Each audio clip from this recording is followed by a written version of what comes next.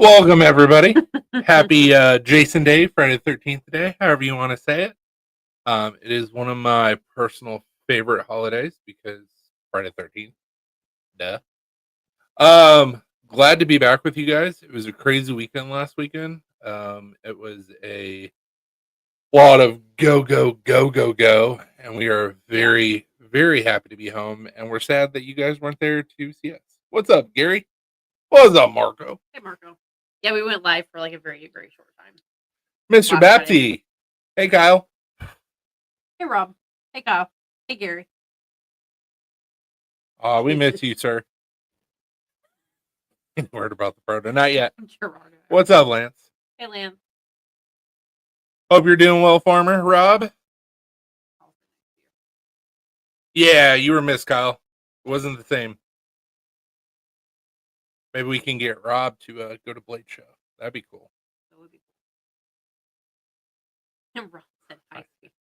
Maybe he can convince Lucas to come back to Blade. There's like a lot of people that didn't go this year. Yeah, it felt weird. Yeah. There was no CBJ get together. Mm-mm. A lot of people weren't there. Kitty, a lot of people didn't have tables. So it was just kind of weird. Yeah, Birch wasn't there. There was a lot of people that we're used to seeing at Blade Show that just were not there. What's up, Paul? Hey, Paul. What's up, Ken? Hey, Ken. So I did get some cool scale material while we were at Blade. So Get Blade Show to not be during graduation. Yeah. Yeah. So this is copper infused G10. Pretty cool pattern. So do that on some Damascus, I guess. Because your shirt. Amen. What's up, Brian? We're like, y'all can come to see me from my own van. Yeah, I would like to make it out to PNWCI or Blade Show West. We have to. We would for sure have to fly out there, though. Yeah, absolutely. Because fuck driving. All of that. That'd be a long drive. Ooh! Congrats, I guess, Falk. She survived. Great success. Yay! You kept a human alive another year. Falk. Hey, I have an update, by the way, from USPS. Kind of. Ish. Kyle, it gets lonely out there. Fly then 2-hour drive. Yeah, for us to go to Vegas, it would be like a 24-hour drive. Oh. Hey, we survived LA. Yeah, it's the rest of the United States' turn tomorrow. So, and one of the towns that's close to us, they're supposed to have a protest. We'll see how it goes. Father's Day, my birthday, then both my kids' birthdays and anniversary all within the next 30 days. Holy moly. That's a lot. It's not, Lance. Yeah. Well, last year it was just me and the Seagulls. Hey, at least they'll talk back. He bonded with the seagulls. He learned their language. Mm-hmm. Also, thanks to a guy that's in my guild who's also sponsored by Pops, I got a hold of a new steel from them that I've never heard of before, but it's called Pops Pro Cut, and it's with Dr. Laren Thomas, so should be as good as Magna Cut, if not better. But I got a little sample to play with, and so you're supposed to be able to treat this in Damascus like it's 15 and 20, so it would be light instead of dark when you acid etch it. It says you can also use it as let's see here.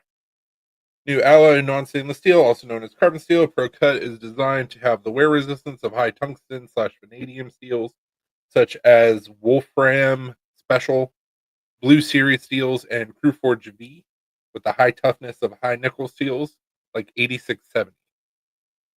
It's easy to forge, easy to heat treat, easy to grind and finish. Heat treat's very similar to like 80 CRV2, 8670. 1095, blah blah blah blah blah. So we'll play with it. We'll see how it goes. Make a little Damascus, and if I like it, I'll order some.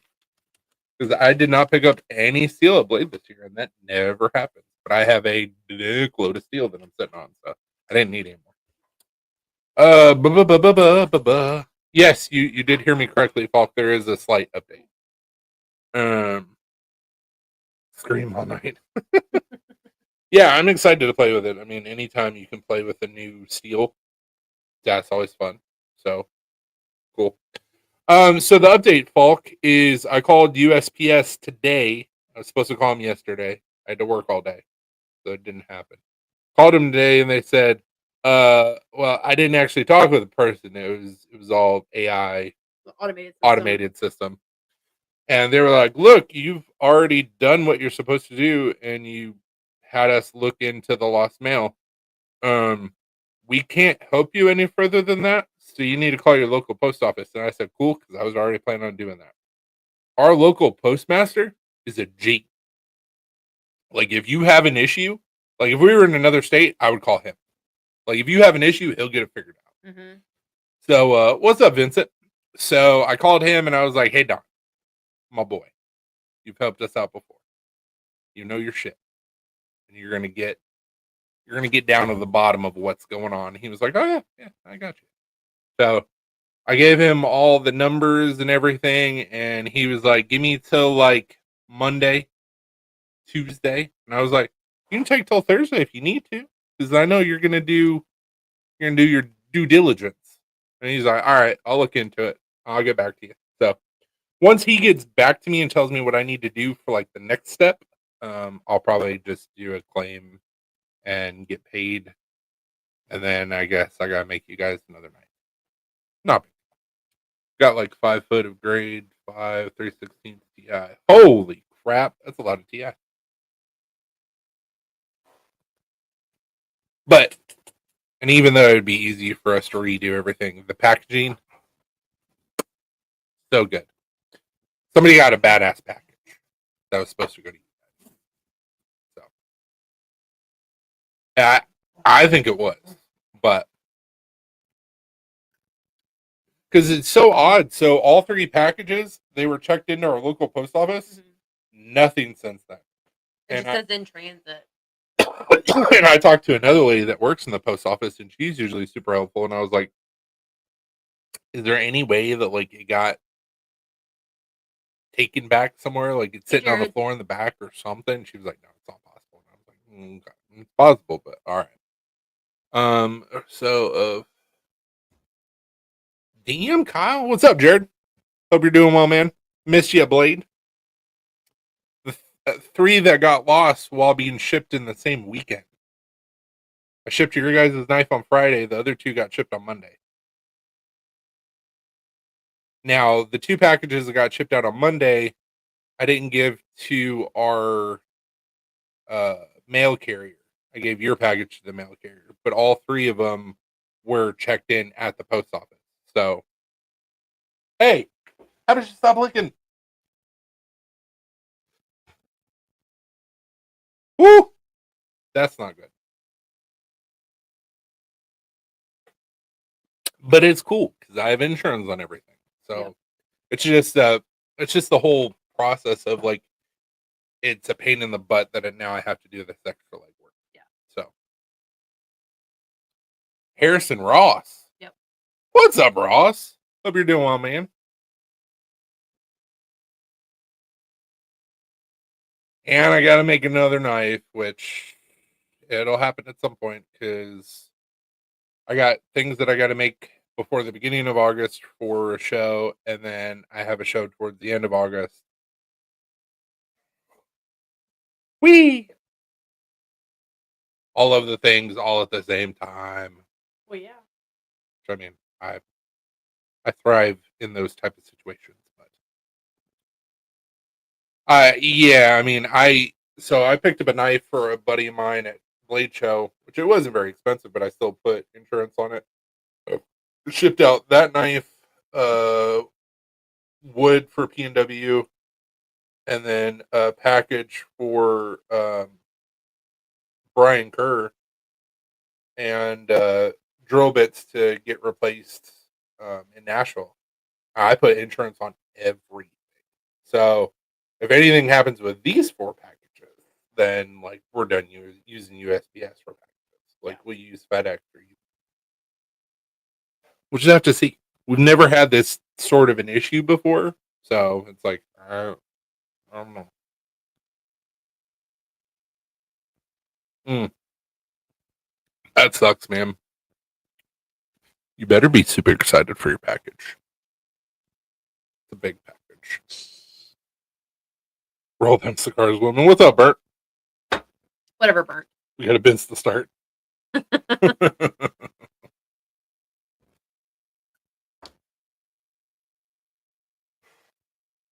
Yeah, Blade, as always, was a blast. It was Exhausting. too much things to see in 2 days and 20 minutes. We were just there for a little bit on Sunday. Yeah. You see that case I stinged off the marketplace? Yeah, you shot me a message with it. It's pretty cool. Got to meet a lot of people. Got to see a lot of people. Ben Abbott gave me his thumbs up for my Apex Arc, which was pretty awesome. Someone at a local or the next stop has figured out who you are and are getting some cool shit. I mean, somebody got a custom chef knife, so it's scuffed. I love it. What was the cringiest thing at Blade Show you saw? Thanks for asking. Let me tell you. So if you've never been to Blade Show, there is a derogatory term used for these younger kids. Now, granted, let me back up what I'm going to say with the fact that they are very skilled with the use of a butterfly knife, aka a balisong. They have competitions at Blade Show, and like it's gotten to be a big thing. But they are collectively or colloquially known as Bally Kids or Bally Boys.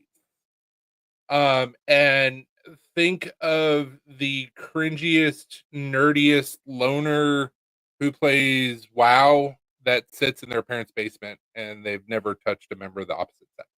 And you're pretty close to most Bally Kids, Bally Boys. I don't know for sure if these 2 younger gentlemen were a member of the Bally Boys or not. They were hanging out with them. But I'm going to assume. So we walked into Blade Show. Damn it, I did all that, but I touched opposite sex. We walked into Blade Show on Saturday, and we were hanging out with some friends of ours, Jenna and CG, both members of the Facebook group. And I look at CG and I go, did I just see what I think I saw? And he goes, what the fuck? And I was like, I don't know. So it was 2 younger gentlemen that were, I'm not even going to guess their sexual orientation or go into that because it really doesn't matter. Very much male who are dressed up in Asian maid outfits. Like Asian schoolgirl / maid outfits. One was a light blue, one was a pink. Mm-hmm. And I was just like, hey, read the room. But that's the cringiest thing I saw. Yeah, we were both like what? Yeah, this Blade really isn't the place for that, but I mean, I said, I Ram and Ram. Hey, Megan. What's up, Megan? Like I said, if no matter what you do, no matter how cringe it is, like if you spend a lot of time developing skills, like good on you. Like some of those kids, I'm getting older, I can say that I guess now. Mm-hmm. Like very skilled with a balisong or a butterfly knife, however you want to say it. Okay.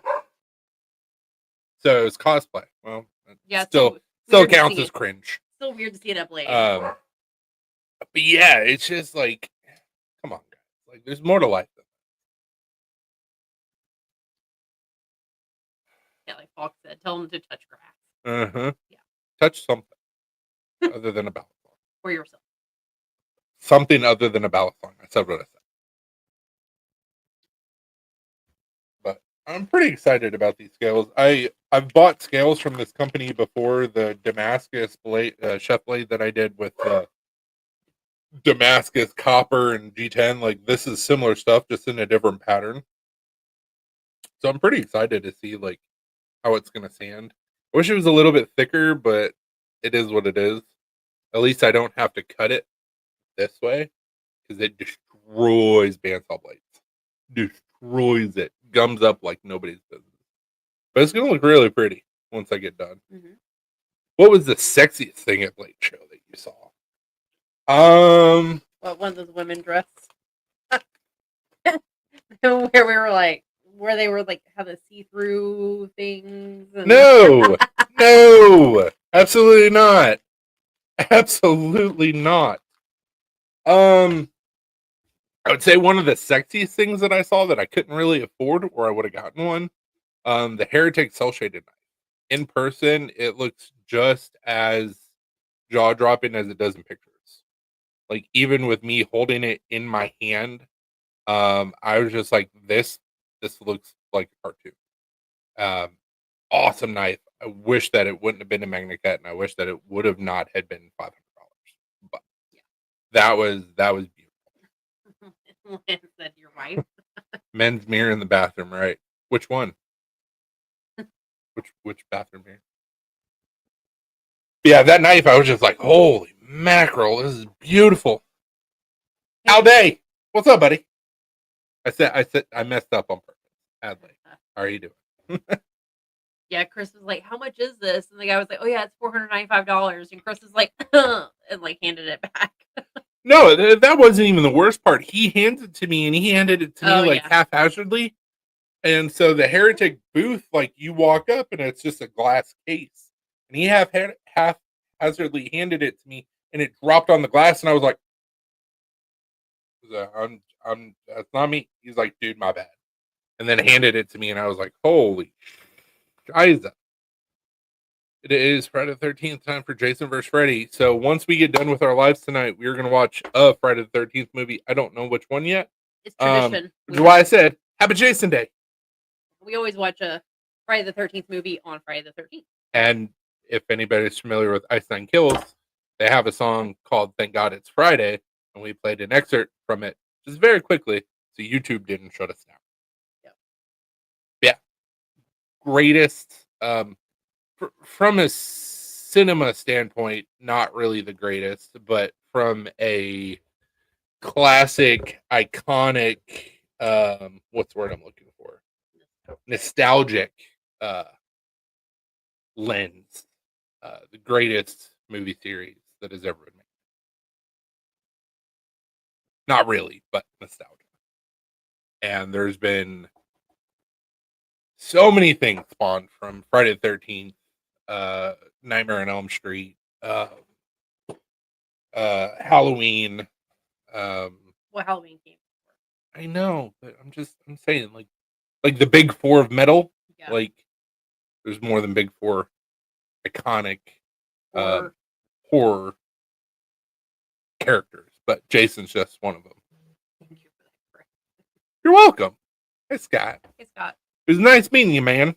I know you didn't really get a chance to meet Alina, but yeah, I don't even know where I was whenever you and Jenna disappeared somewhere. Oh, another cool thing that happened at Blade Show. I was able to talk to Mr. Sean Weiss, and we had a really good conversation, and he really liked my Apex arc in person. So that was cool. I just thought he was another EDC guy, so oops, my bad. Yeah, she was like, "Who was that?" And I was like, "Jesus Christ, it was Sean Weiss." And she goes, "Who?" And I was like, "Mighty Ducks." She goes, "Oh." Yeah, Mighty Ducks and Heavyweight. By the way, he looks completely different in person and a lot shorter than I expected. So. She ran away. She ran away. But you didn't get to pet his dog. I did not get to pet his dog, and I'm sad that I didn't get to meet Scott or pet his dog. His dog was awesome. Licked my leg a couple times. I was like, friends. I guess what the plan is right now, I don't know how much time we'll have with traveling and whatnot. Scott, if you're still here, I need you to shoot me your address because we are going to be in your neck of the woods in a couple weeks. So Surprise! take that as you will. If we have time. So you might actually get to meet Alina. Yay! And then I might actually get to pet your dog. Yo, dog. Can I pet your dog? Apple matters more. What? I don't know what that means.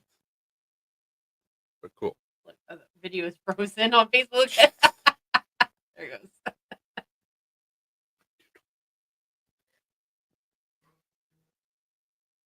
When you come to Oregon.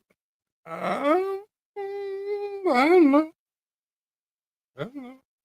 Never been to that side of the country. So. I've never. I say that I've never been to Oregon. I probably have been to Oregon, but I don't remember it. My mom was living in Oregon while dating my dad, who was living in Washington. I was actually born in Washington. So I would like to at some point before my godmother something happens to her because she's not getting any younger. I would like to take Alina to Washington so she can meet my godmother. And also I haven't been to Washington since I was like 3. So it'd be cool to go back there. But as far as Oregon goes, I don't know what that's supposed to be. Yeah, I don't either. It's so tiny. I don't know. Can you not, Ruby? First Friday the 13th is on Tubi. Oh, it's such a good one. I like that they did the remake in an homage to like the first 2 or 3 movies, so that was cool. But yeah, first one before he even has a mask. So classic. The old potato sack.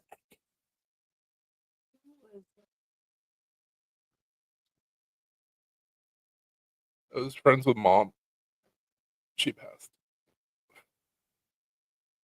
I don't know if there was any relation there or not, or like they went to high school together. I don't know the relationship, but she knew Mom. So, believe it or not, I didn't really smell anybody at Blade Show, which was amazing because that never happens. No, the stinkiest person at Blade Show was fucking everybody because Friday it was fine, and then Saturday you walk in and it smells like dirty ball sack and socks. I didn't smell anything. Saturday. Usually I do. It's just whenever you walk into like that big room, it was just like it hit me, and I was like, I didn't smell it. Was just everybody. I didn't smell it on Saturday. Usually I do. And I was at the TACOM table, I think it was, talking to Brian, and I was over there with Jenna, I think, and I was looking at some knives or whatever, and then all of a sudden it smelled like someone shit themselves. Like it was one of the other like customers or whatever. It wasn't anybody behind the table. Just used to the smell. And I was like, oh my god. Also, Warrior Blade. I got myself. Oh yeah, I guess. I'll show off what I got. A draw bear from Kaiser, which is pretty cool. Cross lock that apparently everybody's doing now, which is.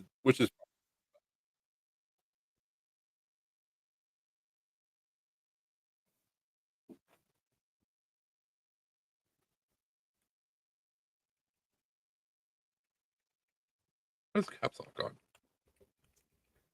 Okay. I got. Apparently, Zach wants to jump on. Oh, I got 2 things from Blade. I got my first Chavez. Her first Chavez. Okay, well, there you go. And it bit me, so. Start my name.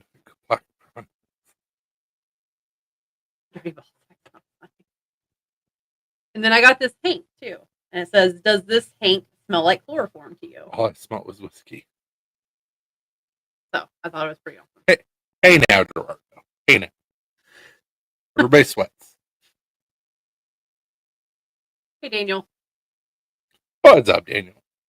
From my own knife company called Black Bond Star. Yeah, so I got my first Chavez.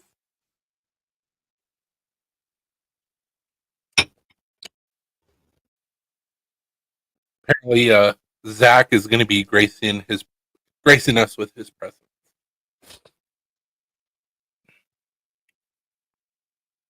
Spell elite. Last time I smelled a Hank like that, I woke up missing a kidney. Baby powder man. I mean, I take showers. It wasn't. It was just the general collective as a whole. I hope they're lighter than they used to be. You have a bunch of guys, an enclosed space. That's what I'm saying. It just smell like sweaty, dirty ball sack, and I'm assuming you're talking about Chavez knives, Scott? Because hers is aluminum, so it's super light. This guy is not aluminum, heavy. And it's thick and heavy. It's the kickstop. It's pretty awesome. Yes.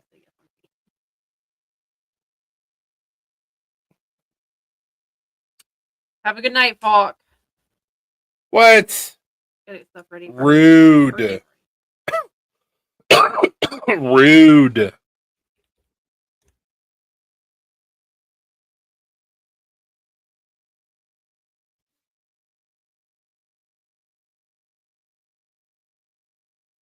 But yeah, we'll okay, that is better. They were heavy. I like my pants to have. I've got 4 Chavezes? 3 Chavezes? 4? I think I have 4 total. I like chunky knives. I mean, you guys have seen what I make. I like chunky knives. I got big. So.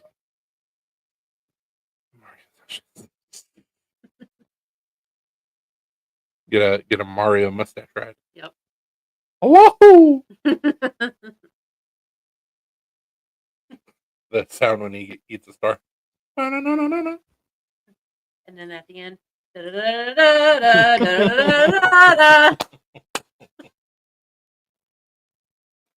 With a big thumbs up. Yeah.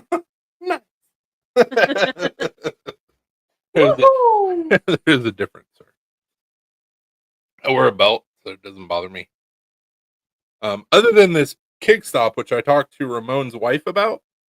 So if you're a righty, how this is made is perfect. If you're a lefty, when you stick it in your pocket, it's enough to open up the knife about that much. And if you're not used to carrying it in your left-hand pocket, and you go to jab your hand in your left-hand pocket, you come back with a nice battle wound. That was the first time that I was carrying this knife, and the last time that I carried this knife. Actually, I think I carried it a couple more times past that, but I was like very cautious about what my hand was doing and what position it was in before I pulled it out. So, recently did that. Yeah, it's not fun. What's up, Harrison? Hey, Harrison. But the kick stop is an awesome design. And then I've got, so yeah, I do have 4 Chavez because I have 3 other regular Chavezes. And I got a Chavez pin to go on my hat.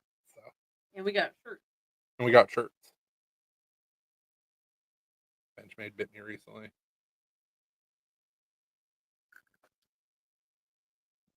Yeah.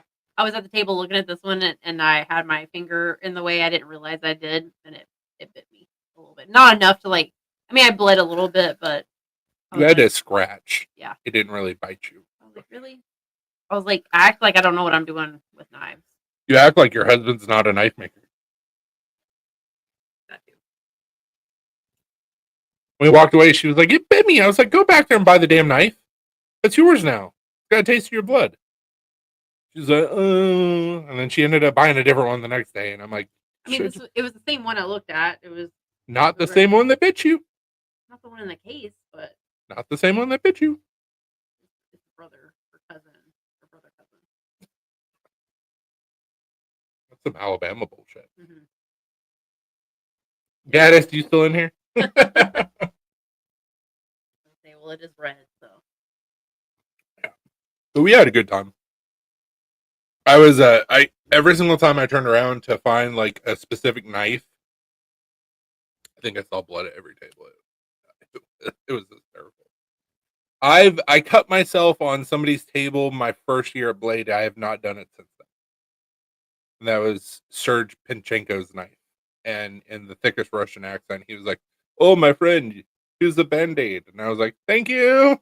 I was trying not to bleed on his table. So, but his knives are stupid sharp.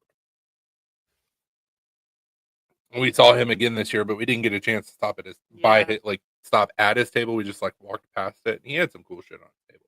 He always does. Yeah. He's an amazing maker. Got to hang out with Melissa Backwoods, aka Melissa Miller.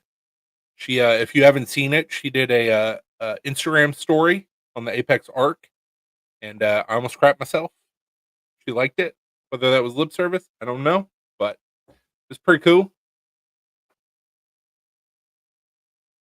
Super nice to talk to. We got to see Sid Stevie again, which he is just one of the nicest people you'll ever meet. Just a giant softie. Hung out with Brian Edmondson. Well, yeah. BEDC. BEDC. We see him every year. Yeah. So it's like, that's just a gift. But a lot of great people at Blade Show. A lot of people that were missed at Blade Show. Yeah. Got a delicious cheesecake from Brian's wife. God. The cheesecake was stupid. Carrie's super due for those days. Wife said she hasn't yet. Hasn't what?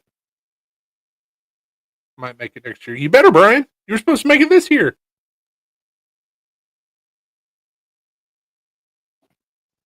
Hey, dog. Why don't you stop doing what you're doing?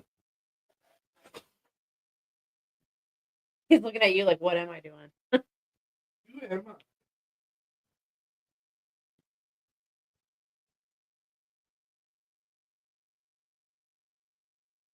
That was the first time that had happened to me, Scott. So I feel pretty good that we've been going to Blade Show now for 7 years. Let's see. 18, 19, 21, 22, 23. Yeah, 7 years. And this was the first time that I cut myself on a knife. So I remember my first Blade Show. Well, you know who graduates and powerlifting trips for them costs a lot. Yeah, I know. I go to Blade Show with a mega electromagnet. Oh.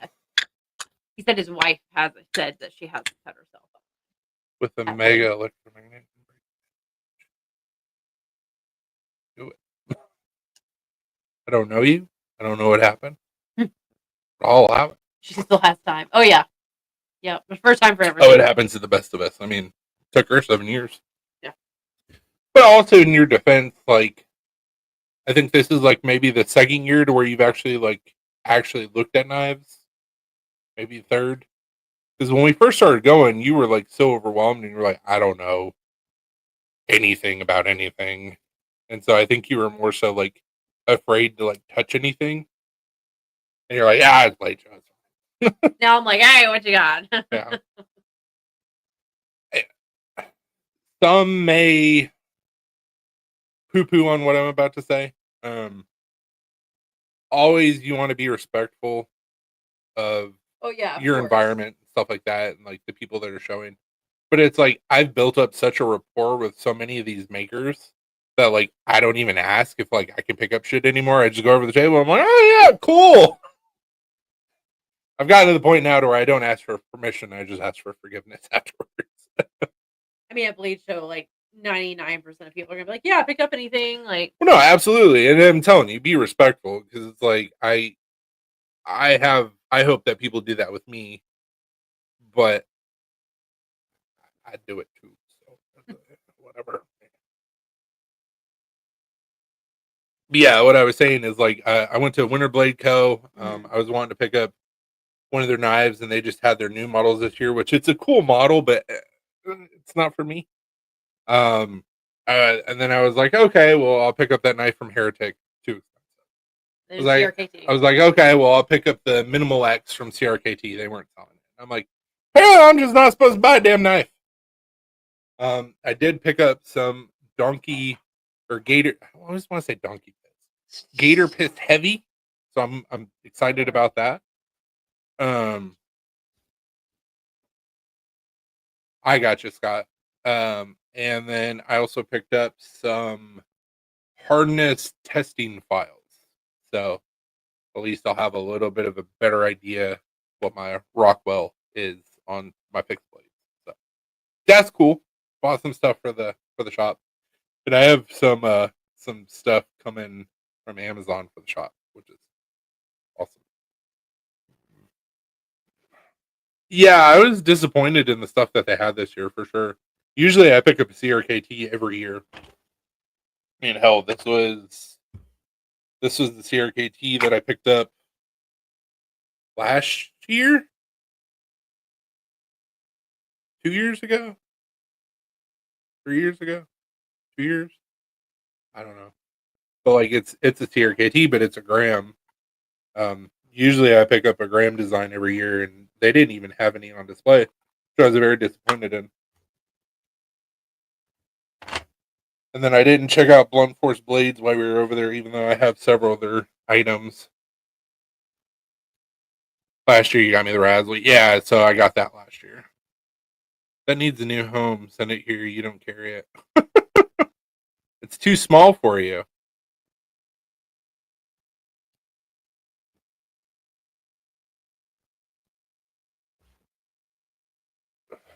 Yeah, because I got you the same one that I got, didn't I, Brian? Because I was going to get the other one without scales, and they didn't have them. Yeah, it's just a wee little guy.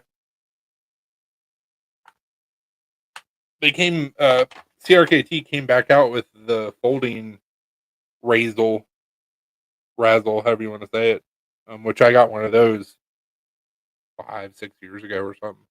I'm trying to learn.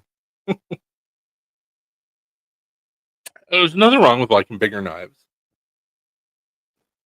I like bigger knives.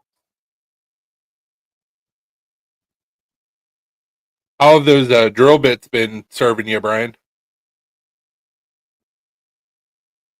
I bought some extras, and I bought myself the drill bit set, and I bought some extras through the website. And like I used them for a while, I just sent them off. My bad. Sitting there making me wait. Ain't that a bitch? You're talking, man. Yeah, man. I'm not used to not having the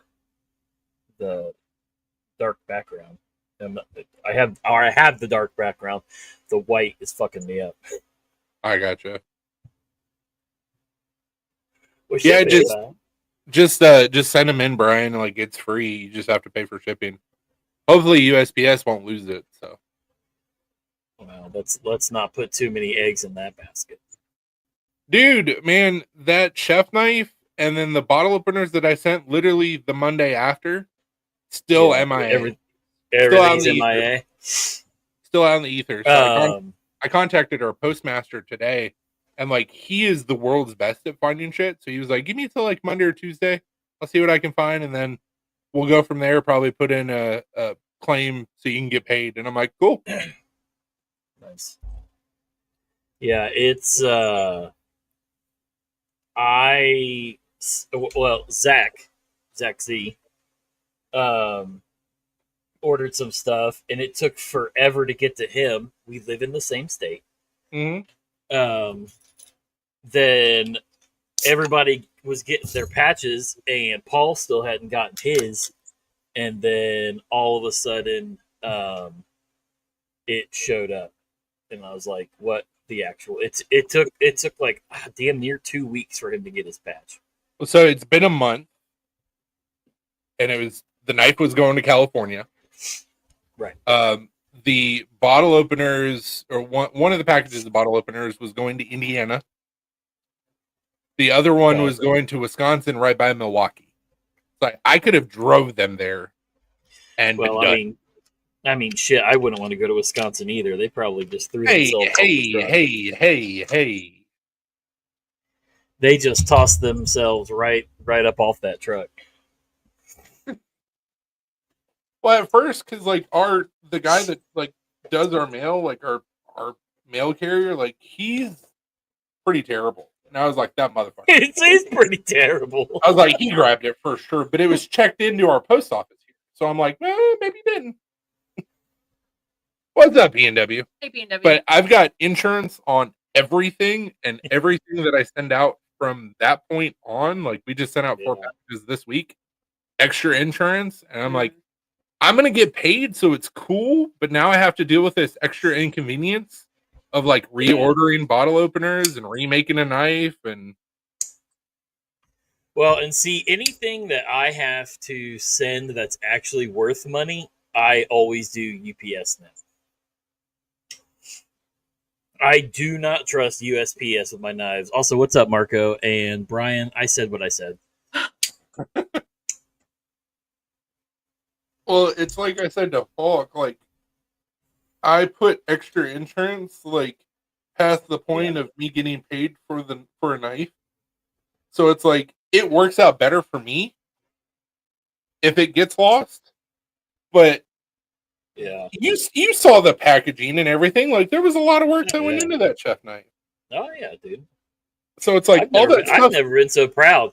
None of the pictures had toes in it, and you had a really nice setup.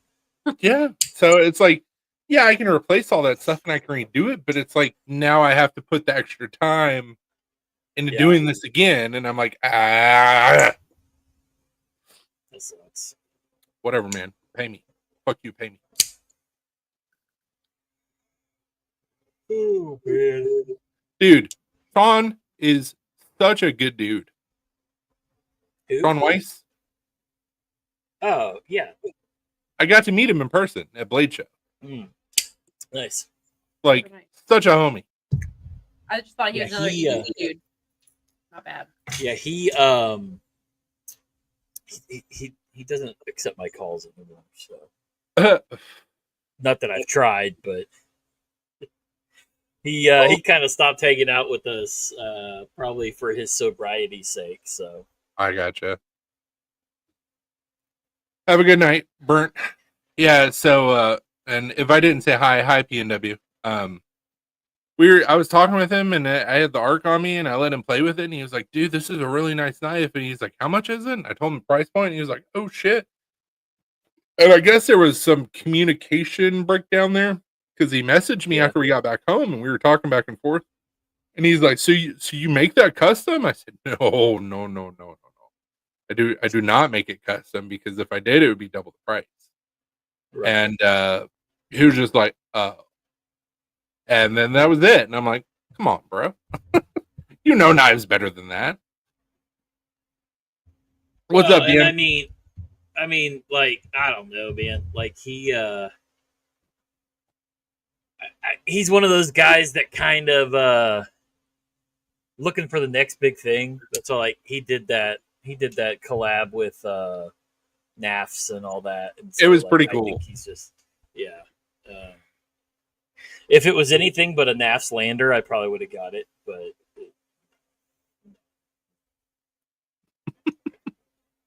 I'm not paying that price for a fucking set of Mighty Duck scales, basically.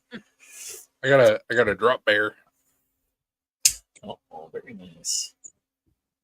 I really like the acrylic scales. Like, that's pretty cool. They did a lot of lasering underneath of them. Yeah. I got a Chavez, my first one. So that's cool. Ooh, look at you. Damn, that thing is hot with the red. It's aluminum. Forgot to turn my little lights on. It's aluminum. Yeah. It was like their Blade Show special or whatever, so it wasn't like crazy expensive. It wasn't expensive at all. No. $80. So. Dan's getting one. Hopefully USPS doesn't lose it. Fingers crossed. We do have extra. Who's getting one? Buddy of mine, Dan, he wanted me to pick one up for him. Nice. No peanuts here. Chris is the one with cats. Not Saturday, it's Friday. And it is Friday the 13th. And we don't have a cat named Peanut, but we have Little P. Yeah, we have Little P. That's pretty close. Penelope. It still starts with a P. Forever. It's close enough. She should be like peanut status. Yeah, she's about the size of a peanut.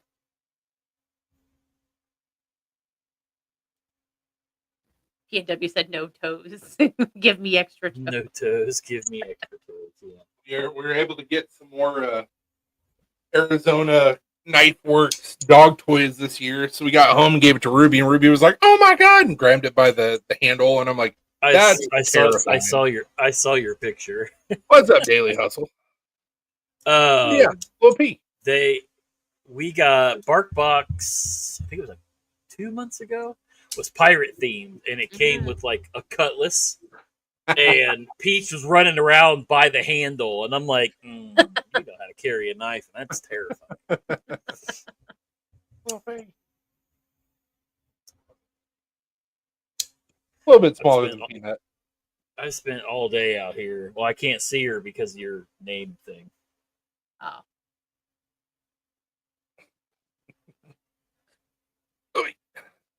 There she is.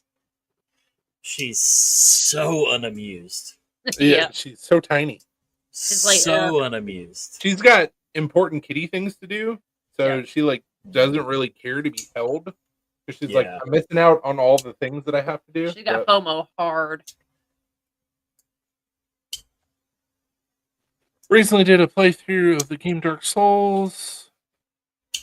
Dude, the first Dark Souls was dope. Do you remember those copper scales that I got at a real deep discount like 3 years ago from Blade Show? The copper looking. Damascus G10. I had on the Damascus chef knife that I did. Sure.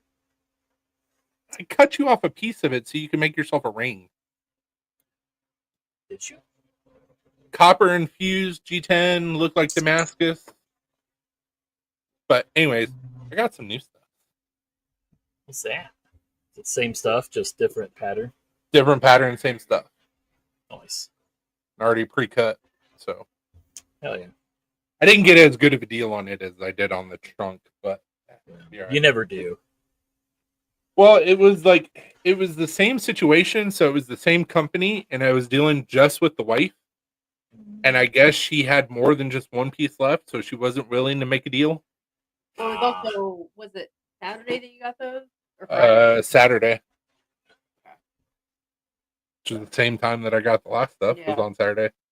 But what happened with that chunk is like she was like, "Oh, it'll be this much," and then her husband showed up. I handed her money as fast as I could because it was a deal. It was like $50 for that trunk. And he goes, "How much did you pay for this?" And I was like, "She told me 50. I gave her money." He goes, "Holy shit, you got a deal." I said, "I know." And then walked away really quickly. It was like I pulled the money out of my pocket as fast as I could because I was like, "No takebacks." Probably threatened to divorce her. So this year she's like, "No, I got to charge you." Probably. I got to charge you a lot for these. I'm sorry. They were kind of pricey for scales. They were $20 a scale. I mean, it's not terrible, but no, not terrible, but it is a little pricey. But I was able to have a good conversation with her. They had some really cool stuff, so we'll see. Are you planning on going next year? I never plan on anything. Except for Ryan's meetup. Well, that's just because I'm going one way or another, so it don't matter. Blade show's a little different. You decided you were going to go one way or another? Yeah. Well, give us 1 second. Hey, Facebook, thank you so much for hanging out with us tonight. We love you guys. Stay sharp and don't do anything that I wouldn't do. And if you do, don't get caught. Bye. Okay.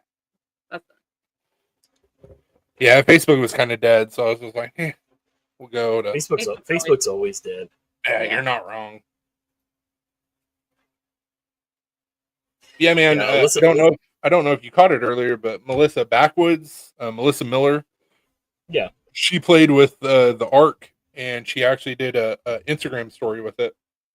Nice. So I thought it was pretty cool. You should tell Dopey he'll buy that Ark.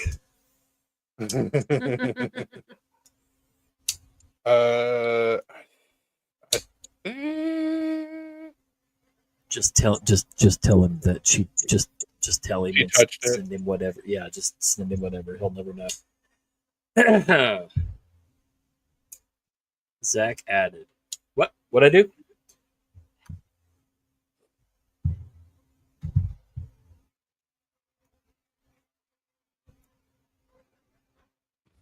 Got the arc also approved by Ben Abbott, so that was cool. Got a picture with Doug Marcaida. Super nice dude. Really is. Like, I thought he would be a dick. Why? Just because- Everyone I've ever known has said how good. I don't know, man. It was just like you see how he is like on TV, and then like Yeah. you see how he interacts with like customers and stuff like that, and it's like it almost feels like it's a forced nice. And I was like, man, when he like gets by himself, just like one on one, like I'm sure he's just gonna be a fucking dick or just be pissed. Super Yeah. chill, super nice. Nice. Well, anyone that I've ever known that has met him has said that he's pretty awesome. So Ben Abbott, on the other hand, not so nice, not so chill, but had a good conversation. the problem with those guys, I find, is they are the celebrities of the knife world. Yeah. So Yeah. I feel like when you meet them, just like every other celebrity, like at a con or whatever, by the second day, they're exhausted. They're over it. talking to Yeah. Yeah. They just want to sit there and sell knives and everything, and they're getting pulled 6,000 ways from Sunday. Yeah, Saturday evening when I talked with Melissa, like you could definitely tell that she was like she Yeah. was over it. Yeah. Well, and again, everybody wants a video with her. Everybody wants. Well, especially with Melissa, because everything she posts goes fucking viral. So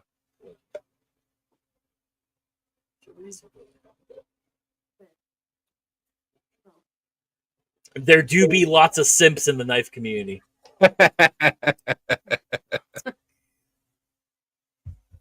knife groupies do exist. Yeah. Male knife groupies. You're not wrong.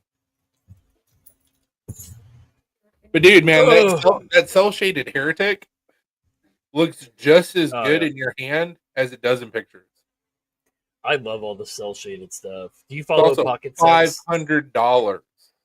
Yeah. And I handed it back to him, and I was like, "No, thank you. I'm sorry." Did you do you follow Bro, Pocket that's her Sex for on Stevie. Instagram? Stevie could have done it for himself. He was in the same meetup. True. I was a stone's throw away from Stevie while I was talking with Melissa and Brian.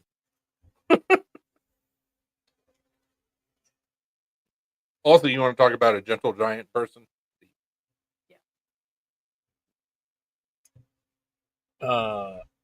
Anyways, do you know who Pocket Sex is? Pocket 6? Sex. No. So they do. He's like the man when it comes to like the cell shading, and he did. Actually, hold on. I'll send you the link to it. He did one of Lute's Clydesdales, and it is chef's kiss. Hold on, I gotta find you. IG.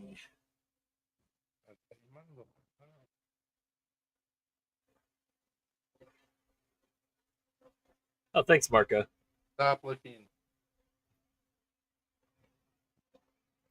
Marco posted the link in the chat. It's like the second row of his videos. Oh. Yeah, and you just send him your knife, and he does that. Oh. He also does like matching flashlights and stuff if you want him to. So. I might need him to self-shade an arc. Right? It's so good. It's so perfect. I have the weirdest boner right now. Yeah.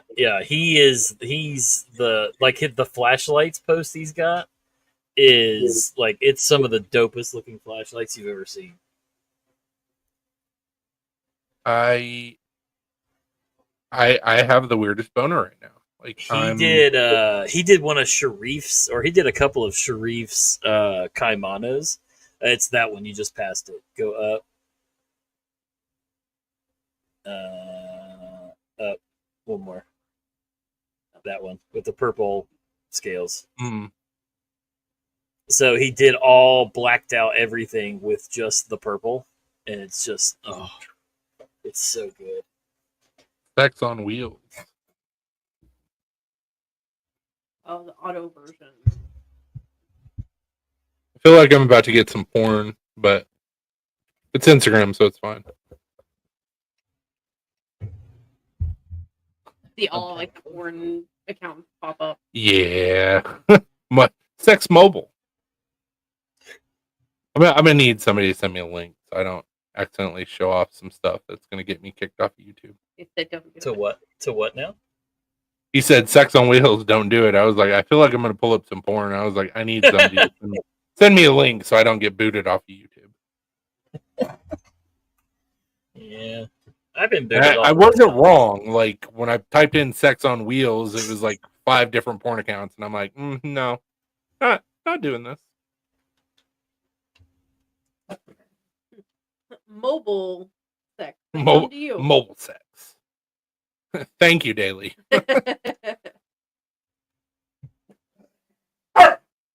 It's just your brother. Guys.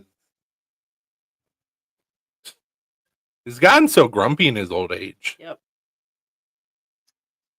Well, that one, I bookmarked that one for later. He's like, well, hello.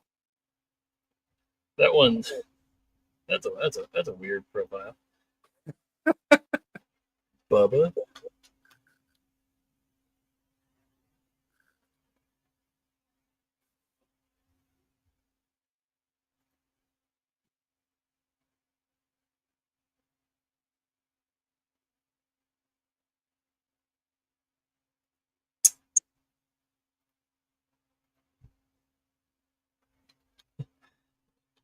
Bubba's Sex on Wheels sounds like something you find in Alabama. For sure. Like that, is that an Alabama like Star Wars fetish? Yeah. Boba on wheels. Womp womp. I give you A for effort, but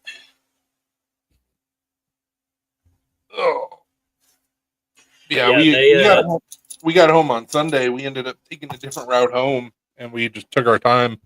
Because with Blade Show, it's go from the moment you get there until the time you leave. Yeah. So we took our time getting home, and we got home like probably about 6:30, or 7. So, and we were just like, "Nah, we can't do it live. Like we're too fucking tired." Ugh.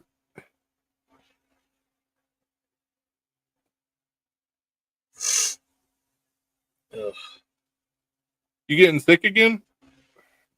No, I've been out here rearranging everything, and I was leaf blowing out the garage. Like it's just full of cobwebs and stuff, just from the weather change and whatnot.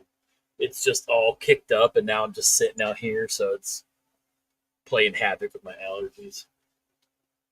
Yeah, we got back home, and usually I'll go through and I'll like clean up my shop on Monday. And Monday, literally, I didn't do anything.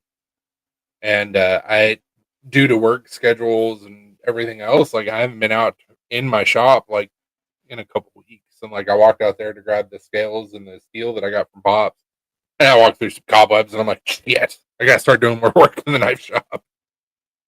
I got a huge ass daddy long leg up there, and I'm not telling Alyssa about him because so far there's not a lot of flies out here. I think there's for a reason. So I'm just letting us cohabitate. He's huge, bro. He's the biggest daddy long leg I've ever seen. Like daddy long legs are the chillest spiders. Like they're not gonna hurt you. I know, but it doesn't matter. All spiders must die inside our house. So, yeah.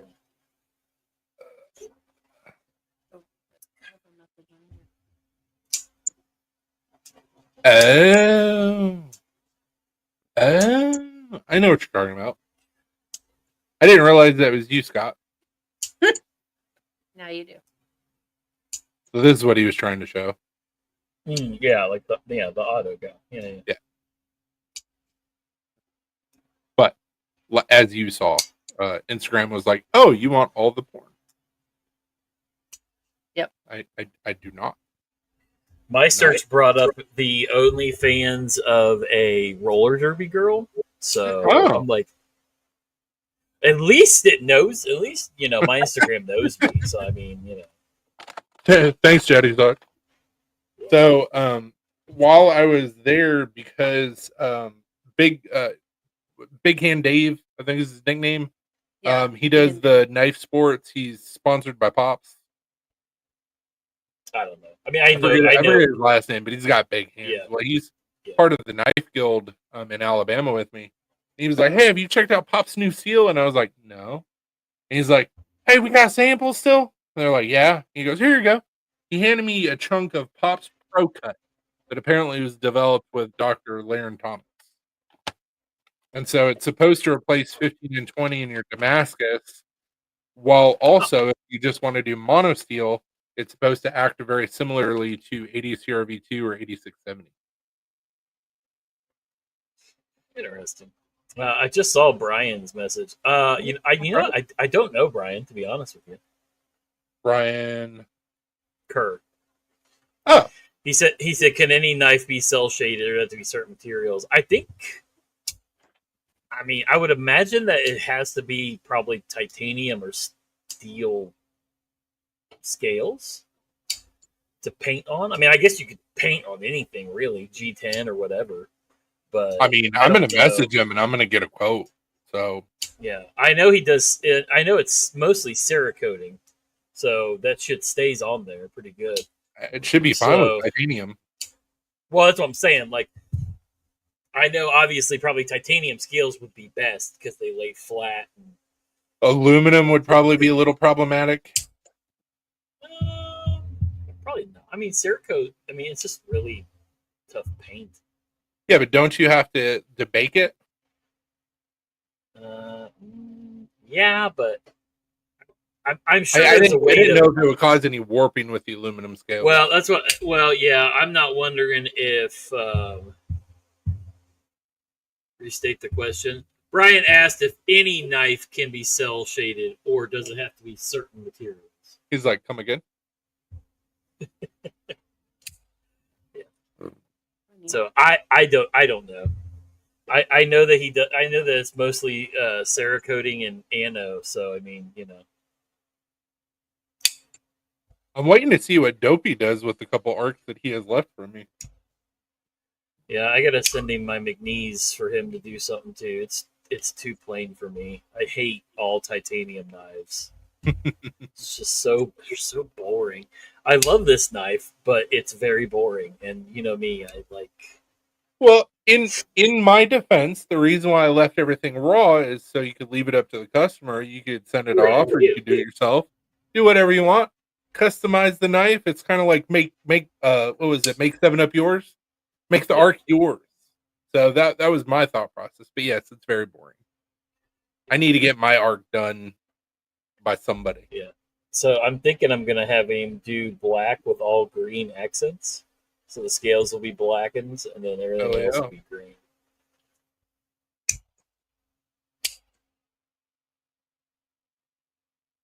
And then I'm deciding on whether or not I'm gonna send it to Paul to have the blade darkened.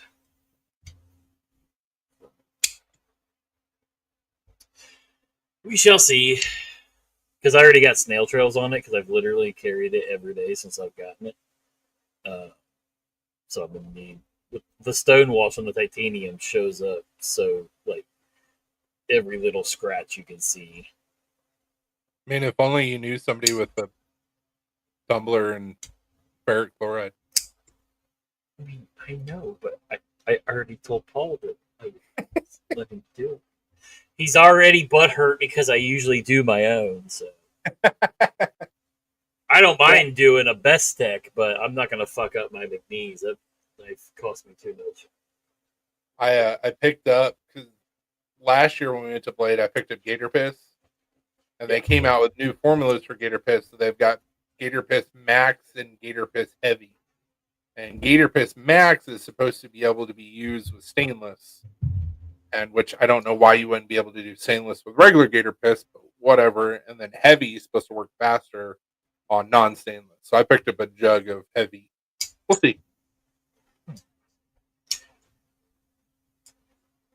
Yeah, I'm trying to think of why the regular wouldn't work. Yeah, I don't know. I don't know what you would need to change in the formula so one would work better with stainless steel. But literally, Gator Piss is just a mix of ferric and the acid that they use to make ferric. I'm drawing a blank. You take this acid and you put iron into it, and then you get ferric.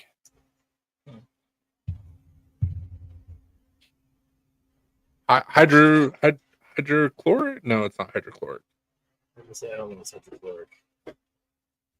Good.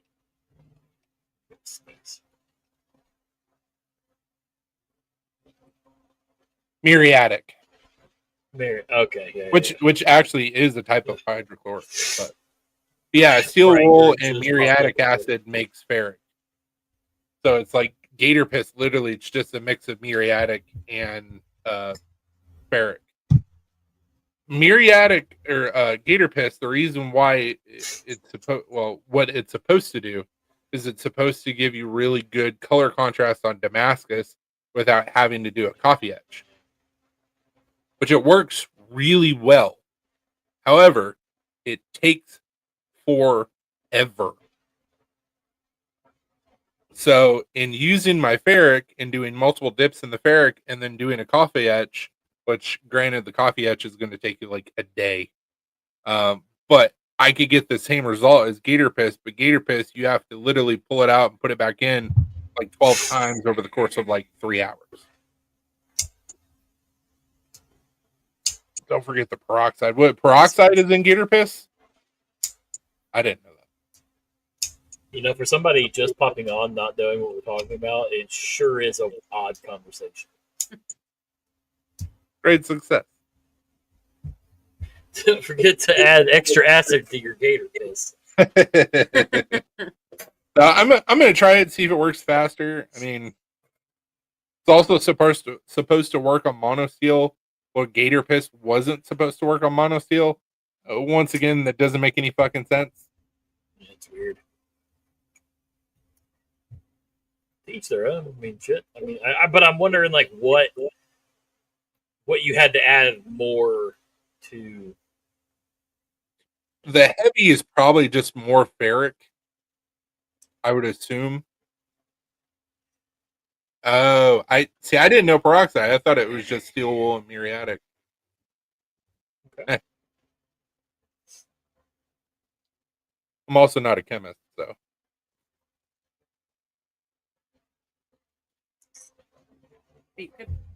But I'm not. I don't want to be. That shit hurts my head. Chris, when you sending me one of those hats? But one of these? Yeah, I like that script. I did it. I thought it was different. It needs that baseball swoosh across the bottom. You know what I'm talking about? Yeah. I can make dope. one, dude. It would look dope with the swoosh. I'm a YouTube chemist. I can add a swoosh. That's not a big deal. I just think it would look cool. As like, it would look like a legitimate. To do baseball. Blacks. Yeah, you need to do that and then do the designs inside the little swoosh. Bro. Yeah, that would be easy to do. Yeah, I can make you one. Because we're planning on going to Ryan, so I'll bring it with me. Yeah. Dope. What is it? It's August 9th. I knew it was like a single number. So we got the meetup on the 9th. Then we have our local show that is the 22nd and 23rd. And then it's such a weird thing to explain. My father-in-law's girlfriend's daughter is getting married again on the 30th. So we're going to have a busy month. Technically my stepsister, but I'm not calling her. They're not married. I know that. I'm not calling. No. She's They're not married, and they'll never be married because she'll lose the pension from her Mhm. ex husband who died. Yeah. Her dead One of husband. one of those. Yeah, so she was married to a dude who worked for TVA, and he died on the job. So she got paid, and she continues to get paid. The moment she gets married again, that's gone. So her and my dad are together, but they're never getting married officially. Because Technically engaged, but they've been engaged for years. It's a weird situation. Sounds It's, like I mean, at this point, it's common law marriage, yeah. Because they've been together since I was 16, 17. It was like they were together before we got married. Yeah. They were together before we got together. Yeah, exactly. 27 years ago. Jesus. So It's it's a joke. basically Yeah, they're basically married. basically just Welcome back, Falk. Oh, shit. Christian of you, Falk. Thank you. Like you'll hop on or just be in here on the comments? No, I told everyone in Street Goons to come hang out, and then all of a sudden here she goes. Well, that worked so well. Got one of them back. She told us she was busy setting up for her daughter's birthday party. I'm tired. Don't. Done did it. I'm Oh, tired. Don't mind me. There you go. If you have to go follow. Jeez, about took you out. Man, fucking Chris is brave putting the StreamYard link in the actual chat. You get some weirdos in here. Takes one to know one, I guess. Like, get some weirdos in here, like Chris.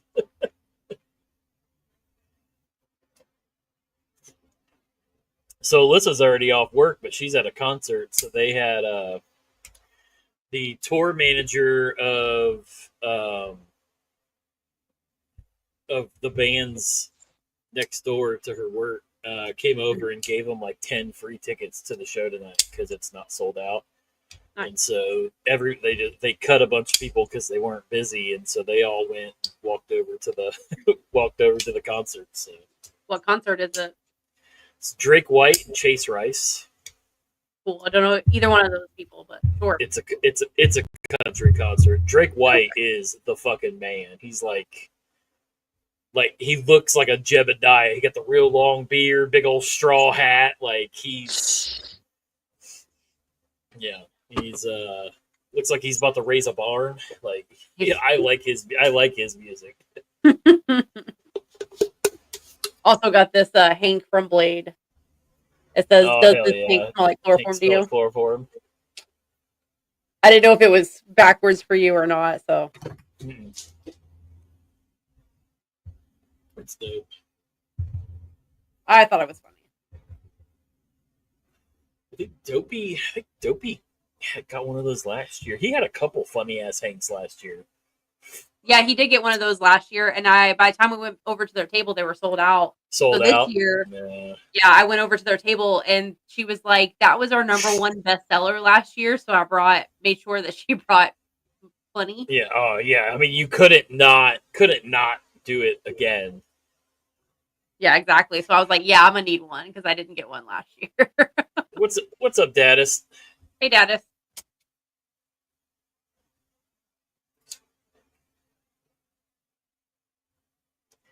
See this is advertising right here. You take a picture of all your knives on the ground next to your pretty painted toes, and you got all the simps. You got 100 something likes because of all the fucking EDC simps. You were wrong. Dog? Was he barking at the neighbors? Yes, of course he was. Oh. Yeah. What's up, Dadis? Oh, what was it? What was the word? Kentucky man known as Cowboy Cody arrested for releasing a raccoon inside a busy bar after getting banned. So, One of our funny friends part of that story knows him. is the town that happened in is where we went to college. Carl knows Oh, him. really? Our buddy knows him. It's a friend of his. Murray, Kentucky. Murray, the Kentucky. Big Apple Grill. Mm. Yes. Oh my So god. you did it at the Apple? Holy shit! We used to drink there like every weekend. That's Witnesses hilarious. described the scene as pure mayhem. Was it at the Big Apple, or you said near the Big Apple? It was at. He got banned booted from out, it, and then and he released tossed a raccoon into the apple. Tossed a feral ass raccoon. Into the bar. We used to literally drink there every weekend while we were in college at the Big Apple. It was one of the 3 bars that we would go to. That was multiple charges: 2nd-degree assault, 3rd-degree criminal trespassing, resisting arrest, and failure to maintain required vehicle insurance. Oh yeah, and that's just the raccoon. I don't know what the guy got. Yeah, so one of the bars that we would always hit when we were going to college doesn't exist anymore. Actually, 2 of them don't really exist anymore because the one that was right by campus we used to go to, the owner, while we were going to school, went down to the lake and came back, and so there's a little town in between Murray and the lake that drops the speed limit down from 55 to 30, and he said fuck it, YOLO, and continued doing 65 through this town that the speed limit's 30, and wrapped his truck around a tree and died. Jesus. And he ended up having like cocaine and something else in his system. Good times. Good times. Haha, Bonnaroo got canceled. Holy shit. Yeah, the remainder of Bonnaroo was canceled. Oh, damn. Oh, really?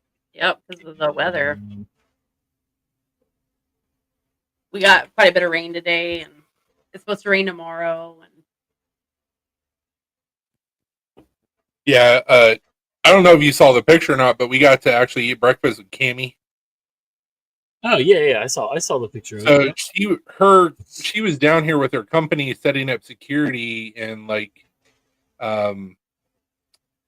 kitchens and something else, like the lodging medic for like the security people, whatever. Like she came down to Tennessee for Bonnaroo because they were setting up, and she got everything set up and everybody was good to go, and then she had to go out to California. Interesting. Sorry, I was texting Scott back. So I keep getting these weird calls from LA, like California, and I keep thinking they're spam calls, right? It's the old like personal protection company I used to work for. Hey, you ready to come back? Yeah, well, I guess that's where they are now. Is they're in LA, getting ready to set up at. I guess there's some company that's like right in the middle of it, and they want like just a visible deterrent. And I'm like, I'm good, thanks. I mean, also they have Marines, so like, why do you need more security? Well, no, the feds have the Marines. Everybody else has the LAPD who said, "Hey, we're not doing anything." I gotcha. Yeah. So like businesses and stuff would need like security. Yeah. About to say, you got a lot of guys chomping on crayons, just waiting to hear where they need to go so they can kill. Like, you just tell me. You just tell me where to go. What direction? I'm good. Well, and it sucks. So I talked to the guy today, and because it's LA and it's California, if you don't already have a prior license to do it in California, you can't be armed. Yep. And I'm like, no, I'm not going to No. be one of the unarmed ones. That's for sure. Damn sure. Now you come around and tell me that you'll pay for my California license, and then we'll talk, because the California license is like $1,000. Jesus. I mean, my handgun was legally bought too, Falk, but for a job, you have to have certain licensing in every state. Some states they carry over, but California is not one of them. Yeah, it's a pain in the ass. I remember all the guys that I worked with in Virginia and North Dakota and Minnesota and all that. They would tell me nightmares of going through the process of getting your California license. You're That's fine, funny. Falk. Long story short, California sucks. Yeah, it's so funny that Fox said hashtag only feet. So I was like, you don't even know how many times that's been floated around as an idea for Black Star. Oh yeah. Cicada in vehicle leads to suburban Cincinnati crash. Suspect fled the scene. That bastard. So was it the cicada that fled the scene, or the person that got involved in the crash that fled the scene? It's Cincinnati. I really hope they're talking about Cicada. the cicada. That was me. I was like, I really hope it was the cicada they're talking about. It just says suspect fled the scene.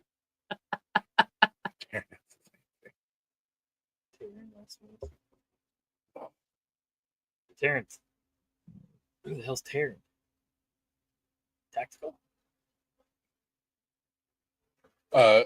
Scott's woman. Oh. Scott's lady. Scott's lady. Sorry, my It's bad. his lady. So, speaking I of, don't know wifey Scott. The only thing I've ever met, Scott, is your garage. I know plenty about your garage. but he doesn't even live in Arizona anymore. So, like, that garage Is no more. is no more. Oh, I He know. lives in North Carolina now. Yeah, I've been talking to him for like the last couple hours. So he was showing me his new spaces. But yeah. So speaking of randomness, so how do you feel about Spaceballs 2? I'm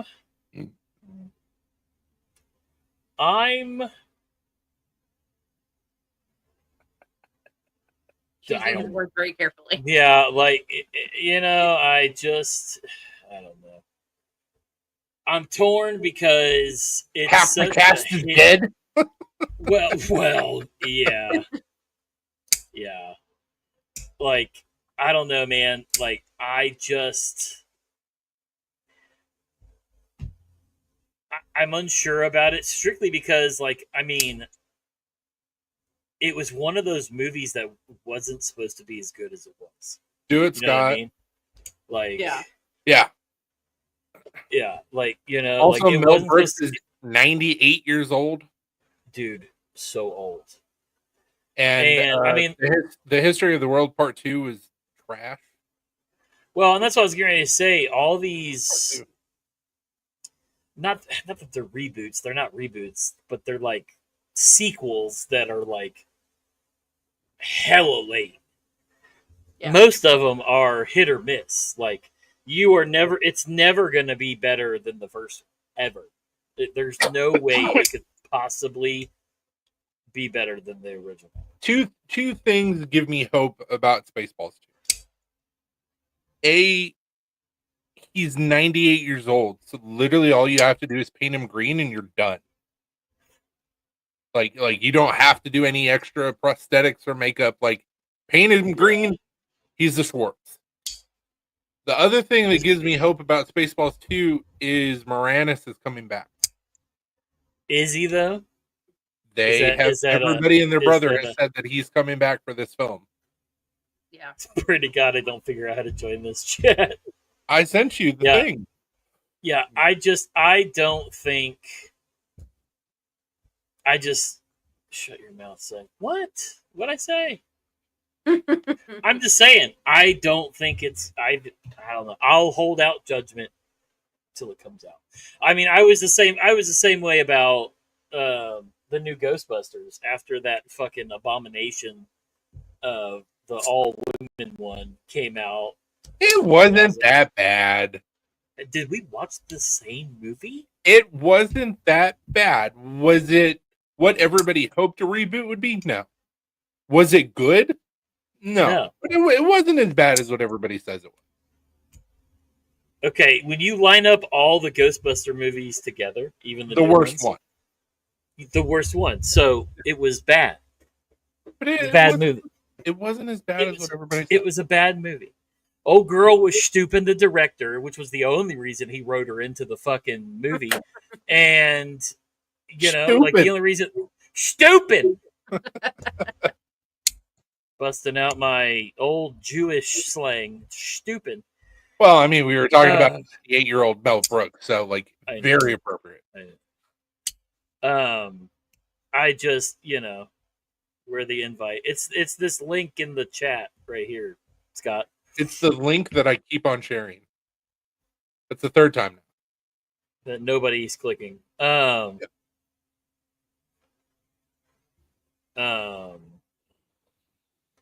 Sounding like maybe we did. Maybe it's all gone. I don't know. I did not come from old money. I came from no money. I mean, says the guy whose family had how many hundreds of acres on their farm? Yeah. Yeah. That was in the 20s, and that shit is gone. I mean, okay, it's still old money. I said it's all gone, but we come. Yeah, but I didn't come from old money. That shit is just gone. That's what I was saying. It's all gone. We did while we were in Atlanta. We got to eat at this place that we eat at every year, and we got to introduce Jenna and her fiance CG to it. It's called Goldberg's, and it's an old school like New York style deli that's in Atlanta. Well, Atlanta. I know of Goldberg. Yeah. Yeah, I told you about them. Like they make their own bagels. Like it's so fucking good, but it's hardcore. Like, yeah, oh yeah, hard. If I go on, I don't need scarce. Oh, shit, you're a woman. Do it, Hulk. Do it, and you're cool. Do it, and you're cool. One of us. One of us. Anyway.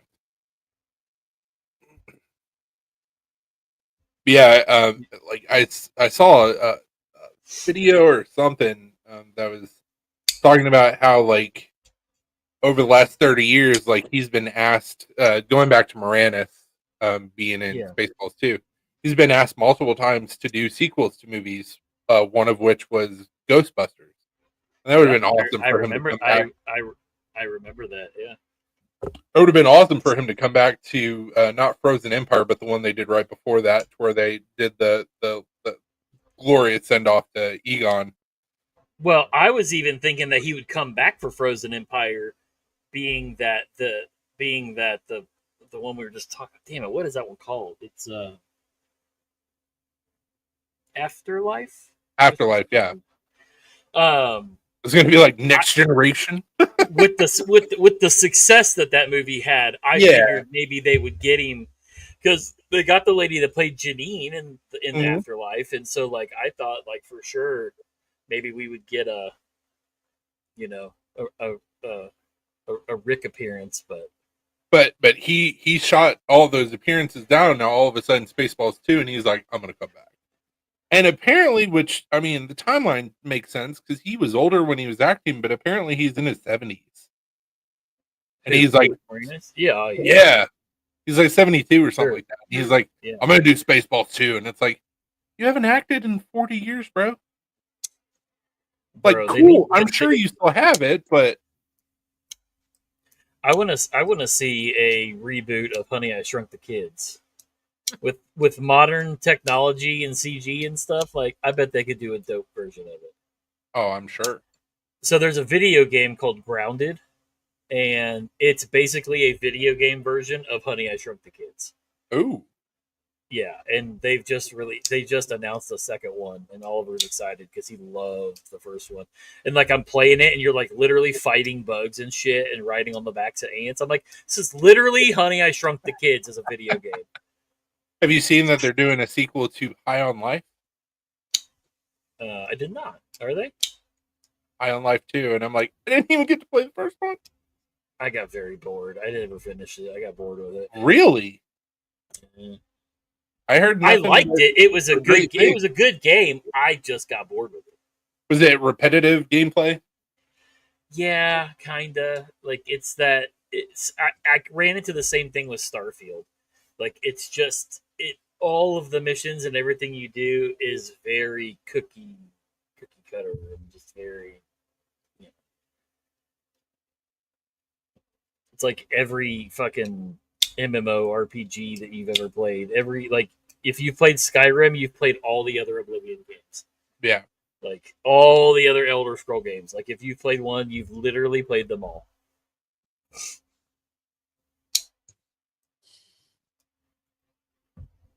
What's wrong with you? What, me? Yeah, you. Oh, I just saw a post on Instagram from Copus Designs. It was some Zippos that are lasered with a raccoon holding what looks to be like a knife. And one of them says, live fast, eat trash. The other one says, most things I love are illegal. Yeah. Oh, that was Who's pretty. that? Who's that from? Copus Designs. Oh yeah, Copus. Yeah, Made me chuckle. yeah. They do some fucking wicked ass knives.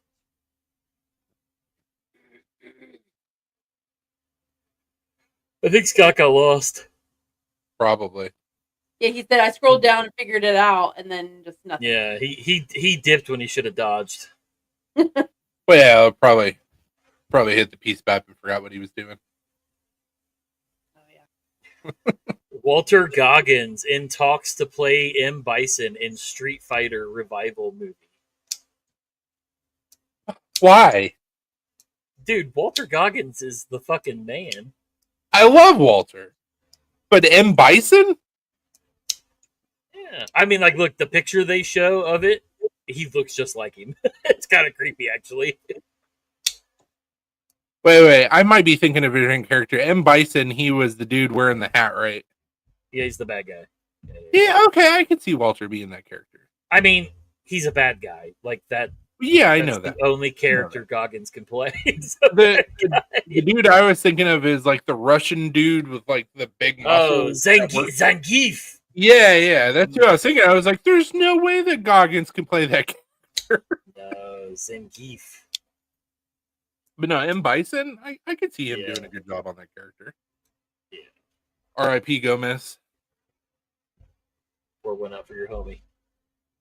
Dude, me and Oliver watched that movie not that long ago. And first off, let me say, it's fucking as awful as you remember. 100% it's as awful as you remember. But god damn it, I love that movie. It's so nostalgic. It's so gay. Street Fighter. It's so dumb. But it So was so it had good. it had the actor who played Gomez as M. Bison, Okay. which I know you don't know the characters really No. from. Jean-Claude Van Street Damme was Fighter. Colonel Guy. Jean-Claude Van Damme was the main lead. Yeah. Like, it was That was like a stellar movie back in the day. If It had was- Jean-Claude Van it Damme. was so bad. Jean-Claude? Oh, dude. It was the, so bad, but it's so nostalgic. I'm about to look. I forget who else. Oh man, what was the Asian chick's name? So it was in '94. 94. Yeah. So you've got Jean-Claude Van Damme, Raul, who played M. Bison, Kylie Minogue, Kylie Minogue was Cammy. Yeah. Damien Chapa was Ken, Byron Mann was Ryu, Ming Na Wen was Chun-Li. Chun-Li. Yeah. She's the one that played. She's like Mulan's voice and all that shit. Yeah. Peter Navy. I not even going to try and pronounce that last name. It's a fuck did you Hawaiian Yeah. last name. He was E Honda. Yeah. Andrew Brynarski. Brian Brynarski. Do you Zangief. know who that is? No. He's the guy that did the modern take on Leatherface, like for the original remake, and then the beginning. Yeah. So like, we had Dalsim, and it was such a bad Vega, such a bad movie, but it's so nostalgic. Yeah, It really was an awful Blanca. movie. So good.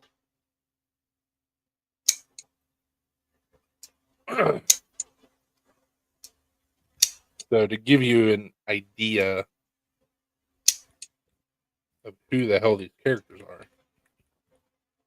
you've seen me play the game before. Yeah. So, Definitely. why are you not showing me full pictures?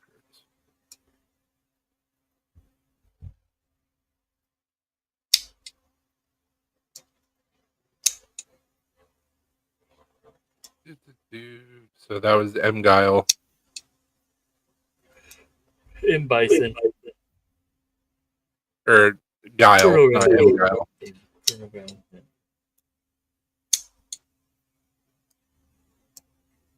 So that's M. Bison,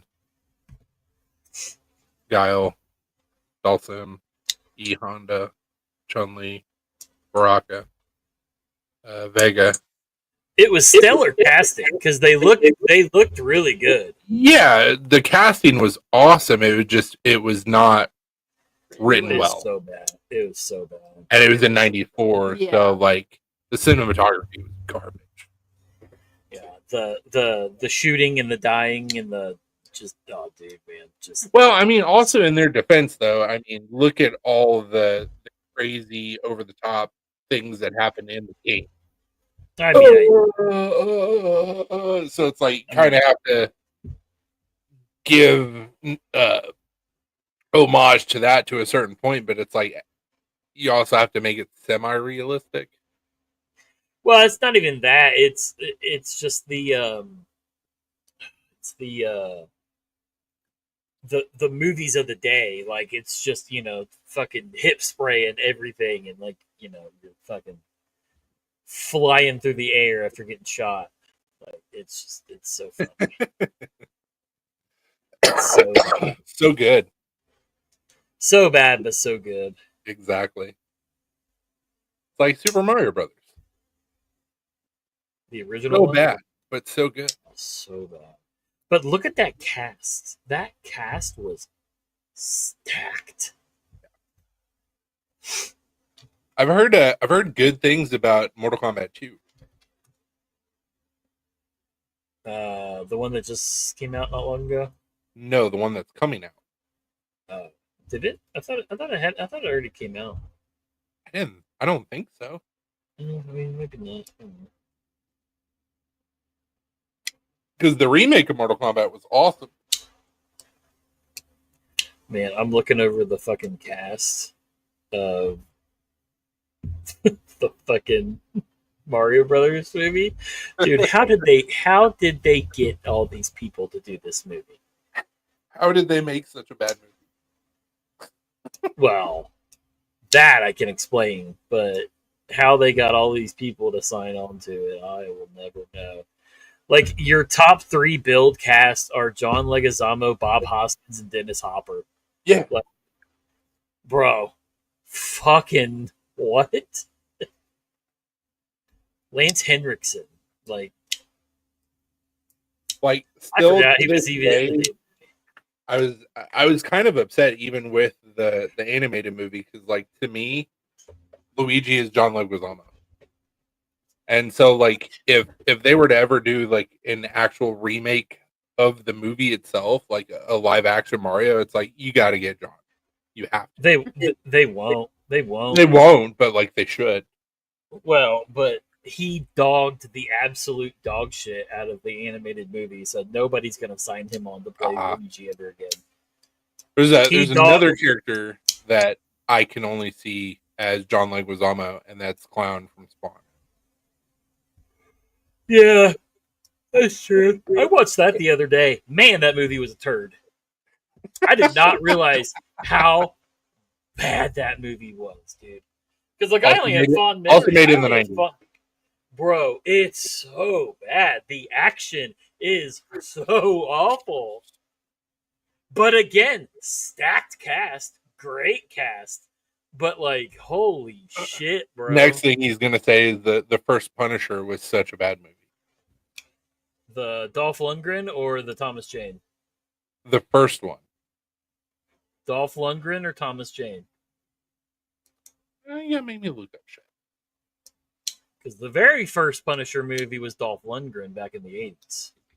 So the one after that, That would be Thomas Jane. not Warzone. Right. Yes, Yeah, Thomas Jane. Yeah. Fantastic film. He was my Punisher until John Bernthal. John Bernthal is the best Punisher we could ever ask for.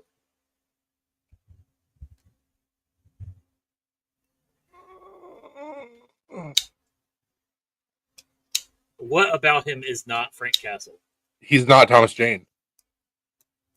Yeah, but I think he outshined Thomas Jane. I hate to say it. And I love the Thomas Jane Punisher. I still rewatch it all the time. That was fully waiting for you to be like, yeah, that movie was trash. Warzone was trash. I agree. There was no redeeming qualities of No. that movie, other than the fact that it was as gory as they could get it because it was from Lionsgate. Yep. Other than that, the whole premise of Jigsaw in that movie was so dumb. Yeah. He was basically like the Joker, and it was like, no. I loved what they did with Jigsaw in the show, the second season with him. I think it was fucking killer. Aren't they in the process of making a movie to where he's going to come back as the Punisher? Supposedly, I guess if anybody is going to play the Punisher, it's going to be him, no matter what they do. So. But I thought they had a movie in the works or a show in the works or something. Dude, they got so much. They're fucking throwing so much shit against the wall. Well, he made a cameo in Daredevil, didn't he? The new one? Yeah. But I'm saying, like, movie-wise, like with the Doomsday thing, they're fucking throwing so much shit out just to see what people want in a movie. Like, it's honestly crazy to me. Because, like, they're like, look, every movie we put out since Endgame has flopped. And we don't know what to do. I will say, though, I did like Thunderbolts. Thunderbolts was pretty dope. I have not watched it yet. I watched the new Captain America. It's a turd. I've heard that from a couple of people. They did. What would you say? Canify? They did. They made the Edward Norton Hulk canon, along with what was it, Eric Bana that played him in the first one? Okay. They did make those movies canon, technically. Which is awesome. Yeah. That was about the only good thing that came out of that movie, because that movie was a turd. Also, I'm a little upset that Thunderbolt Ross wasn't in the Thunderbolts, because they were called the Thunderbolts because Thunderbolt Ross was in charge of it, but, you know.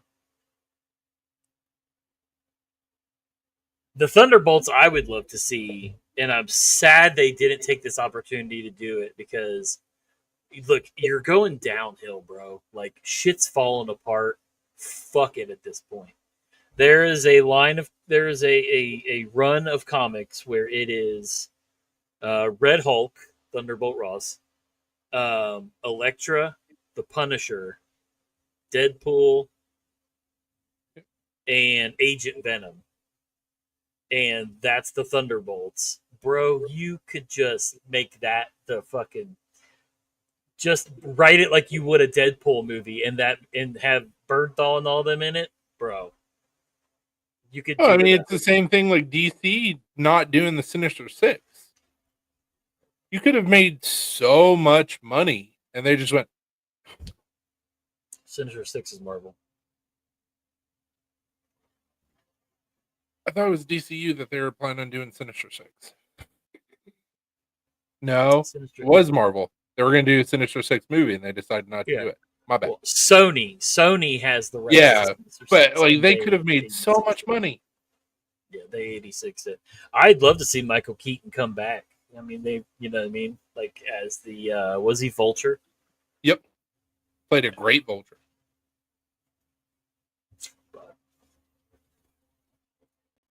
Um, dude, every movie that's come out has been a fucking turd. I didn't watch. I didn't. I still haven't watched Love and Thunder, the new Thor. Still haven't watched that. I still haven't watched the new. Um, we're not the new, but the third Guardians. It was all right. I'm gonna say, which I hear those are the two that were the only. Those were the only two redeeming movies Marvel's had since Endgame. I Those liked just Love and happened to be Thunder. the two that I didn't watch. I liked Love and Thunder. Love and Thunder got shit on as being too comedic. I didn't think that it was over the top. But it I wasn't have like, oh I my have god, heard that was an that. amazing movie. I need to watch it again. I saw it once. I'm good. And I kind of felt that same way about Guardians of the Galaxy. Well, I feel Um, that way about every Marvel movie lately. I've seen it once. I'm good. I mean, even Deadpool and Wolverine. I love Deadpool and Wolverine, but I mean, it's just, You shut your dirty whore mouth. I'm just saying, I saw it and I don't need to watch it again. It's fine. It was amazing. I will watch it a third time. I watched it once. And I'm good. for one specific reason. Okay. The Deadpool core. The what? The Deadpool core. I can't hear the last word you're saying. The Deadpool Core. Deadpool core. Oh, That scene with all of the Deadpools, amazing. You could give me that, and I'd be like, okay, I'm good. I don't need to see the rest of the movie. I don't know, man. Like, it's just, like I said, I really liked it. I thought it was a great, a great addition. Like, I'm glad Disney didn't touch it. Well, yeah. But I honestly think the best part of the movie is the beginning when he fucking tears off all of Wolverine's arms and legs and uses them as weapons. Classic. The fight scene between him and Wolverine in the Honda. Oh yeah, Yeah. in the van. That was pretty fun. Like, I mean, it was overall, it was a good movie, but like I said, I just, I got it.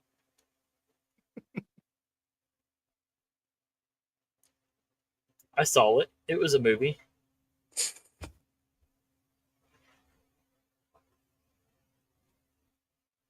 Yeah, I've heard that they're going to be doing Deadpool vs. Wolverine 2. Which I don't know what they would do past the point of what they did, but we'll see. Well, and the good thing that they have going for them with Deadpool is if it doesn't make sense, nobody cares. It's Deadpool. Like, like literally nobody cares. Like they could literally just come out and be like, all right, well, time travel, this happened and this happened and this didn't happen, so here's the movie, and nobody's gonna care because it's Deadpool. Well, I mean, they've already opened up the box of multiverse, so it's like,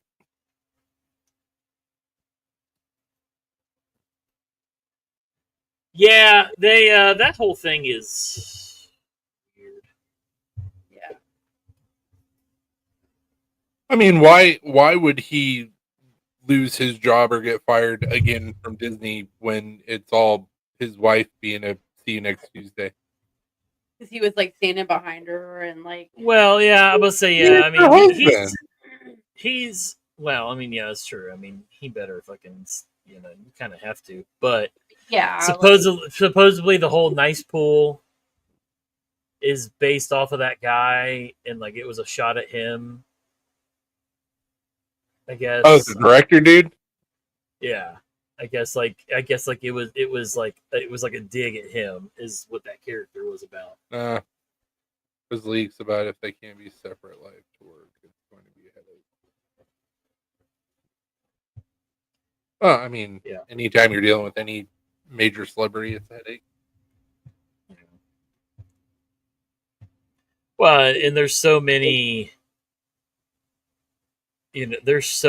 like artists and actors and people like that out there that's it's becoming the thing that you either have to separate them from the art or like some of your favorite shit is fucking ruined.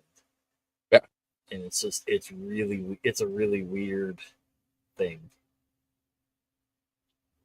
I mean, there's several people, and I've talked about this before, that whether they're a singer, an actor, a sports person, like you could have somebody who's really great at what they do and be an absolute fucking dickbag, and like you can still like their art, but like realize like they're a piece of shit, and like that happens all the time. Well, yeah. I mean, fuck LeBron James.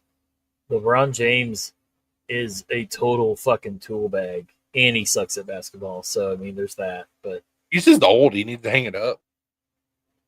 well, he can't hang it up because he can't. He's not. He can't beat Jordan at anything if he retires.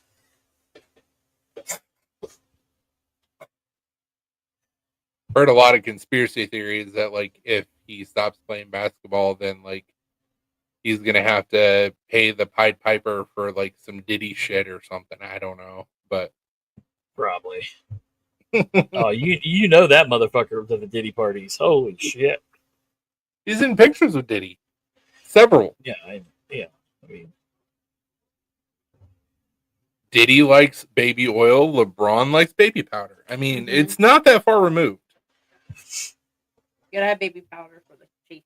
The aftercare. Which how fucked up would that be? There's a freak off and LeBron just walks up and goes,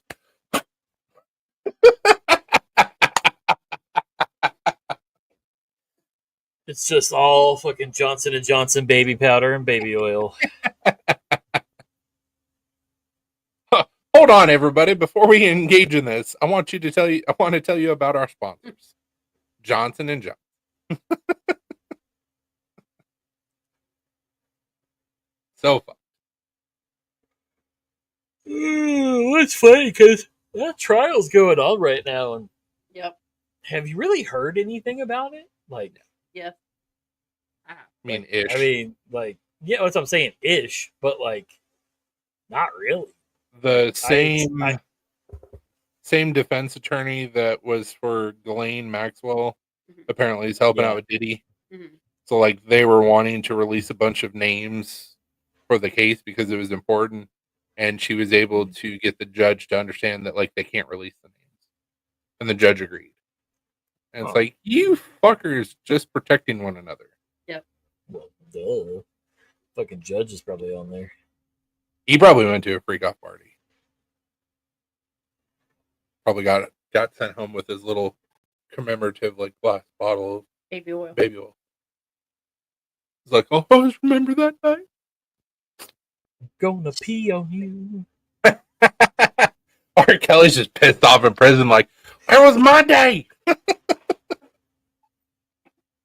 I'm surprised. I'm surprised that R. Kelly wasn't involved in the Diddy parties. I haven't heard his name pop up yet, but I know it's so surprising. Like, I did hear that Diddy's mom used a special ingredient in her mac and cheese. oh, You can only guess what it is. Viagra. Nope. Obviously, at this point, none of the claims that we're making are substantiated, and this is purely for comedy. No, fuck that. They're all substantiated. Burn them all. Apparently, what came out in court that Diddy's mom used his man juice as a secret ingredient in her mac and cheese. Ah, His mom's. Yeah. God, can you But imagine how weird. salty that would be? Oof. Nothing worse than salty mac and cheese. There was leaks about if they can't be separate. Oh. Man, that's gross. Yeah, I was just like, ugh. Yeah, it's super gross. Nobody wants that in their mac and cheese. Alyssa just texted me. Apparently, my ex is at the concert that she's at. Fun. What concert? It's a country concert. Country concert that Alyssa's at because she got free tickets to go to it. That people next door to the concert. Well, the restaurant is next door to the concert venue, and they like gave her free tickets. So Yeah. her and a bunch of other people that she works with. Yeah. Yeah, and yeah. So she gets to go to country concerts and you can't go to a rock concert? What rock concert we're talking about? Oh no, you said you were going to a concert like 3 years ago and then you had to cancel?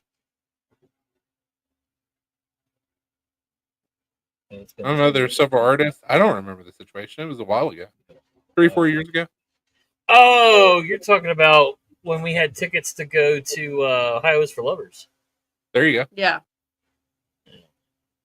Well, she was sick, so. It was a long time ago. I don't remember the situation. I was just talking shit.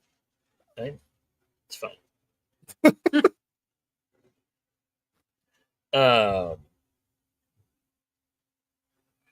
Speaking of, have Yeah. you guys gotten any more information or like a date or anything like that, or Huh?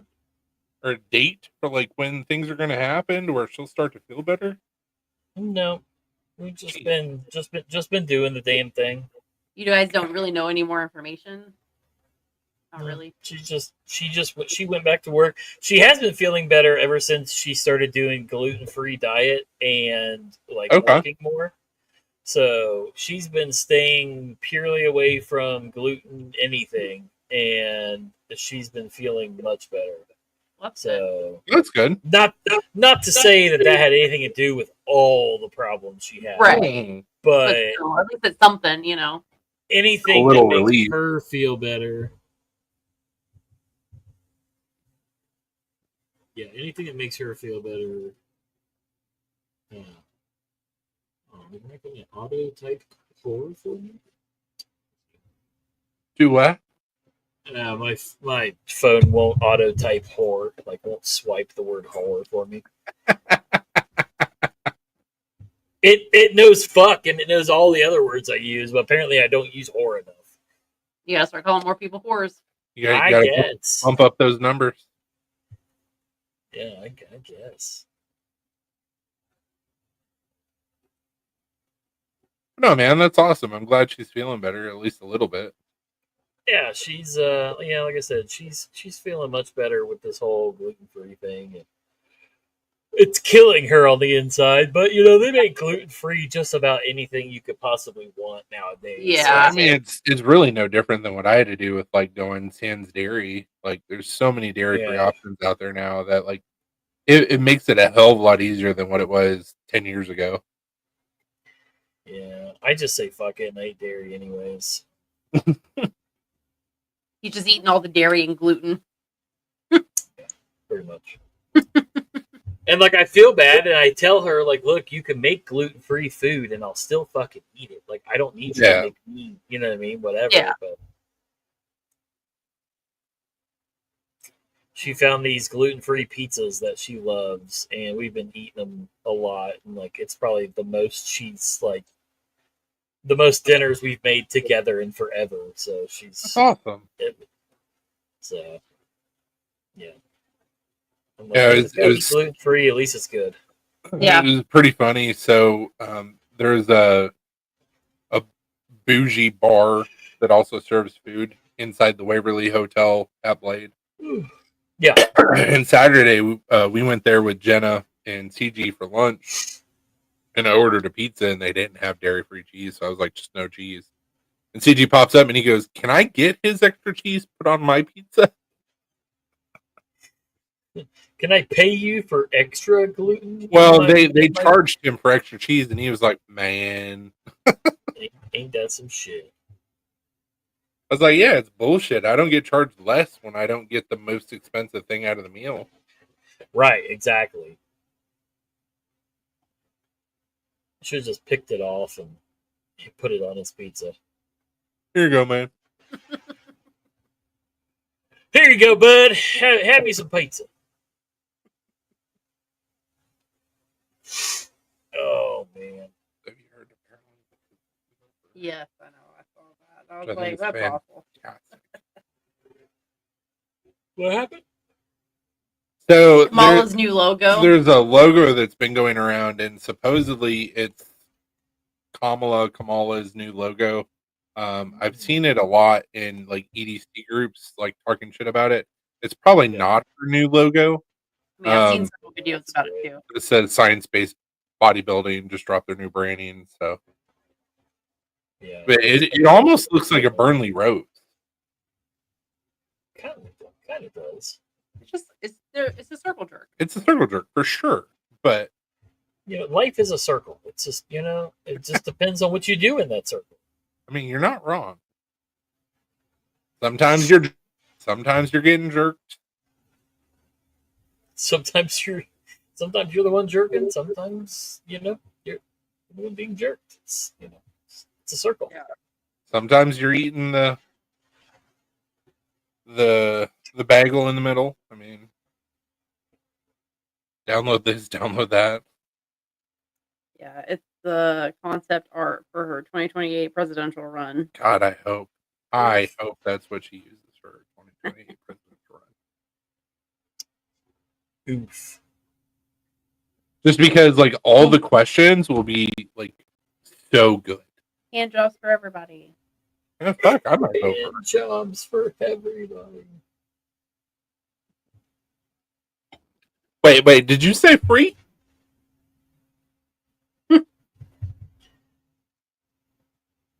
But the joke is you don't know what gender it's coming from. Exactly. You just stick it through a glory hole, and what you get is what you get. Communism at its finest. I mean, you know, You get what you get. capitalism, baby. Gotta love it. I pay for what I want. Yeah.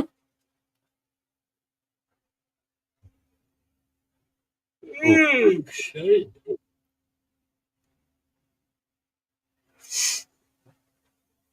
Yep.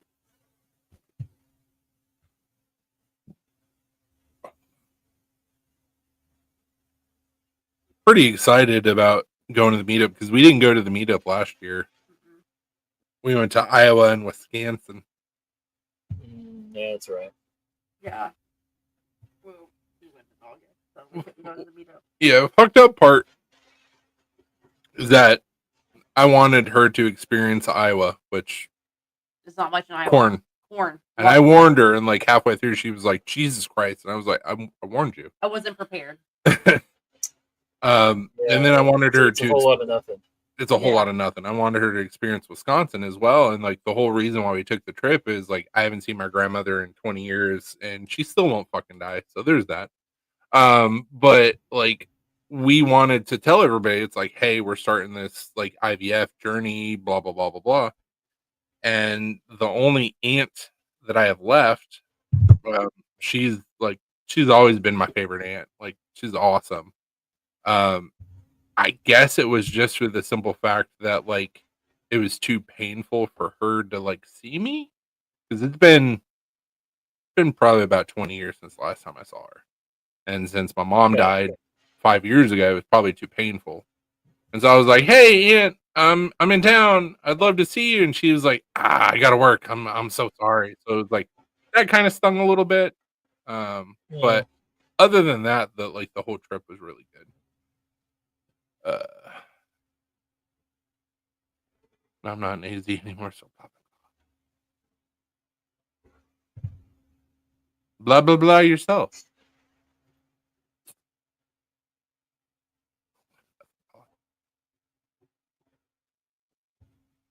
But it was a good trip, but we had to miss that meetup because of the trip. Yeah, I'm interested to see who's going to be there. Yeah. I don't know who else is going. Only people that I know absolutely will be there is Brad and Melissa. And the Colangelos usually go. Yeah, so let's see here. Do they? Going, yeah. Yeah. Megan and Rob. So going is Tim Smith, Stephen Cooper, Craig Sinan, Ryan Wisely, Megan Colangelo, Carolina Nino, Neens. Brad Mercer, Oh shit, Bob. Ken Birthday. Oh, he Bob. said He interested. said interest. Oh, Ken said interested. PTK said interested. Chris Evans said interested. That'll be wild if Evans goes. Joe Isabella said he's going to try to go. Yeah. Yeah, I've been talking him into doing it for a while. Hopefully, he brings some goodies. I've been talking to him for a while. I was like, dude, we need to do a collab. You make me some handles, I'll make you a knife. We sell it. There you go.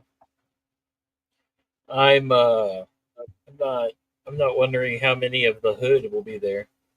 Mhm. From what I heard from Cammy, Bear's not supposed to be there. What?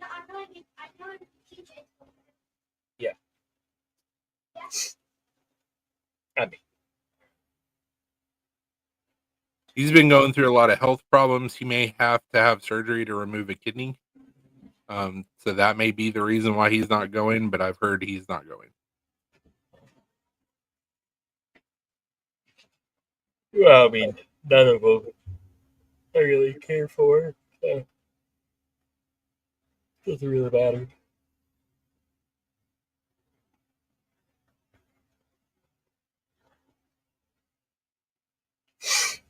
I'm just hoping I sell some arts. He's already gone, Volk. He's already what? Oh, She said hi, Oliver. I said he's already gone. I said hi.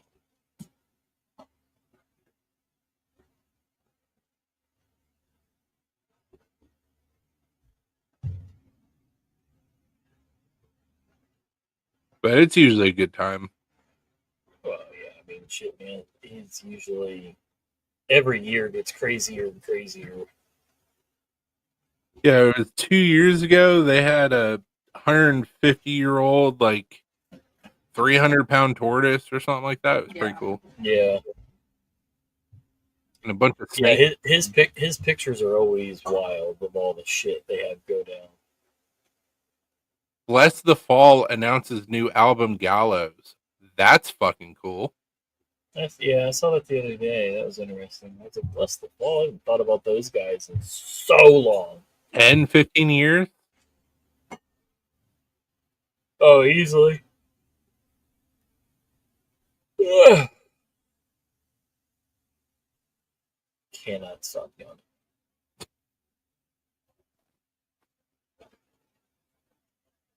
That sucks.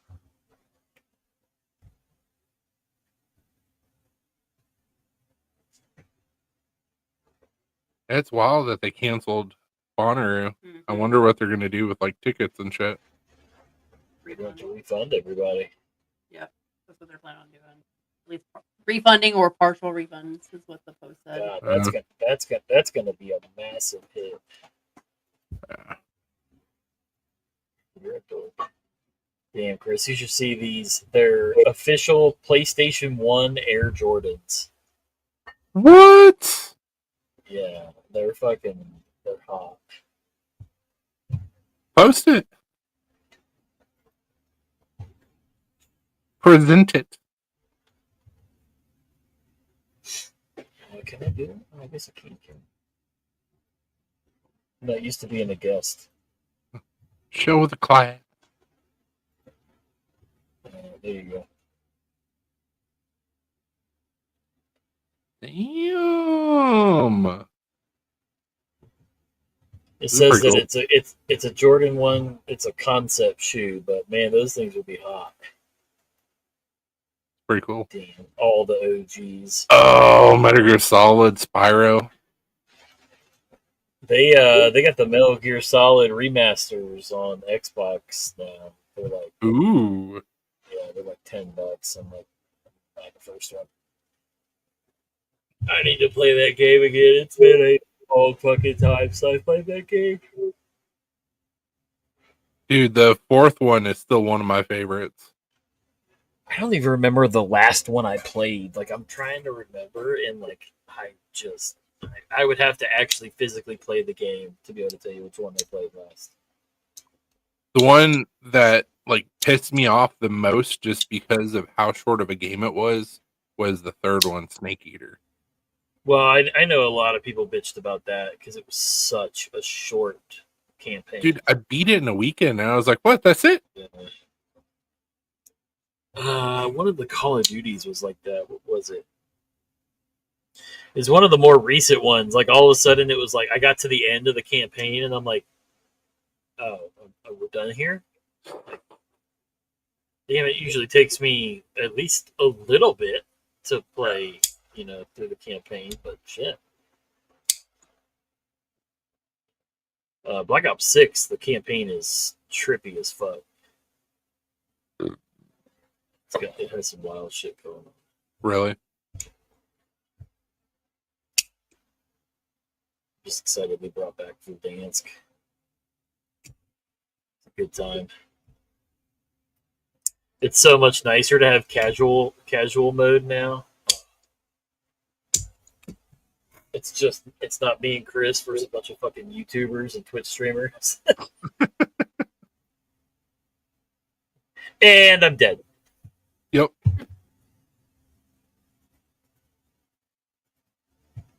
Me and Michael got some dubs together just playing duos. When casual mode first came out, it was just one mode, so you could have up to 4 players. So. But now they actually have like solos and duos and all that shit. So are they still doing like the battle royale is free? Mm-hmm. Yeah. Man, I have to try and see if I can actually boot up my PS4. I have not seen either one, Falk.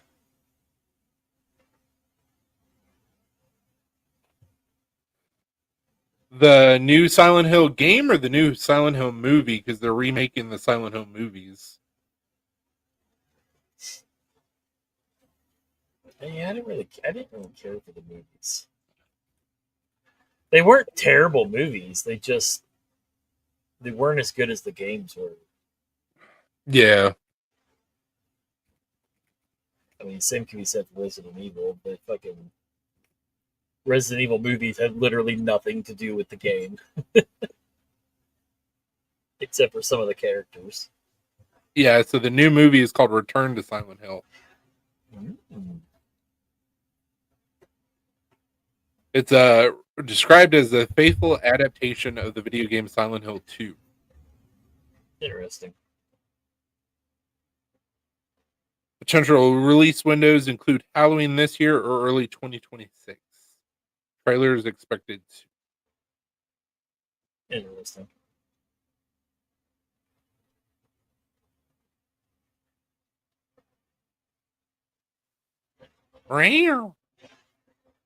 Don't tell me what I already know. It's Hollywood, so yes. Yes. Yeah.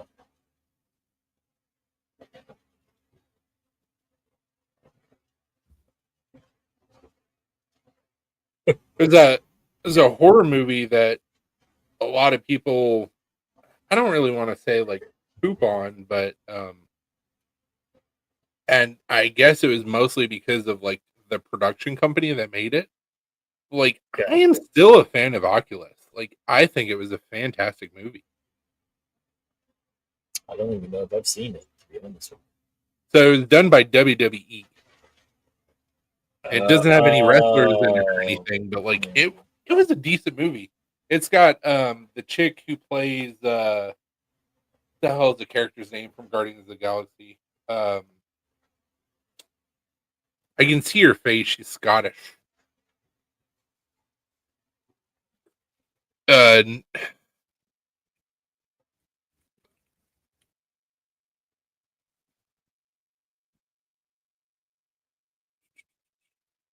Karen Gillan, Nebula. Okay. That's who I assume. That's the character I assumed you're talking about, but I wasn't. Yeah, she was really young in the movie Oculus. Oculus was awesome.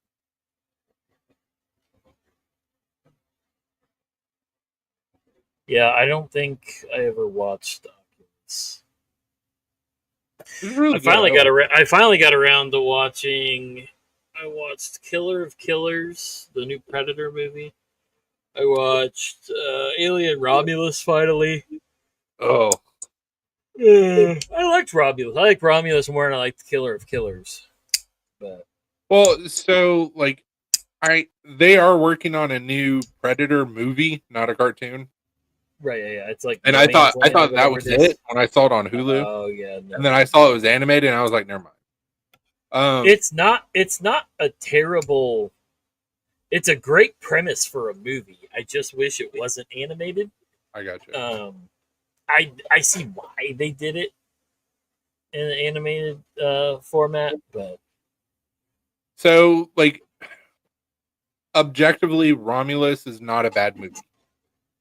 I just don't think that I'm a fan of the Alien series. I enjoyed Romulus more than the only movie of the aliens of all the Alien movies that I did not like was Prometheus. I have watched every new Alien movie in the last 10, 15 years, and every single one that comes out, I go, eh. And I think it's just me. Yeah, because like the design you're looking at is sick. See, I love the Alien movies, and I think that a lot can be forgiven for me. Like it took a lot for them to destroy Star Wars for me, so I even gave Force Awakens a real college try, but goddamn, that second one was a turd, and there was no coming back from it. There was no coming back from it. But Aliens so far has not done that to me yet. Well, I think for me, like going from the 80s movies to where we are now, I think that I'm still expecting that nostalgic jump scare alien type of film, and they're just not really making it anymore because they're trying to expand on the canon and the universe and all that stuff, and I'm not a fan.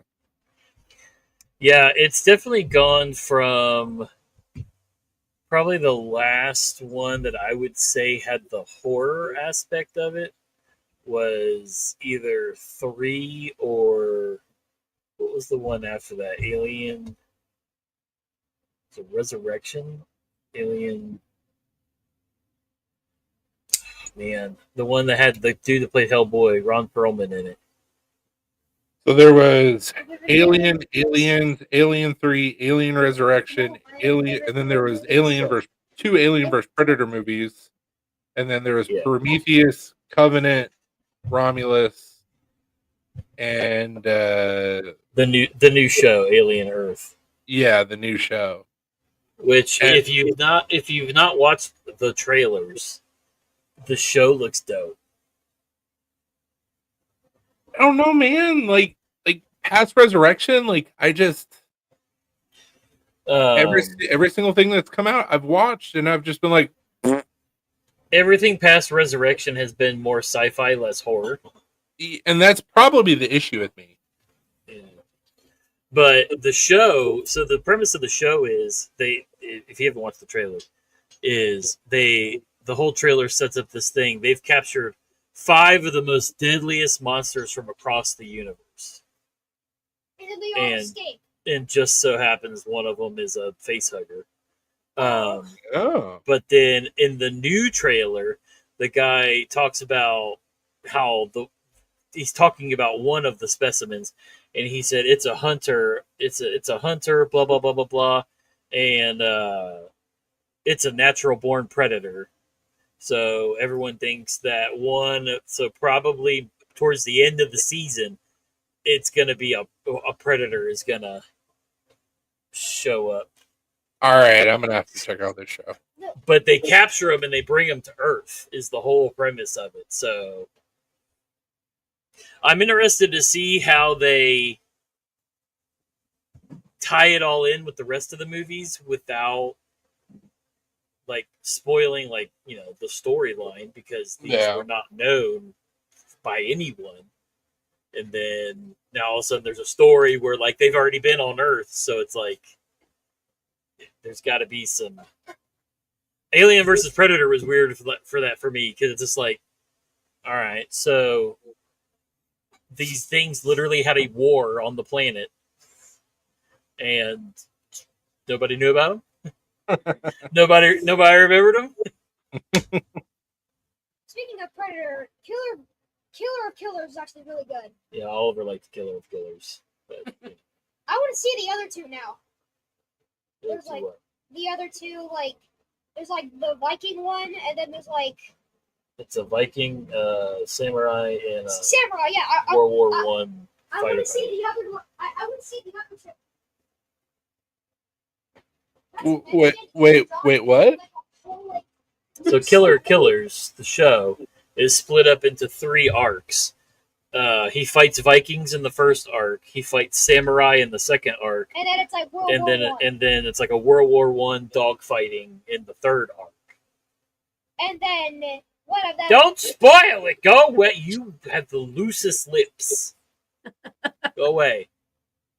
Anyways, so the first chapter is called The Shield, and it's all about Vikings. Like, this bitch got Lagatha Vikings, the vibes. And then the second one is these 2 samurai brothers. And then the third one, you follow this kid. He's a World War II fighter. World War II fighter pilot. Yeah. So each one's a different Predator.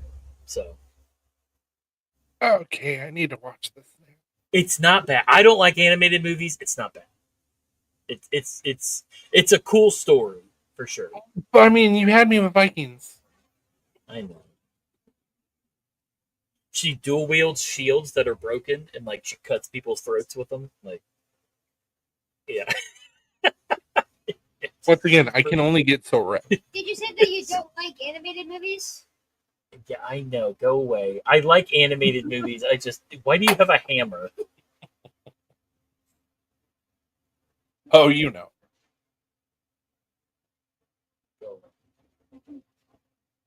All right, I'm gonna hop off here. Alyssa's gonna be home soon from this concert, so I'm gonna go All right, man. take care of the doggos. Good having you on, bro. Ah, Joe Isabella, what's up, man? As I'm literally about to leave, Isabella. Hey, Joe. Joe shows up at the final moment I'm on. He must have already taken his medicine. Like, we never see Joe this late. I know. I know. I love it. We're getting medicated, Joe. Hell yeah. We got medicated, Joe. Hell yeah. Is Oh, that more fun or less fun than unmedicated Joe? Oh shit. Holy shit, he figured it out. And he's muted. No, I don't think he's talking yet. Yeah, he hasn't started talking yet. No, I can hear him typing. 4 hours later. I can hear his sternly worded email now. It's one of 3 cameras. Kyle. I'm fresh out of the shower and meds untaken. Freshly medicated and showered. And clean, yeah.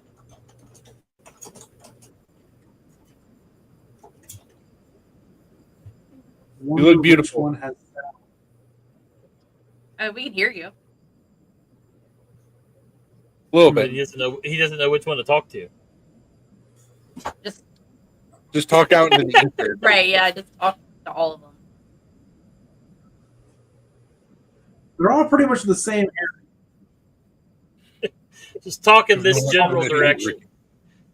Ha, ha, ha. There we go. That wasn't yeah.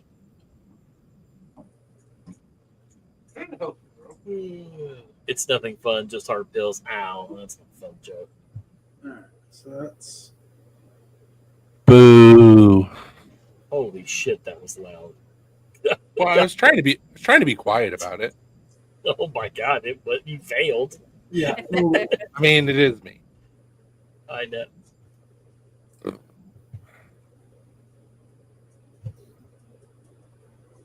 Now at least something makes a little more sense. Still have no idea which one's recording. We can hear you.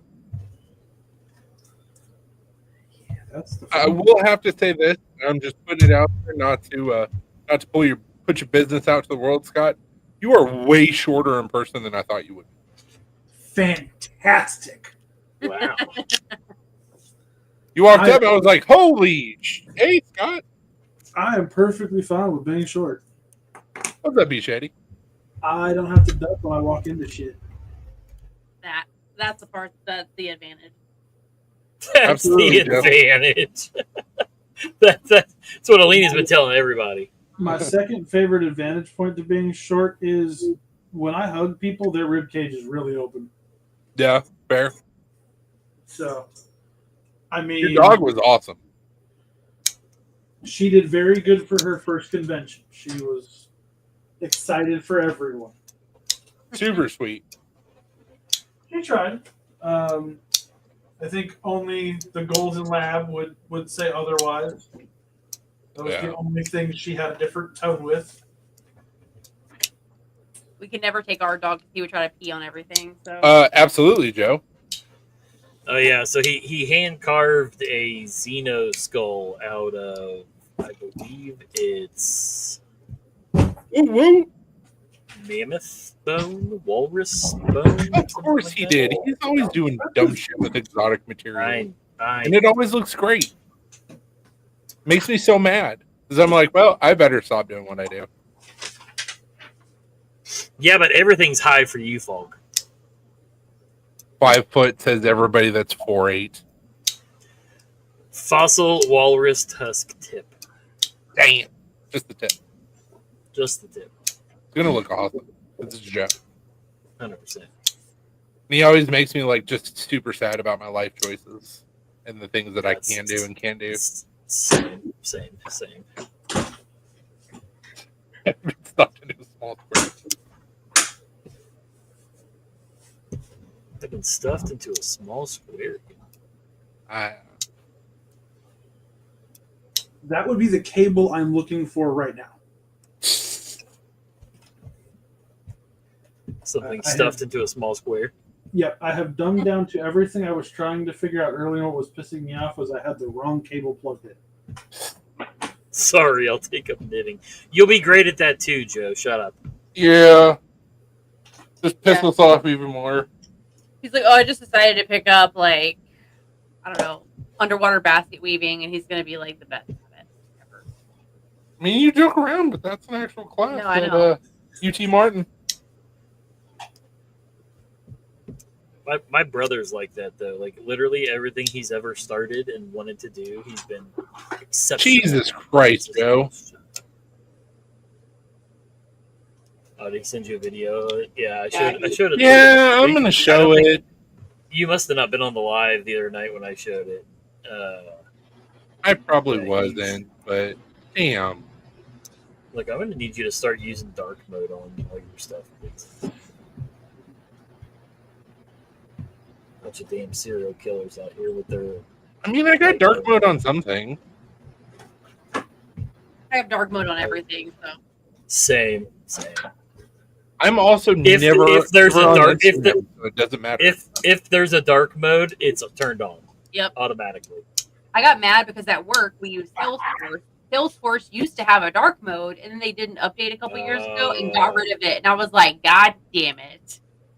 Dude, Why? you know how excited I was when StreamYard added a dark mode? I'm like, I've been asking for this forever. And then finally one day it popped up. I'm like, yeah, sorry, cool, dope. Finally, yeah, it's just too bright. Otherwise, like I gotta So have. where do I go? No. Help out the Content boomer. preferences?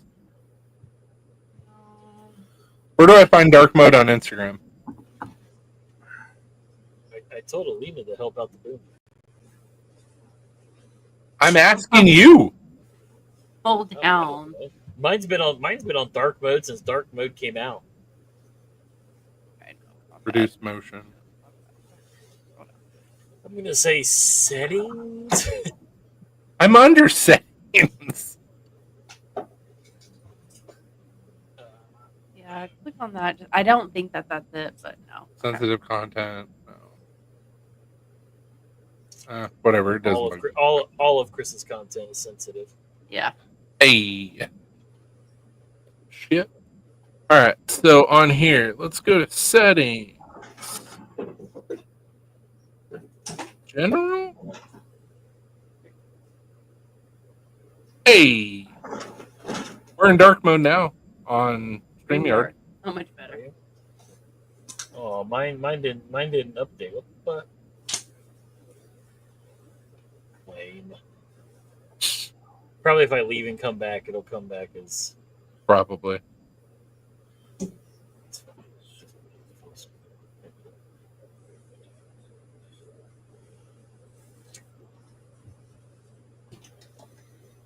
I didn't like.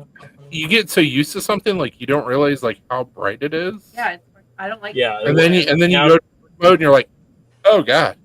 Yeah. Well, I had the StreamYard on my big TV, which I moved over here, and on light mode, I'm like, I Yes, can't right. fucking see. So I moved it over to my smaller monitor, and I'm trying to find this for you, Chris, and I don't. Like my email at work is set to dark mode. Google Chrome is set to dark mode. Like anything I can have. My Everything, Teams anything and everything. My Teams is set to dark mode because I'm on the computer all day for work, and it hurts my eyes if it's Yeah. not. No. I was trying to find it on here. For those Well, of you especially who might and have especially heard with glasses. Yeah, Yeah. With my glasses and stuff, any extra light just Yeah. ricochets off them. So it's like I try to do dark mode as much as possible. yeah, exactly.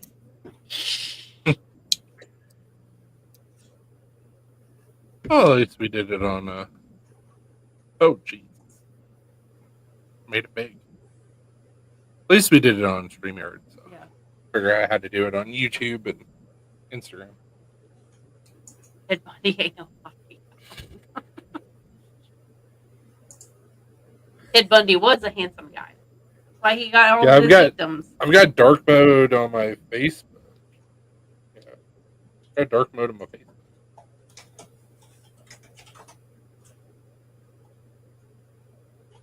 Ted Bundy ain't no Fabio.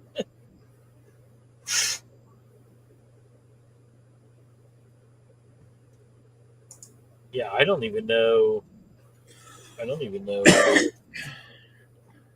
I could tell you where to find the dark mode on anything, just because mine's never been off it.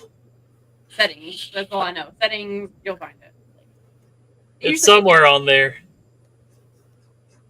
Yeah, they usually Well, make it and pretty fine, but Well, honestly, you may have to do it from your phone.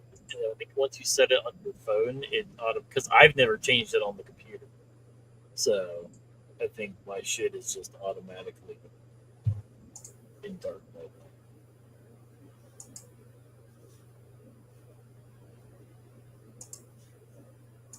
Oh.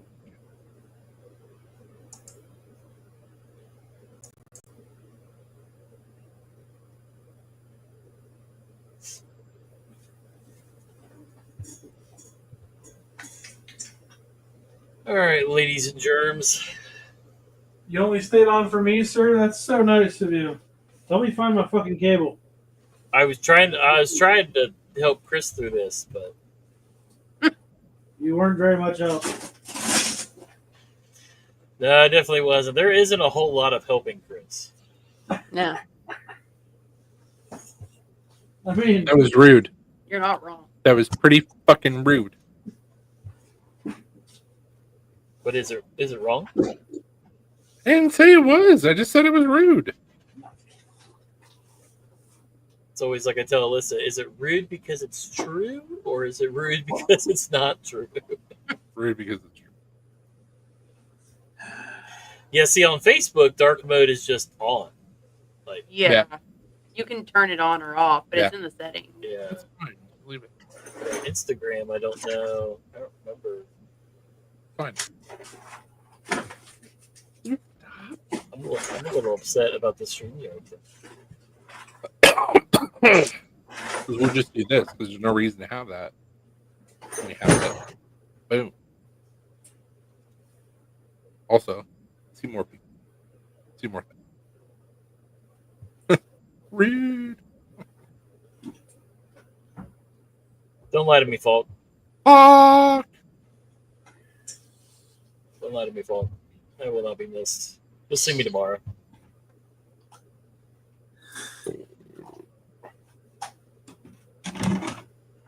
Yeah. I'm sorry, Joe.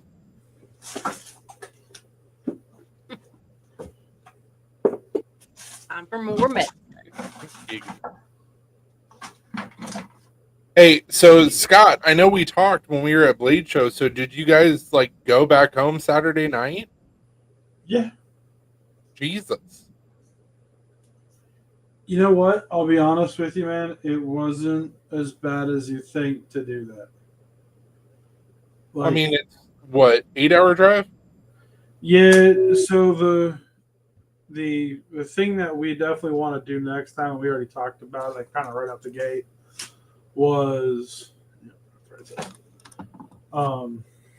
go up basically Wednesday night, start the journey Thursday, Friday, and then Saturday, basically mosey our asses home because we were able to basically relax into Sunday, get laundry done, and all the basic stuff.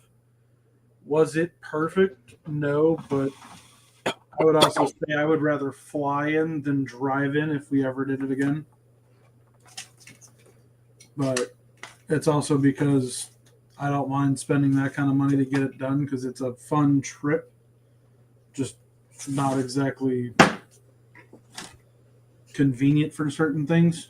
Yeah. So, but it wasn't bad. Apple was a blessing the whole way. So Apple did. Yeah, good. because like I saw you, I think another time after we met on Friday, and then like that was it.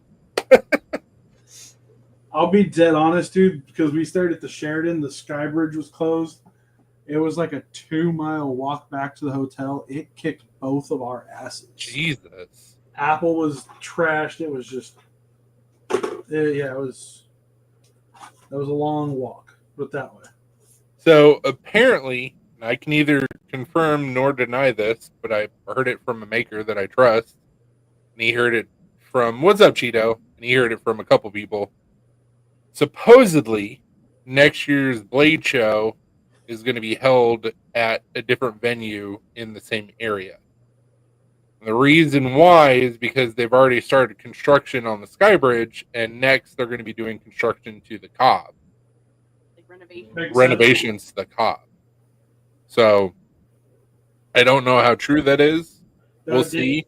It would make sense because, I mean, yeah, the Cobb was, or not the Cobb, the Sky Bridge was not just like down, it was in effing pieces. Yeah. So the way that it was put to me is that they're going to try and make ballrooms on the first floor, and so I guess just have extra space for vendors, and we may also try and have a table next year. We had somebody try and what? Yeah, but this is the first year that I'm like, nah, we can do it. Do what? Have a table at Blade. Oh, so Even though they were what $600 year? What fucking other dollars years have this you year. gone? We've gone every year since 2018. They were 800. Okay, so I went in 2019, 2020, and then this year. You didn't go in 2020. 2020?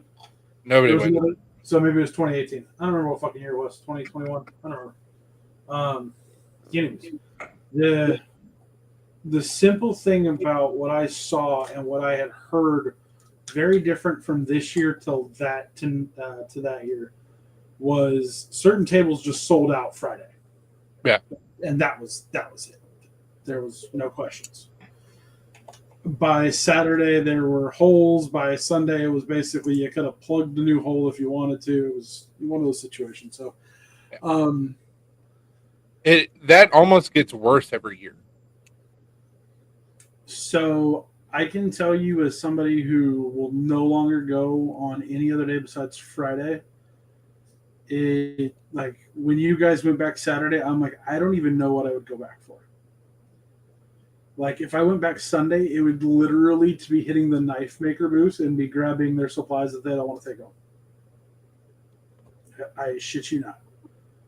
But Well, typically, a lot of what usually happens is that makers, whether they sell out or not, that's the day that they use to go get steel, scales, all the shit that they were wanting to pick up from the show, just because nobody's usually there on Sunday. so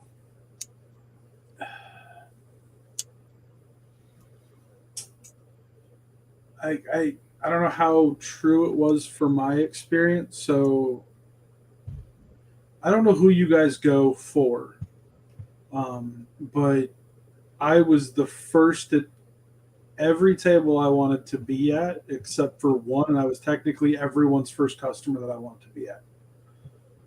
So I did the Microtech chasing, done that. I'm over it. I don't have safe queens. I don't have. I'm not a pocket knife guy. Like, I love pocket knives, but like flippers aren't my go-to when it comes to knives that I carry every day. So I would say, like, I spent the most money at Tops No, every year, I am shocked. but not over the count of just different knives though. So like, I bought a Microtech, had more money my first year at Microtech due to the John Wick knives than I did anything else. When I went and bought my first OTF from them, I just wasn't impressed. Chased the OTFs through the Blackline Facebook, found a couple I like, and even then, like, I think I have maybe 5 or 6. We'll say anything non-fixed blade, OTF, folder, etc.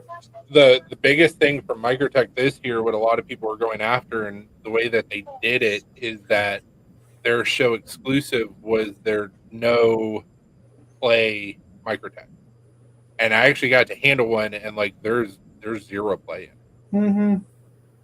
But where they were getting people is that there was so many Damascus versions of that, and it was luck of the draw if you got one. Mm-hmm. And so instead of buying a $200 Microtech, you could possibly end up with a $1,400 Microtech for $200. Right. And that's where a lot of people were like, "Oh shit, maybe I'll get the one." But what they said about zero play, and Yeah, I was well, impressed by that. I'm not knocking the brand for any reason. It's actually a brand I carry consistently. It's in probably one of my go-to EDC bags outside of my work bag. It's in my camera bag. Like, I'm not saying anything bad in that sense to them because I love the brand, but like, I'm not chasing those editions anymore. Yeah, I'm done with that. Like, one of the first things when we got close to you, we bumped into the Heretic table. And that's where I walked away from Taryn and actually kind of bumped into you in that sense. But like, I instantly walked up to Heretic with the table. I'm like, "Do you have any of the show specials left?" We'd been in there for about 45 minutes already. There's no chance, in my head there was one left. He goes, "No, sorry." I'm like, "Cool, not a big deal." I asked, I cared, I moved on. Like, what I was there for this year was a shopping list. Benchmade. There was a specific Benchmade I wanted. There was a specific CRKT I wanted. I got most of my CRKTs that I truly wanted, what I'm happy with, actually. And then my shopping list, of course, with Tops. Worksharp, was excited to see them do what they needed to do, but at the end of the day, they didn't have a discount that I wanted on the machine that I got a discount on Amazon, so I snagged it off Amazon. I was fine with it. But it's, I walked past the Bone table just to see what was there. I walked past one of the Patchmakers tables, said hi to him from the EDC groups. Stopped at Voyager Blades, of course, to see Drew.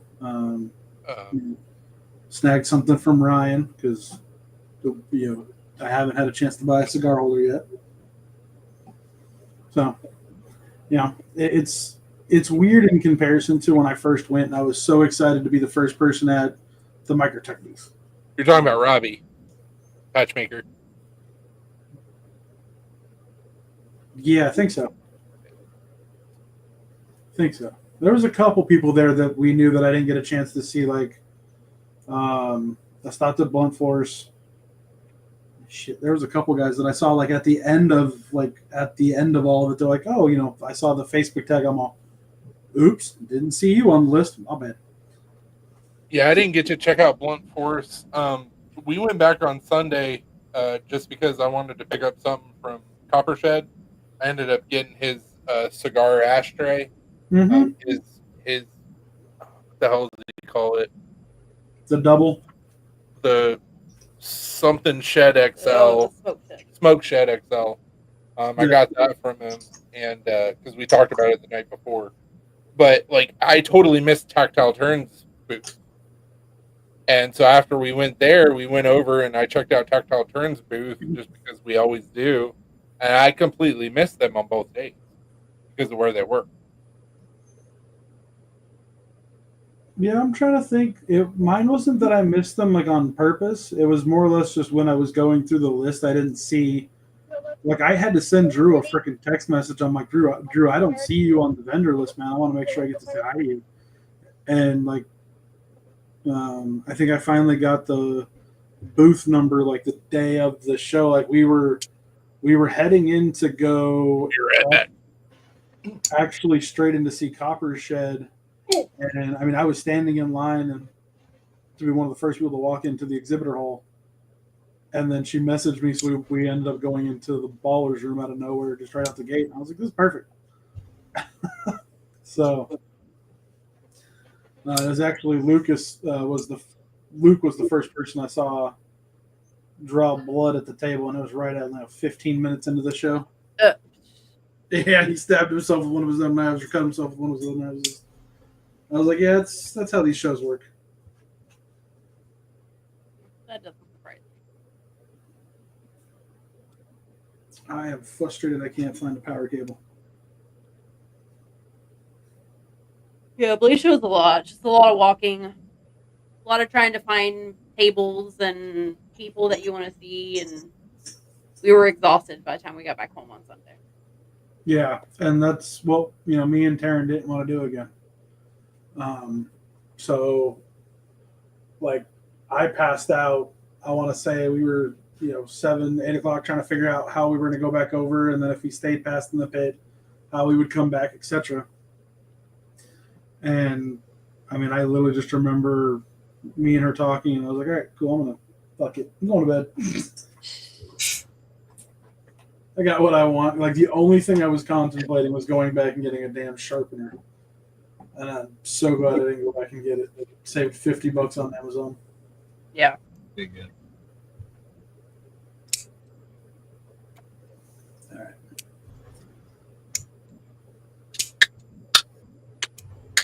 So watermark. Like, that's a bad joke that Falk was doing. Finally tried a dirty soda. It's good. How dirty was it? Well, I mean, the reality of that is, sir, did you put the right product in it to make it dirty, dirty, dirty?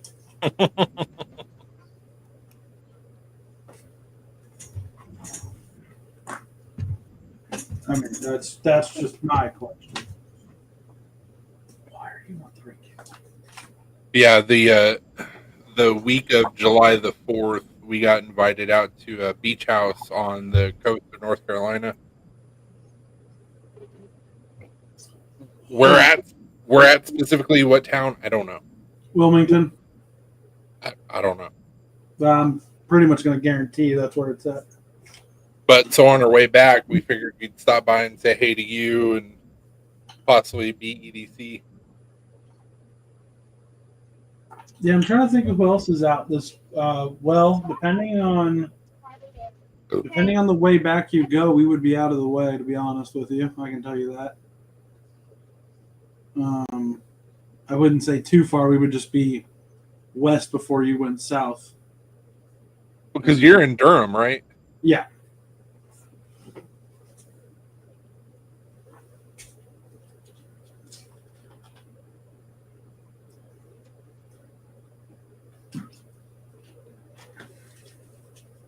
All right.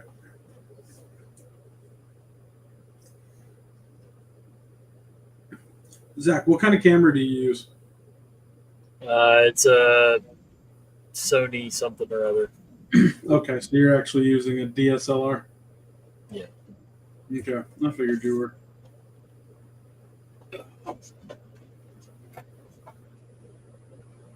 So I've got one of almost the major products I need. The mic's the only piece I know I'm missing.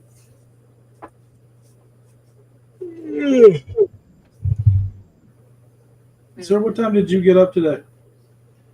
6:30. In this area. What am I going to do with you?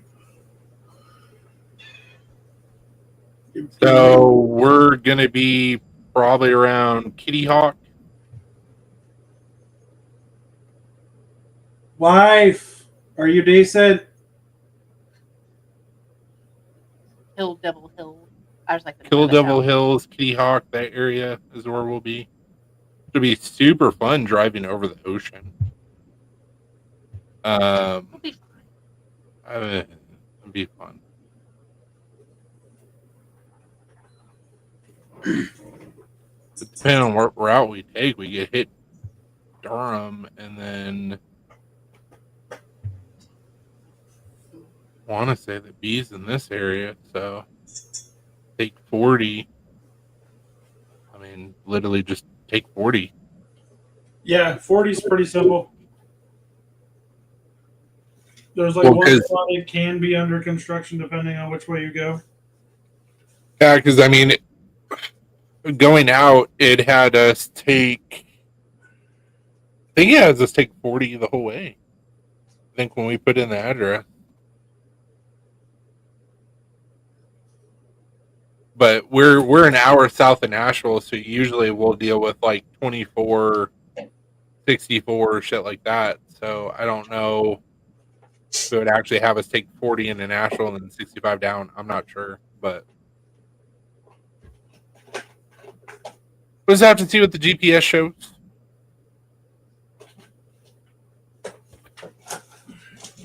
Coffee is your friend, Falk. Coffee is everyone's friend. Coffee is good.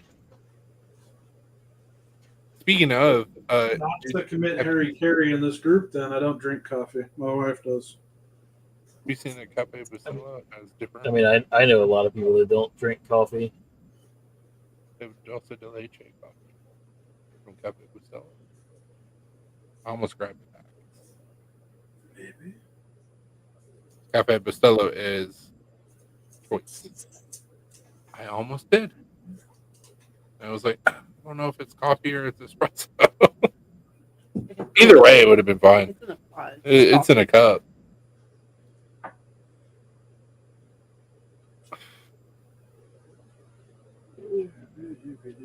Well, I'm going now. Okay, bye, sir. Until next time. Okay, bye. Okay, bye. I'll see you guys tomorrow night. You guys gonna join me on there, or not join me on there, but you're gonna tune in, Christopher? I mean, or I could join. I mean, fuck you if you don't want me. Or you? Okay, well, damn. All you gotta do is ask. Yeah, I mean, either way, I'll jump on or join. Either way, we'll see. See how the day Usually you guys goes. You usually have date night or something. Normally, you hang out for like 10 minutes, and you're like, okay, bye. Well, I mean, It happens. trying to keep this 27-year-old relationship fresh. I feel like you're stuck with her for now. Oh yeah, she's not going anywhere. Yeah, I must say, yeah, I think she. So, tomorrow we are going to Pulaski, Tennessee, because they're doing their Sundrop Festival. But regardless, so tomorrow is also the National No Kings protest. And we're not going to be in a major city, but they're going to be protesting in Pulaski. So I don't know what kind of bullshit's going to pop off, but we'll see. Haley. It's also Flag Day tomorrow and the Army's birthday, 250th. And Trump's birthday celebration. Yep, loaded. I should be carrying, but I won't be carrying because there is a mobile cigar lounge that serves alcohol. So I will enjoy a cigar and probably a whiskey or a bourbon or both. And if some shit pops off, I will have several knives on. So, I don't know if that's really going to help in the end, but you know. I don't think anything's going to pop off in a town that's super small where the KKK was started. Yeah, I can't believe that they're even doing it down there. That's super weird. Well, so there is a college down there, and they were within the last couple of years they were bought out by UT, so it's UT Southern. So it's going to be a bunch of fucking college kids that are like, pro-Palestine, me. It's like, shut up, little baby. Once you become adult and start paying your own bills, you'll change your tune.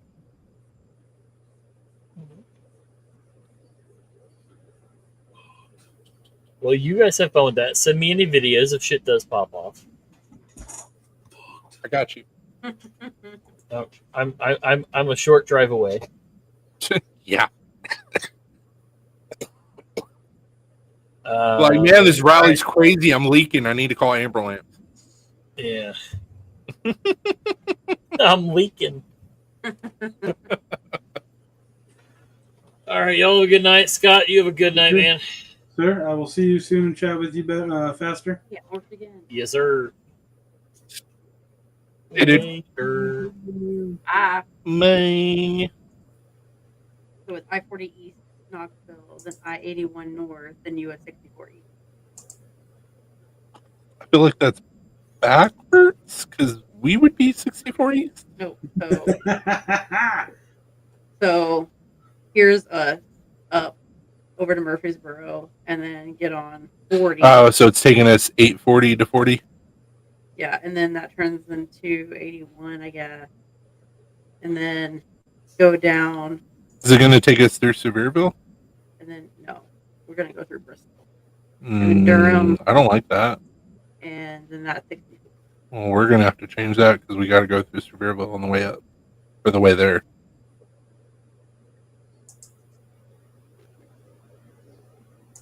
Because I got to stop by Smoky Mountain Knife Works and say hey to Greg. Still trying to get my folding knife into Smoky Mountain Knife Works. Speaking of, you didn't even get to check out my folding knife. Yeah, we're not even gonna be in like we're not even gonna be like super close to Sevierville. So I don't know, like it's gonna be way out of the way. Yeah, it's not way out of the way. I mean, It's a little bit out of the way. traffic and everything is gonna be way out of the way. So it's gonna turn our drive into like a 16, 17 hour It's drive. fine. No, it won't. Yes, it will. It's already gonna be a 12-hour drive. Give me a minute. we were gonna stop at Bucky's on the way back from Blade and decided to turn it down because it was an extra 2 hours into the drive. Yeah, So- exactly. You make one stop for like 15 minutes, it adds another like 2 hours. We can stop on the way back. No, it won't. Oh. Unless we come through on Sunday.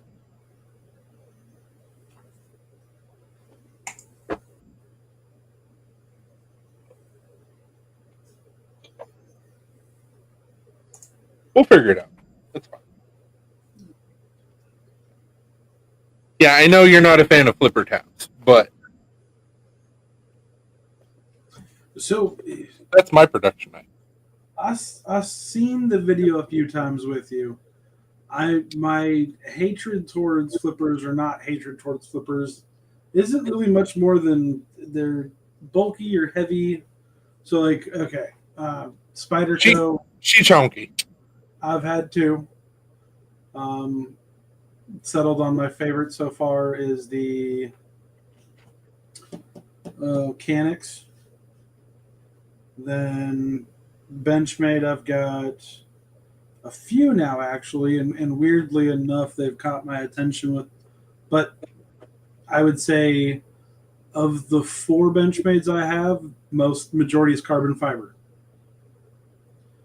Then what else do I carry a lot? Yeah, then from there it's either the Topps Mini Scandi, which about the only difference size-wise to yours is more weight through using micarta than metal.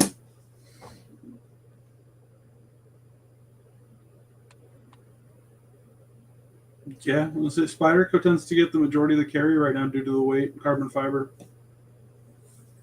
My V2 is a liner lock with a G10, so it'll be lighter. Gotcha.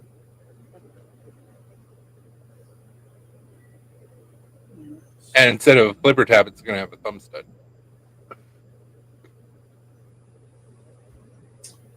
That makes sense because that's something that actually sold me on the Tops Rapid Strike was a thumb stud, and they took it off the newer versions, and I'm not nearly as much a fan anymore. And it sounds like something so simple to not care about. And yeah, that's a big one for me. Give me a second. I should be able to find a picture of it You're good. somewhere. Just gotta do some searching. You're good. Trying to figure out how I'm setting stuff up right now. So this is essentially it, but instead of a thumb disc, it's a thumb stud. And it's going to have a reversible clip. G10 will be a little bit of a different color. I want to do like an OD green. G10 backspacer. Yeah. I actually kind of dig that sage look that I've got on my screen. Well, instead of the S35V, it's going to be CM154. So I was trying to do more of like a budget knife for people. A lot of people don't like CM154, but let's be honest, CM154 and CPM154 are same thing. I'll be dead honest with you. For as much as I'm a fan of the EDC stuff, I don't pay attention to the metal I carry. I just fix it after I fuck it up. Oh, see, there you I mean, that's why I have go. What fuck? like 7 or 8 canned onions. Oh, for dogs. Why do you want to talk to me? No, she's saying her husband wants to talk to her about. Oh, talk to you, talk to me. I got you. I thought it was like talk to me. I was like, I don't have anything to do with it. I'm trying to figure out what happened to your missing fucking chef knife. You forgot to send it to me? No, fuck. They live out in California, and I sent them a knife a month ago, and it's gone in the ether. Mm. It's a good looking chef knife too. Which I guess I'll have to make another one. But To be dead honest with you, man, I've struggled with U.S. Postal for so many things. That's why, if you ever notice, that's why I usually always ship UPS. well, so after this situation, I've got 4 more packages with USPS, and we'll see how they go. But it's like I put extra insurance on everything, so Yep. with this knife being lost, I'm coming out pretty good. So I'll make another one, not a big deal. But yeah, that's the chef I made for them. Nice. Yeah, that's never fun when you're out the custom side of it.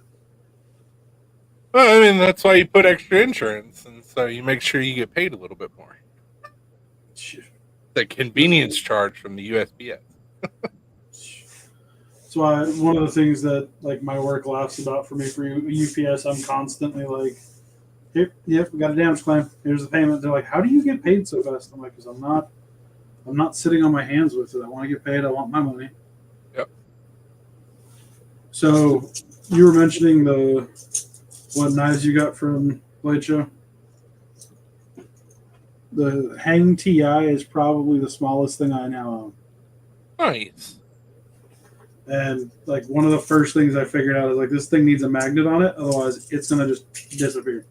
Because the whole thing's like 3 inches and not even like an ounce in weight. You had said something earlier. Whose designs did you typically buy? CRKT. Yeah. Who was the maker from them? John Graham. Okay. This one's got Rogers on it. That's why I was asking.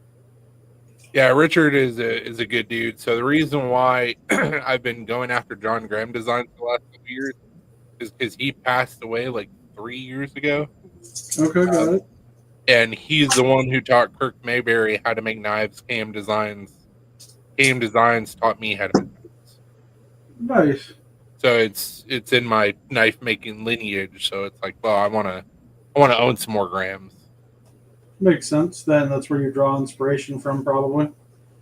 Yeah. There's a lot of people that I draw inspiration from, and it's so funny because like I get that like nobody wants to blatantly copy anybody else, but at the end of the day, there's only so many ways you can make a knife. Oh yeah. So it's like my very first knife, like you can see inspiration from like 3 or 4 different makers. And so I just recently changed the handle on my flagship model because literally it's Kirk's handle, it's not my handle. Right. And he told me to do it. So it's not like I was copying anything from him. He was like, dude, use my handle. I don't care. And it's like, well, that's awesome. And it worked for several years, but it's not mine. So, right. It's time to fend into something a little bit different. Time to upgrade. So I've got a handle now that I like that with that knife. And I haven't done one yet, so we'll see how people like it.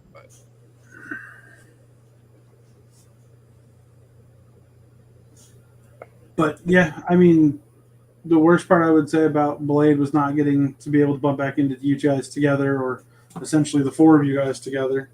And then probably would say there's a few other people I just didn't get to see that I noticed was there, but that would be like some of the EDC people that I don't really talk to anyways. And it's not that, it's just the community not in. But other than that, there was a few names just on the list that I just didn't pay attention to apparently. So hopefully next year. But the goal was a few years ago, and somebody was doing it this year, and I'm curious to know if they got in trouble for it. But the idea was a few years ago to have, 6, 7, 8 of us, all the EDC guys kind of have like a big group table, like a booth, and being able to throw down like Facebook EDC. And I started working that with 2 different guys. One guy got yelled at consistently because he was trying to steal people's designs. Some he got access to naturally and, got actual yada, yada, yada. Other people did not give him the same respect. Yeah, probably about 2 years, 3 years ago, in the small room, there was a big, giant booth that was CBJ. God, who all was there? CBJ, Schwartz, a bunch of makers all together, and like they did what they were calling a mega booth for a couple years, and then like just stopped. And I don't know if like Blade was like, nah, you can't do that anymore or what. I don't know the situation.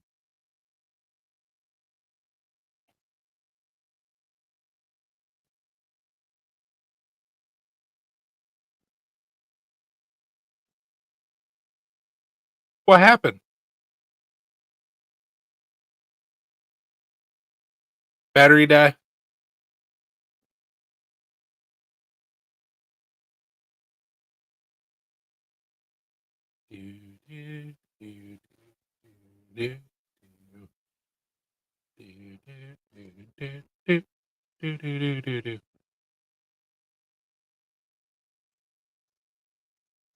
See, what you need to do is you need to speak into the mic.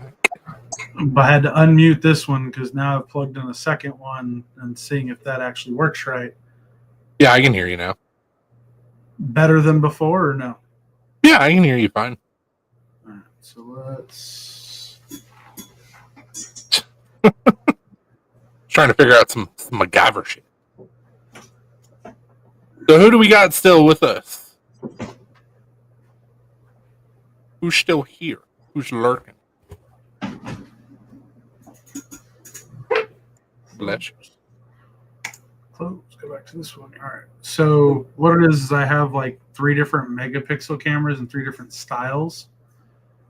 So the first camera I got hooked up and that was working right was the camera that I was using in the shop.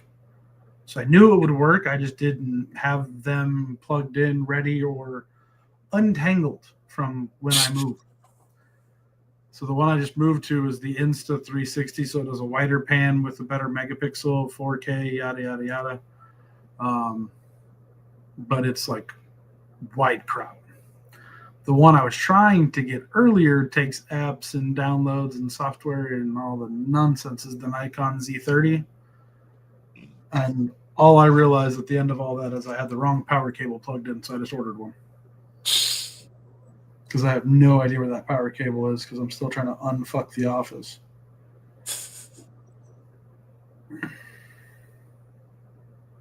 Oh, dude, it's been an absolute blast unpacking the house and trying to move in, and so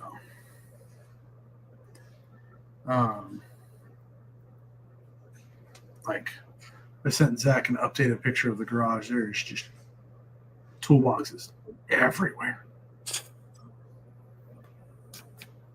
I mean, I've told you before, I can take one of those off your hand for you to make your life a little bit easier. Buddy, I could still give you one. So I have one coming from Arizona that was literally going to be gifted to another friend. I have one coming from Arizona that does nothing but detail my cars. It just literally holds detail, equipment, and chemical. So yeah, trust me. All it would end up being is you would need to come hit me up with the weekend that you got a truck and you're willing to tow it back because it's bad. Oh, okay. I need to grab 2 more airbags from you anyway, so. Those might be coming from Arizona here soon. Oh, sweet.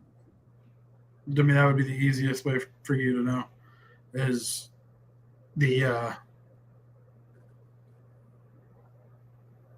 you're gonna laugh when you get these pictures. I've been dying to talk about Spaceballs too. We talked about that earlier. That's why I was trying to get in. I was like, oh, this motherfucker better not get stupid. Like, dude, I was sitting here talking to him. I'm like, yeah, I've been trying to get my studio set up so I can start doing the YouTube, and he had to open his mouth. I'm like, motherfucker, I'm about to open my studio unpainted, not oh. I'm gonna open up the studio. I instantly got up here and was like starting to dig through shit, trying to find cables. Like, oh, something's gonna get plugged in, something's gonna get turned on. If anybody's got something negative to say right now, I'm about to slap somebody with a bottle.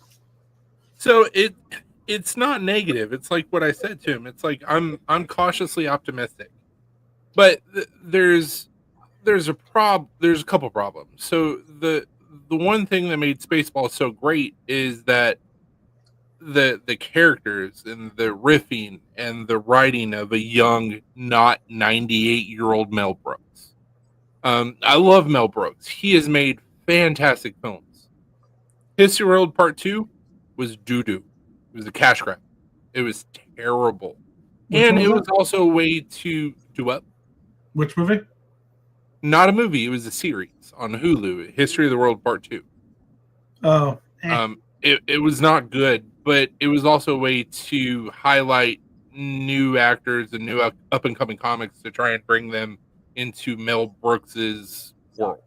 Which I get and I appreciate, but it wasn't good.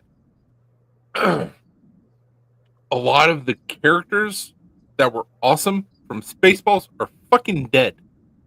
That's a problem. You mean Barf?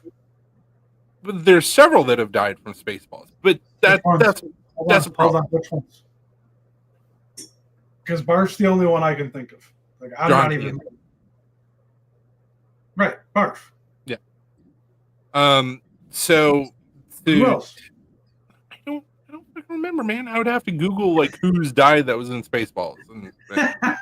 That's what I'm like, wait a minute. No, you're killing my brain here. He's the only one I know of. But to not have, whether it be because they're deceased or they just don't want to do it, to not have some of those actors come back, that's kind of problematic. Also, once again, Mel Brooks is 98 fucking years old. But he's still a healthy 98.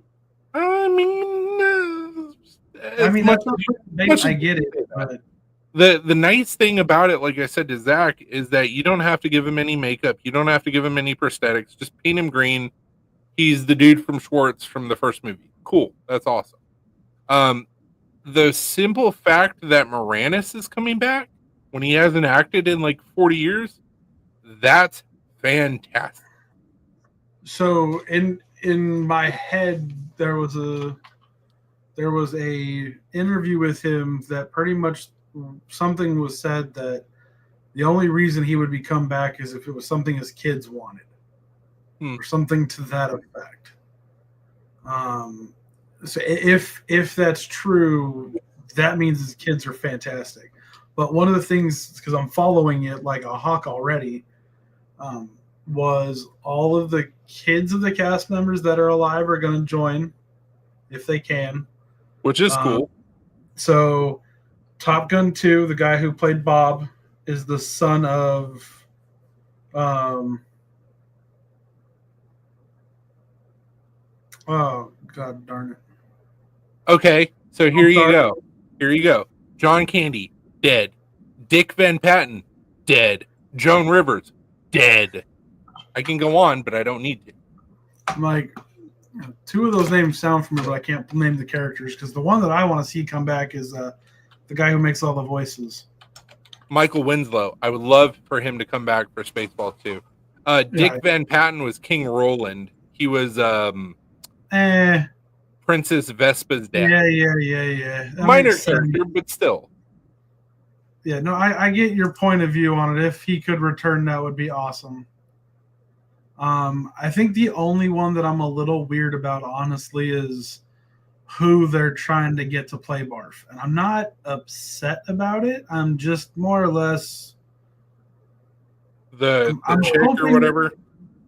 No. The guy that's playing Barf is... Josh Gad?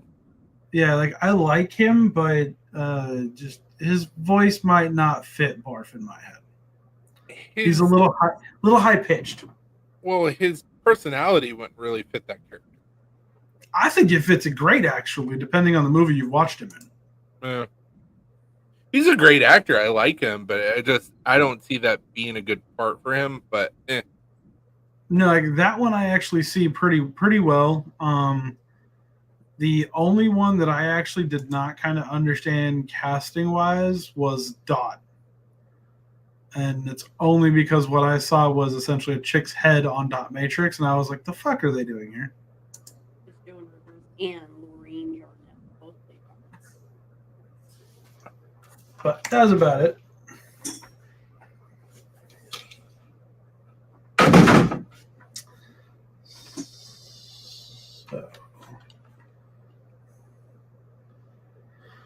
Oh, I gotta go to Cricut Space now and make some fonts. I mean, I'm cautiously optimistic about it. Like, I hope it's going to be good. I'm more excited about it than I am excited about Lilo and Stitch. I've heard a lot of people say that the live action Lilo and Stitch was terrible. They're most of them are comparing it to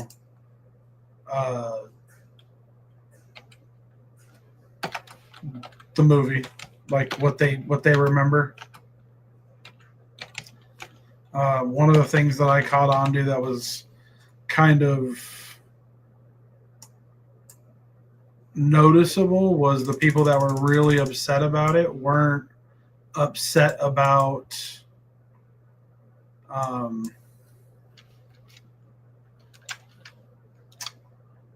like they didn't realize some of the same scenes were in there. All they realized was they weren't accurate. I gotcha. Yeah. And I'm like, that's the part where I'm... And then the ending is stupid, apparently. I already know how it ends. It's fucking dumb. Yeah, I haven't heard that part yet, I'll be honest. I mean, I won't spoil it, but it's pretty dumb. Sure. The one that I'd be more butthurt about if you were to spoil would be How to Train a Dragon. Now, I want to see that one. It looks so good. They're playing. That's where I'm like, this. It better be, because otherwise I'm gonna be so upset. Drive-in. Yeah, they're playing. When? So I Might mean, have to go tomorrow night. Lilo and Stitch. If you don't, I mean, it's not really. I mean, if you've seen the first one, like you know. Yeah, okay. But apparently, so in this version of Lilo and Stitch, you know how there's like no family left behind, like all that.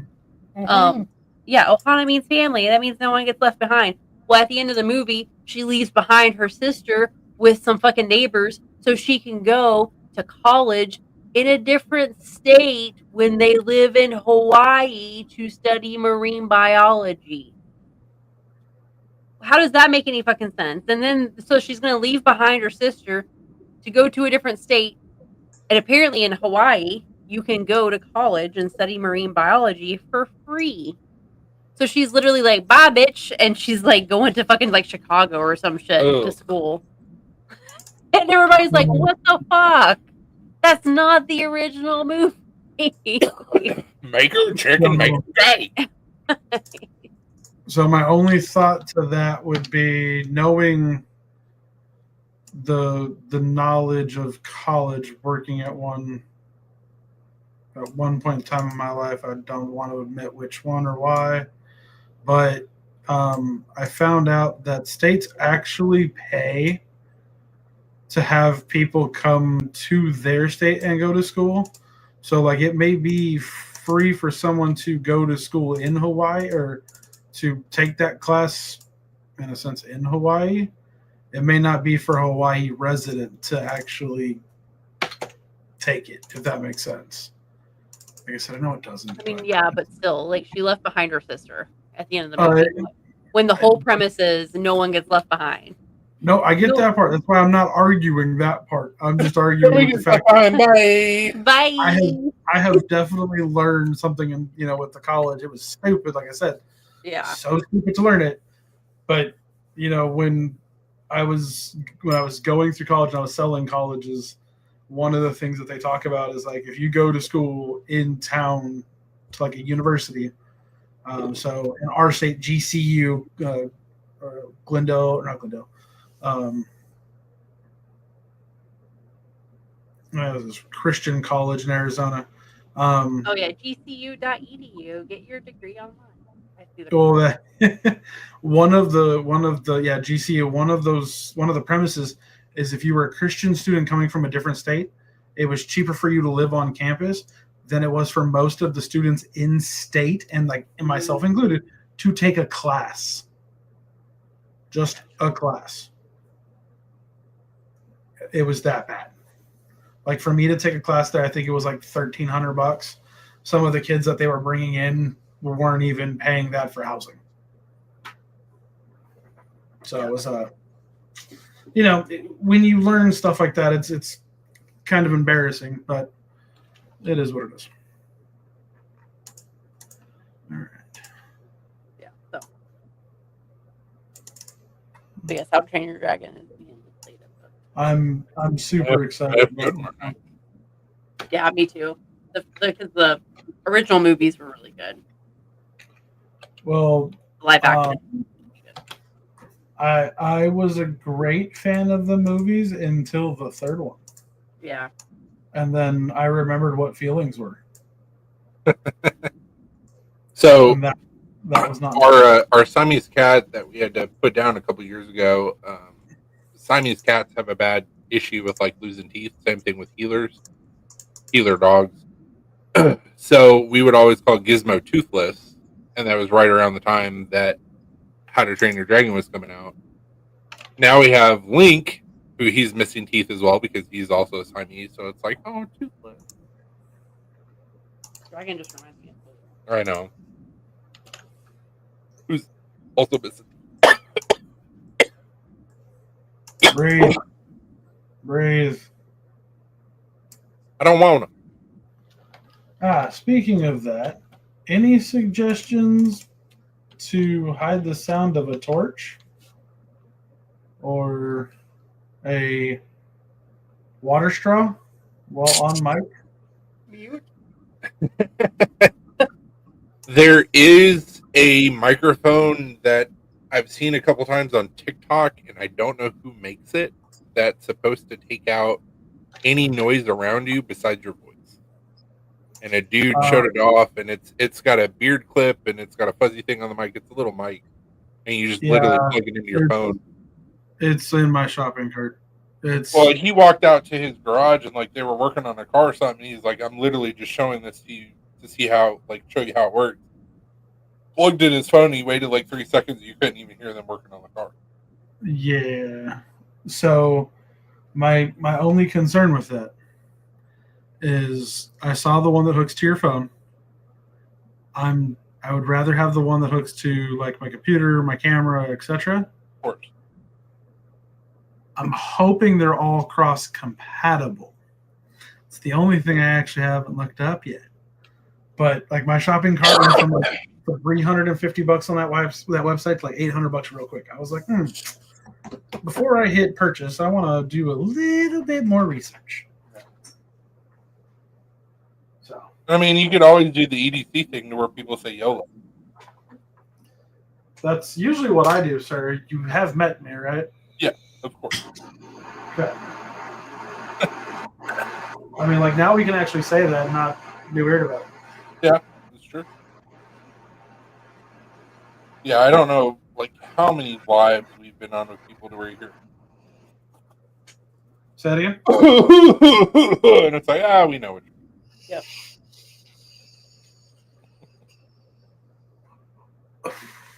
I don't care. That's why I'm like, how do I find what I need to find to make it not as noticeable? One of the things I figured out that I would do is I'm going to make big styrofoam fingers. Going to make a green screen version. So instant pop up, just bam. What's he doing? Don't know. Don't care. Sounds like a Sherman tank started up.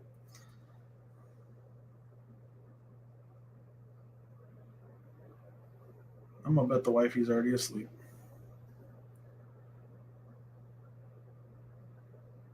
So yeah, I've been trying to figure out all the different setups. Got a metal cart, got a welding cart, table saw, miter saw. Everything's mobile. Gun tool bench. Starting to do the podcast / studio. 3D printer. Or no, that's over there. Ugh. So if you got any ideas, tips, or tricks, sir, I'm all about it right now. Or I know we're all poor. no, I said tips and tricks for all of it.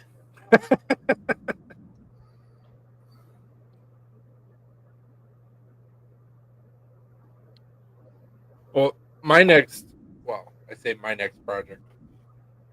I've got I think that I've got my forge where it will actually like melt brass and copper. Because I've got a customer that wants me to cast some knives in brass. And then my next project after that will be figuring out how to set up a sharpening jig onto my 2x72 without having to pay $250. And honestly, I figured out the angles. Like, I just need to figure out how to mount it to my 2x72.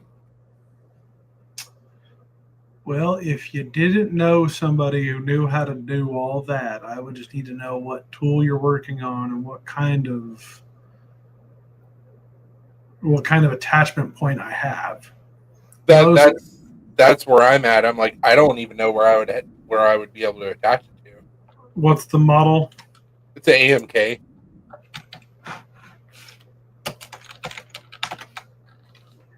Which one? Just the newest one that he's got. Nope, that's fine. Are you doing vertical or horizontal? Vertical. So the funny part about Alan with AMK is that he started out in Ohio, and now he lives like 30 minutes away from me. Nice. He's one of the guys that I'm looking at the sharpeners from. I don't know if I want his price or the price that I keep finding online, which is the sexy $5,000-$6,000 price tag. His stuff's awesome, and he's local. I mean, so right on the main page, when you scroll down a little bit, where it says AMK knife making machines for serious knife makers, that's my grinder.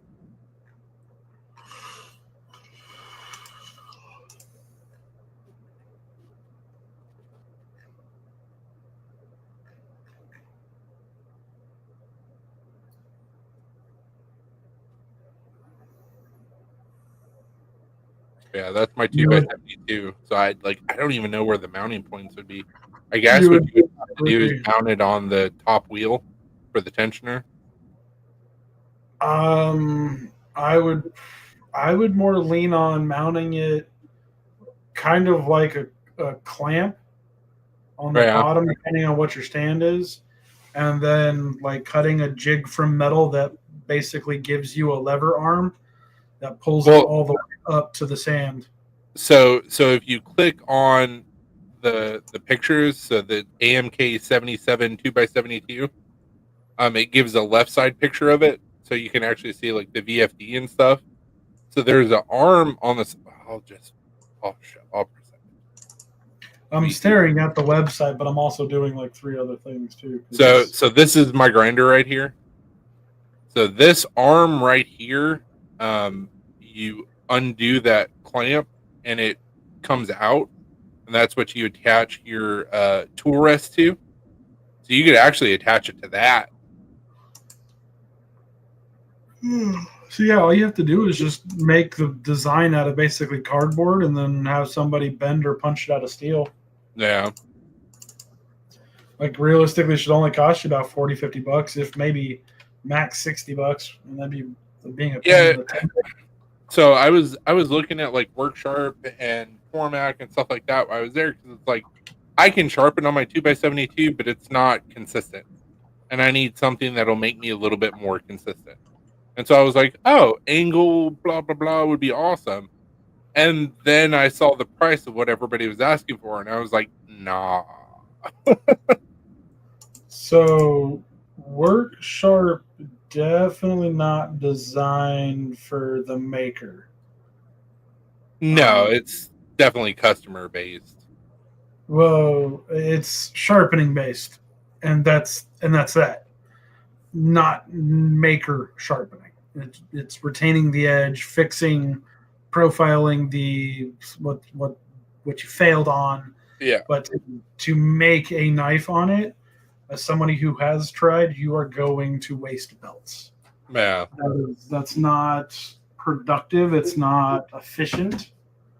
Like, unless you build that into your cost of the knife, that's not worth it. Yeah. 100% not worth it. So I need to make something to go on to my grinder, or we can make something to go on to my grinder, either way, where I can have a tool rest laying off of that. I hit the same angle every time, or even better if it was adjustable, where I could adjust different angles depending on the thickness and the type of knife I'm trying to make. So that's the way that I would do it if I was you. Is make it adjustable, but make it more like a slide arm. Yeah. That way you could have, and the way that I would do it, only because I just pissed myself off having to do this with the table saw. You basically set, I would say, slash marks on the sliding arm, but essentially chisel points. That says if you're going to constantly be doing a 3/4 inch spine blade, this is where you need to be in comparison to 0. Better yet, similar situation like what they do on canopies. It's where you have a spring-loaded bearing and you have holes punched into the inside of your rod, or you can be like, oh, I need this for a chef knife, and click it in, pull it up a little bit. Okay, I need this for a bushcraft knife. Punch it in, pull it up a little bit. Okay, I need this for an ED, like whatever the case may be. And what I'm saying may be different. It may be like chef and then EDC and then bushcraft, whatever. Because different angles matter depending on what you're doing.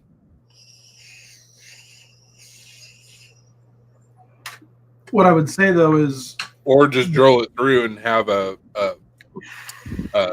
screw that you screw in. Either way, doesn't really matter. so right there, my brain's saying to do what you're thinking would require a blade that was being sharpened from in that machine, the bottom. So you'd be pulling slag towards you, not away. Well, so my grinder comes towards me, so whenever I'm sharpening blade down. Okay. So if you're sharpening blade down in that sense, the rest would have to Be up top. no. Well, that's where your attachment point would be. What I'm saying is like what you're holding would almost have to be an inverted design of your grip based out of a wooden block so that you're holding it like a clamp. So your brace here, your blade here. So when you grip and you're doing that motion, it's literally going across the grinding belt. Yep. At the right angle.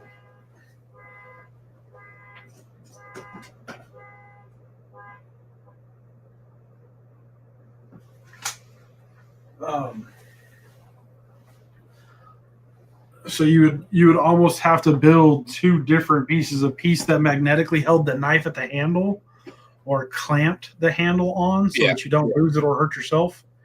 And then the other piece would have to hold the bottom of the handle so the blade couldn't run away on you.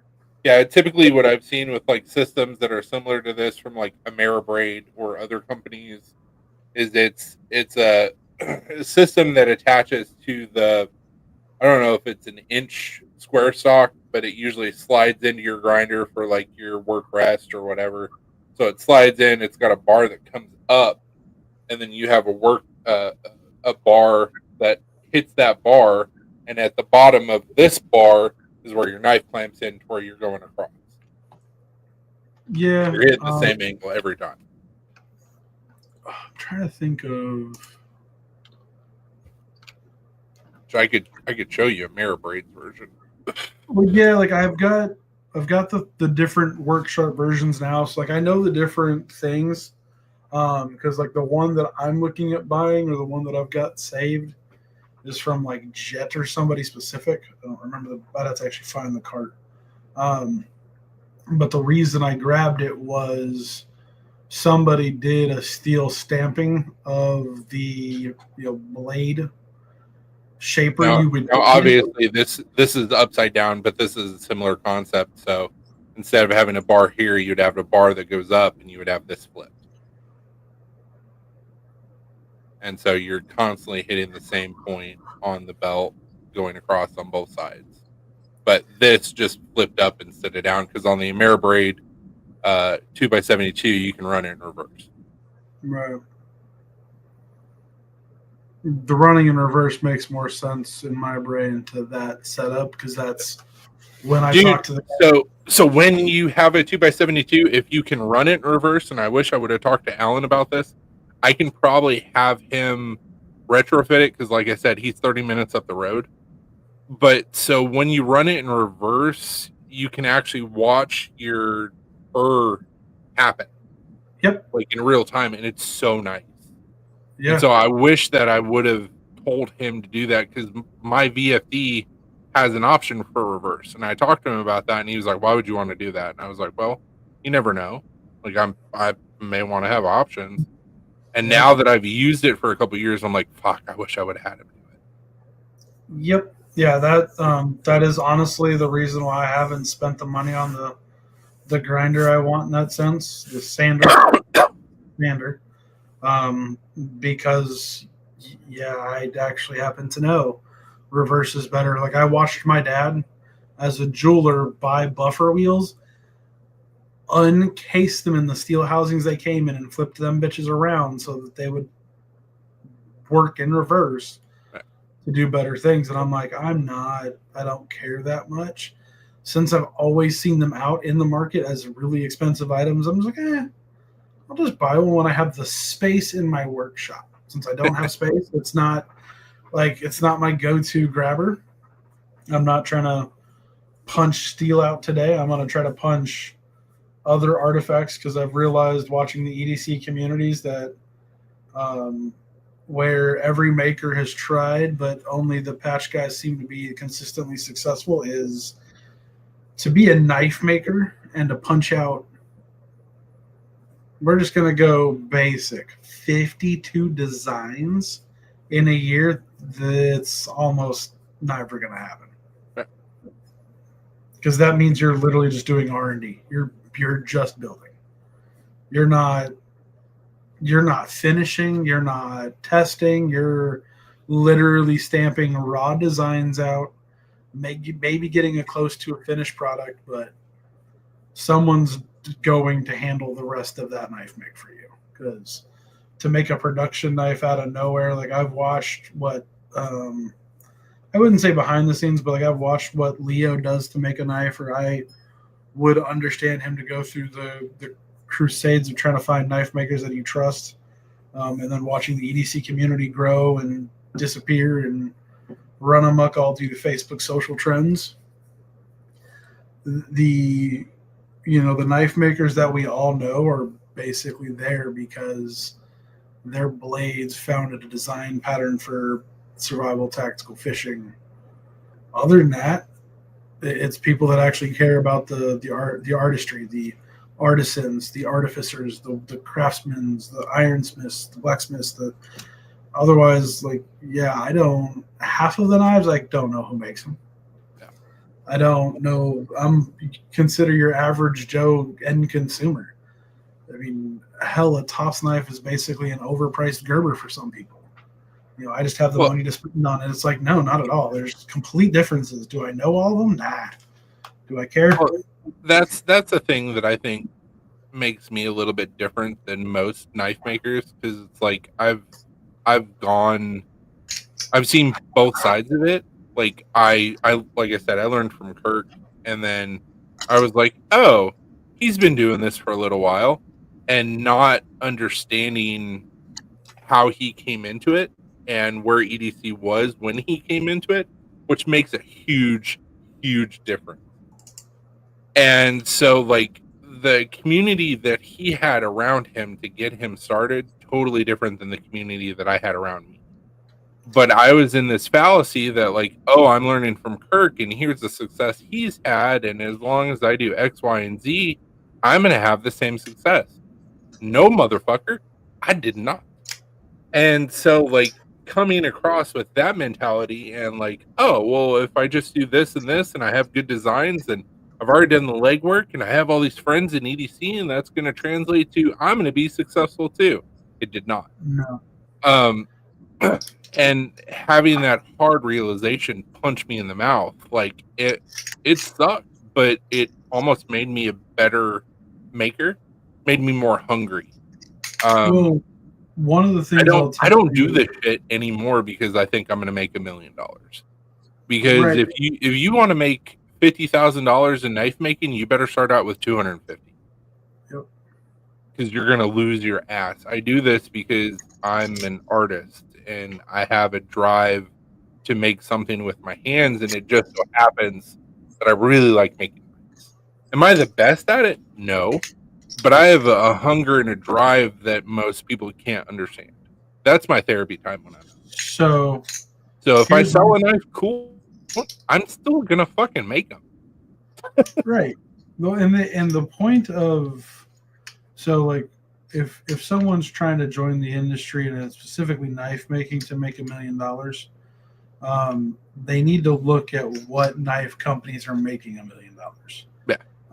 So if you were to look profit stream to who's actually taking home $1 million, that's Bear Gillis, that's Gerber, CRKT, Benchmade, Spyderco. You know what? Spyderco, I would even be wondering if they hit $1 million, because I would say the same about Tops. I'd wonder if they hit $1 million. I assume they do because they do enough business. But it's these bigger companies that can make things make sense instead of one person doing everything. Well, so one of the things, finite time. So one of the things that I figured it out is something you said in the earlier part of this cast is You went to CRKT expecting them to sell knives. I was surprised when they didn't. But one of the things that they said instantly was, well, we're leaving it to Smoky Mountain to sell our knives. My brain went, okay, I can get that. But then I'm sitting here going to Topps' table and I'm picking up every knife I want, basically, at the fact that they have it. Now, one of the things I do know about Topps is they typically only bring 1 to 5 of any item. Yeah. New for the rare stuff. I know that the staples they'll carry 10 of, but most of the staples are going to be your mini Scandi, your rapid strikes, your stuff that they sell consistently. Well, that was another thing that kind of blew my mind about CRKT is that the guy that I was with, CG, that you got to meet, he was like, dude, I went over to CRKT and they had this folding hatchet and it was so badass. And they were like, we don't have any of them here. We're just showing off this model. And we're hoping to come out with this in a couple months. And I went, hold up, wait a minute. And he goes, what? And I was like, they showed that shit off like 3 years ago. Why is that not in production? They had, because I called him out on that too, the guy who was actually holding it. It was, they premiered it in 22 or 23, 22, I think it was, at SHOT Show. They redesigned. I think they had it at Blade Show in 23. Okay, so I know that it was when they designed it. It was when the Provoke came out. The issue that he had with it, and he flat out said, he goes, they went back through redesign to strengthen the mechanism for launch and for something else. I'm gonna bet, and this is kind of how I feel about it because I made the comment. I said, the guy who made it, he's a knife maker, not like whatever.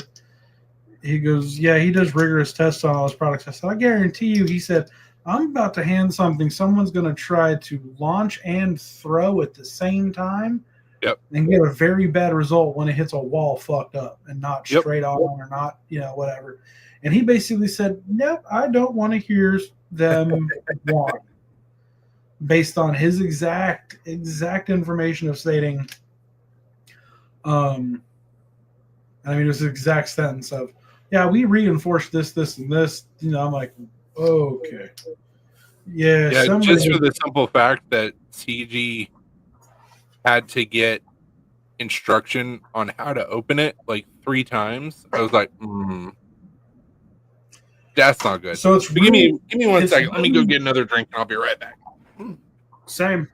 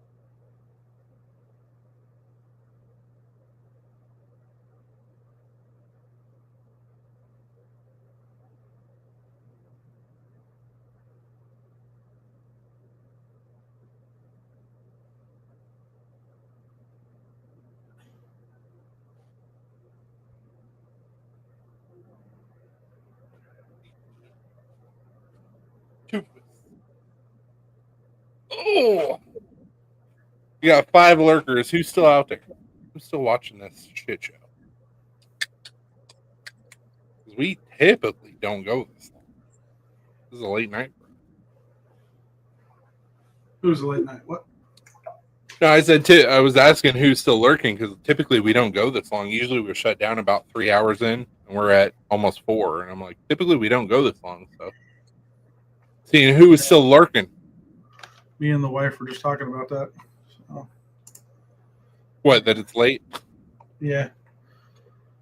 Well, because I'm building designs for the businesses and stickers, and to be dead honest, trying to learn how to make watermarks. Ooh, fun.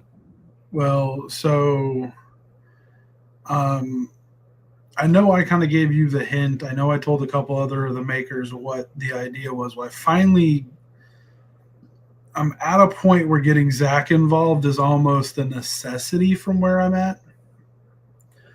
So I have my website built. I've got one website or one business name registered out in Arizona. Need to bring it out here. Haven't done that yet. Haven't filed the tax half of that yet. Built the nonprofit, got the LLC run for the nonprofit, built the website. It's not perfect yet, but working. You saw that a year ago, 2 years ago. Yeah. So still adding more content to it, but now with kind of what you guys are trying to do, but I'm getting so tired of the guys we watch.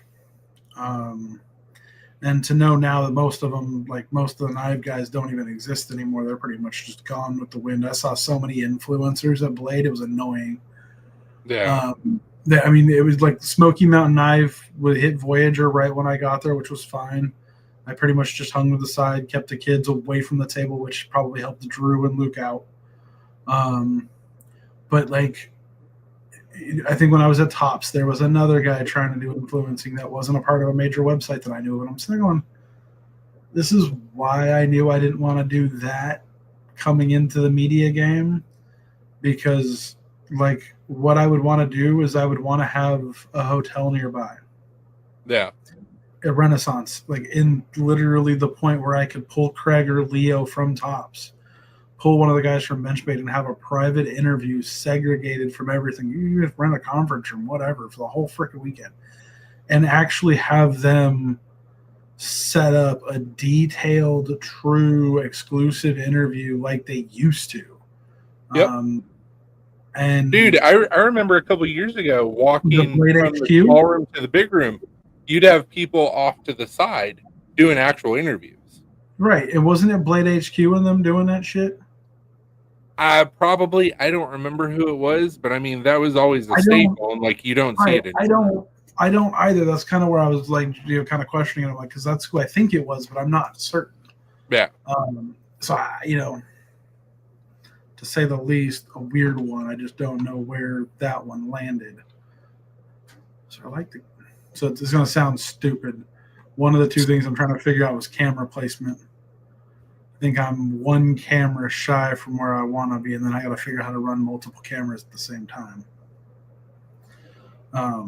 I've been saying this for a while, and like I'm not a podcaster, or I don't do this professionally. Obviously, like we've upgraded our camera. Our camera looks nice, but like you see Patches and Mario, like it's not a professional setup. We have a mic from Walmart. It's not bad. But my next thing that I want to do is I want to get some sort of a clamp system to where like I can have the microphone up and like close to us, but like not in shot. And it's not so much of a big deal with YouTube because like you can't see the microphone, you can hear us, it's fine. But like so, StreamYard, back when we started with them, so it's been a couple years, you could do a dual live right off of StreamYard. So I'd be like, cool, YouTube, Facebook, done. Now you can't do lives with StreamYard and Facebook. So I have a tripod that my phone hooks up to, and we sit it in the corner, and so you can see the mic, and it's more unprofessional than what I prefer. But you do what you gotta do. So,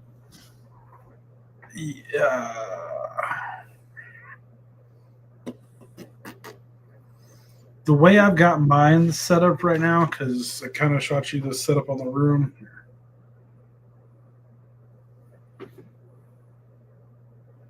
Because this is legitimately what I started playing with last week.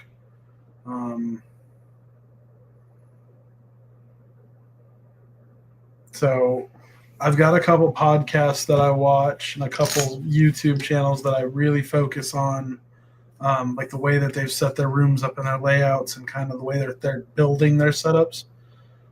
So the idea I had was based a Knights of the Round Table. we're gonna keep using that constructive criticism. But imagine me, you, Zach, Drew, 7 other people we like consistently coming into chat, and like Zach's got the goon squad kind of thing. You know, he would have a name relevant to like Merlin or whatever. I'm gonna keep using that as an example. And as we sit down, it's EDC chat, it's bullshit, it's drink chat, it's, you know, from my channel, it's talking around the bonfire, sitting around Outback. What you do Outback is between you and Outback. You drink your beer, show your, you do your thing. And that's kind of the way I've been designing this. Now, full all intention purposes, let's keep this, current.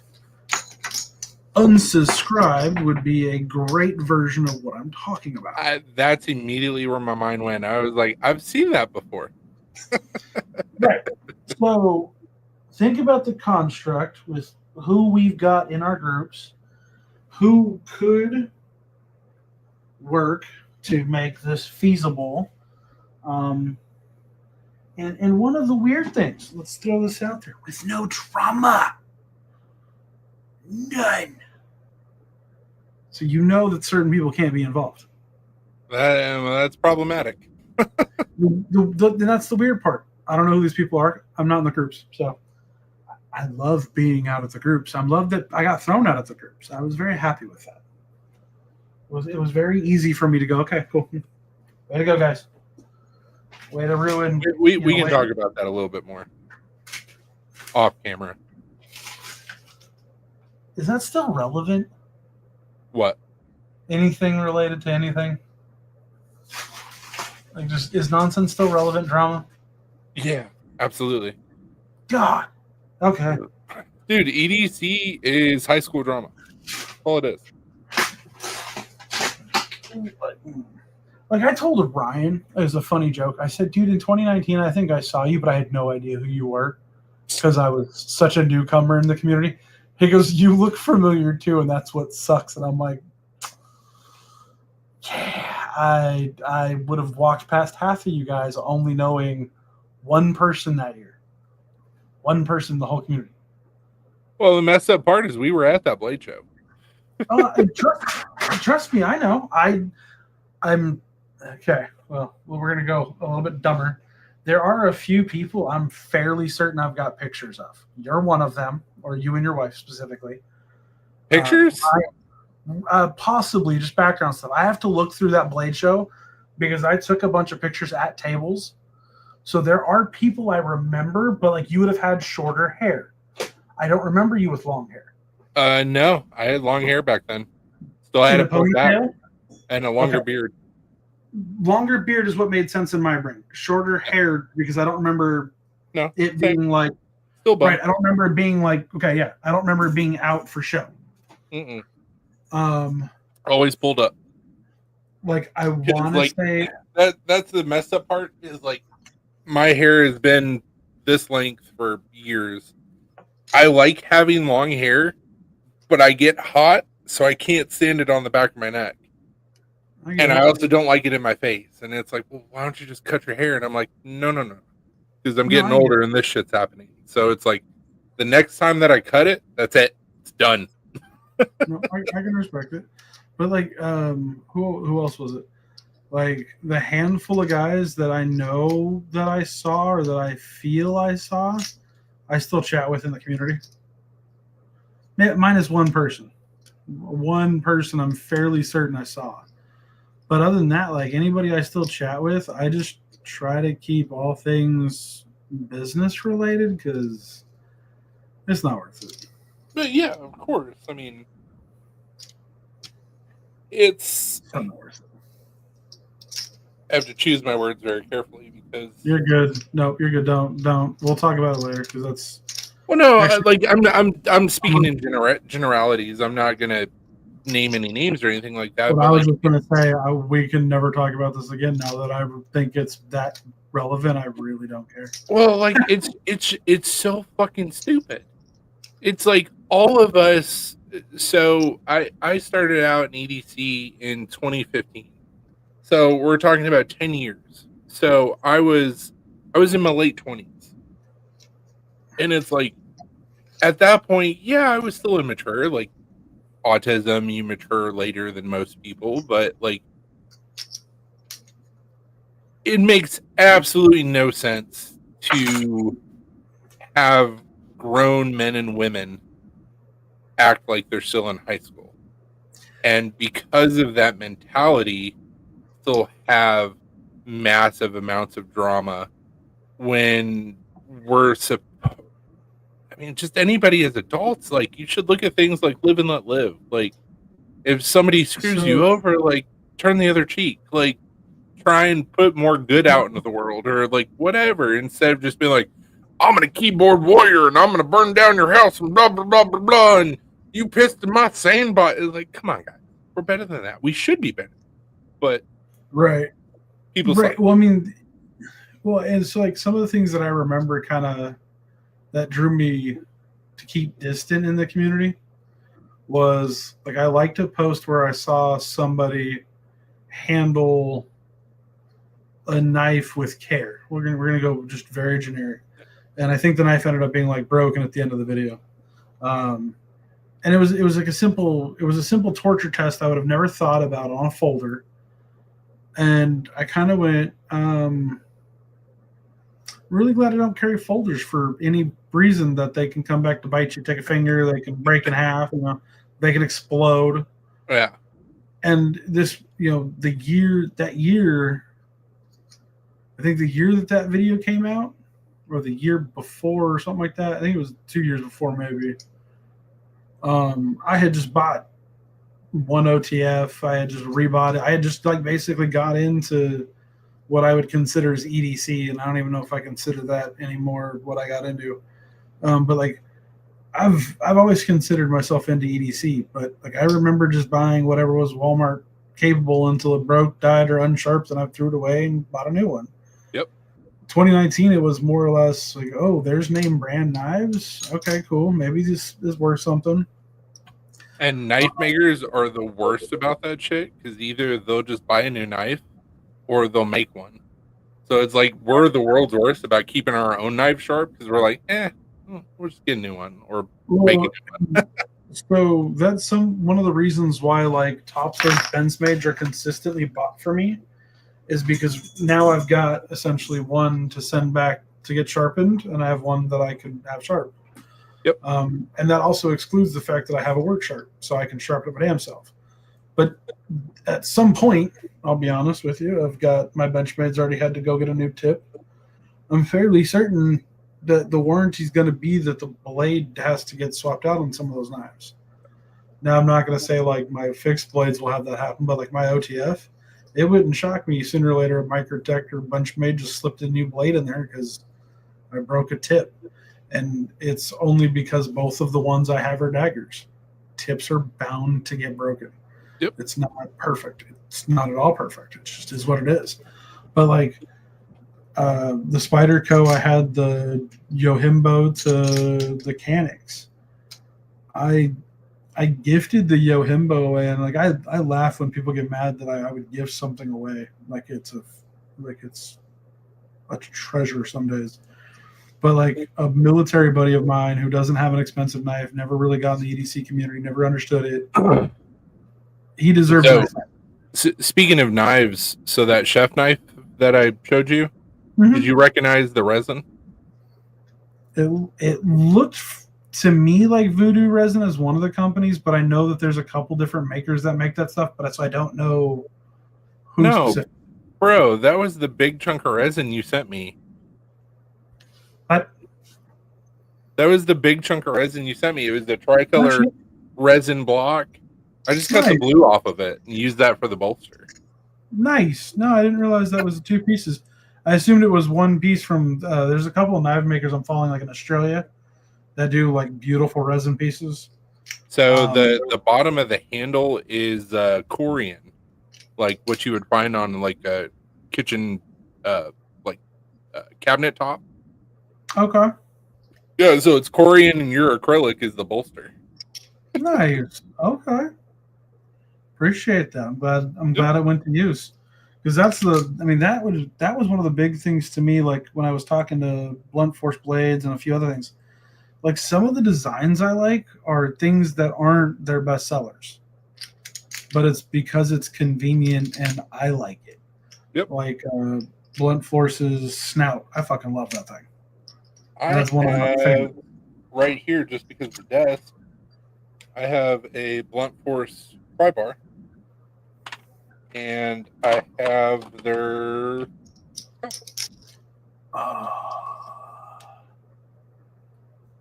You know, you just basically told me all of the items I had gotten rid of at some point in time.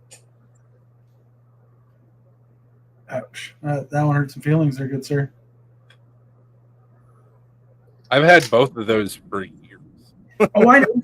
I know. So, The scalpel, you probably got yours the same place where I got mine. same with the other one. The only Yep. difference is I had mine TI changed. I had mine anodized by somebody, and I don't have that one anymore.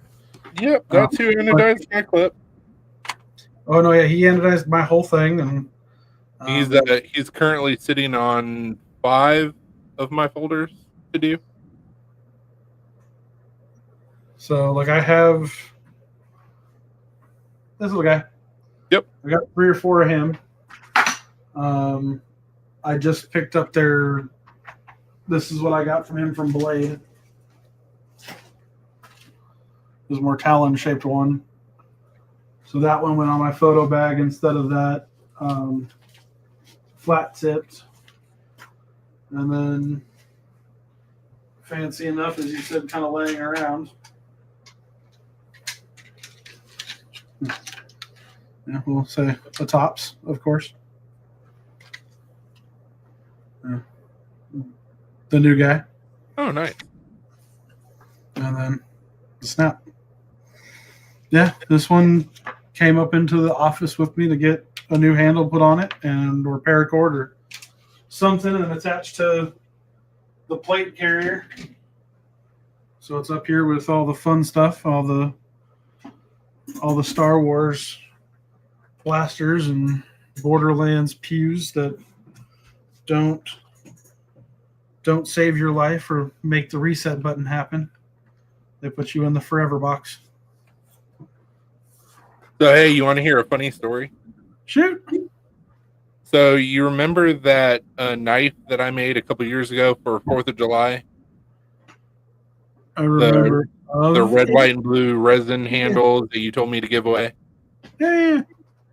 So, the guy that won it, he's a buddy of mine. Okay. He messaged me a week ago.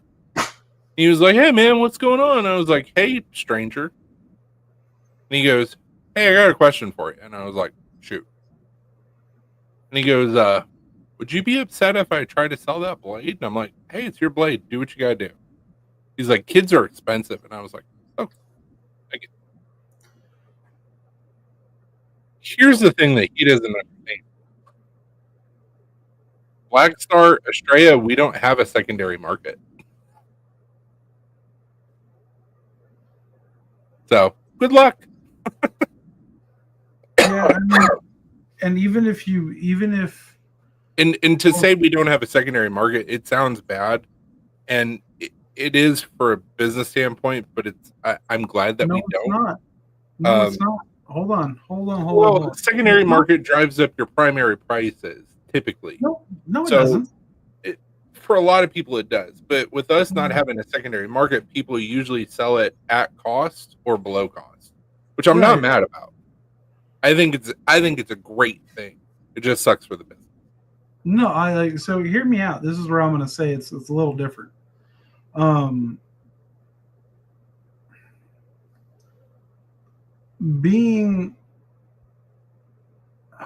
Being active in so many EDC communities, and the fact, like earlier when you guys didn't realize who I was on Facebook versus on any of my other platforms, like I have the different personas, and like if you go on Instagram, I think I've got like every one of my cars has one because I'm in car clubs. I was about to say, you have like 4 Instagrams or something like that. Yep. Every piece of my puzzle, everything that I'm doing gets a different business name, gets a different piece.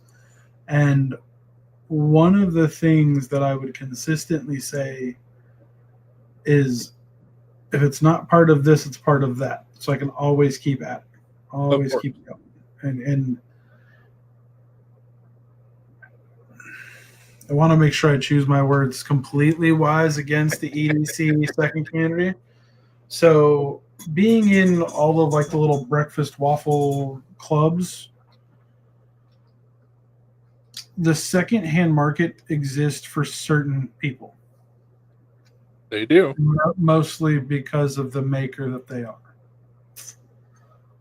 Topps' second market is not a second market that I would say is a second market that's healthy, like you're talking about.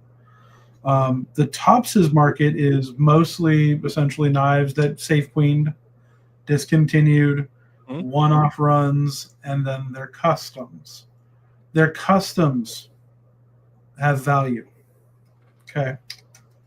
But like I can pick up a Camp Creek for $135 that's on Amazon for $200, that's on their site for $300. So it's like when I go to their table, that's not what I'm looking to spend my money on. Like, don't get me wrong, resorts to resorts, I'll buy it if that's what I want. But that one's usually on my E-list category on their table in comparison to their new one, El Machete Mini. That was something that was on my to grab. So I picked it up. I was happy with it. Their MSF, or no, MSB, I think is what the one I got. And they're folding in black micarta.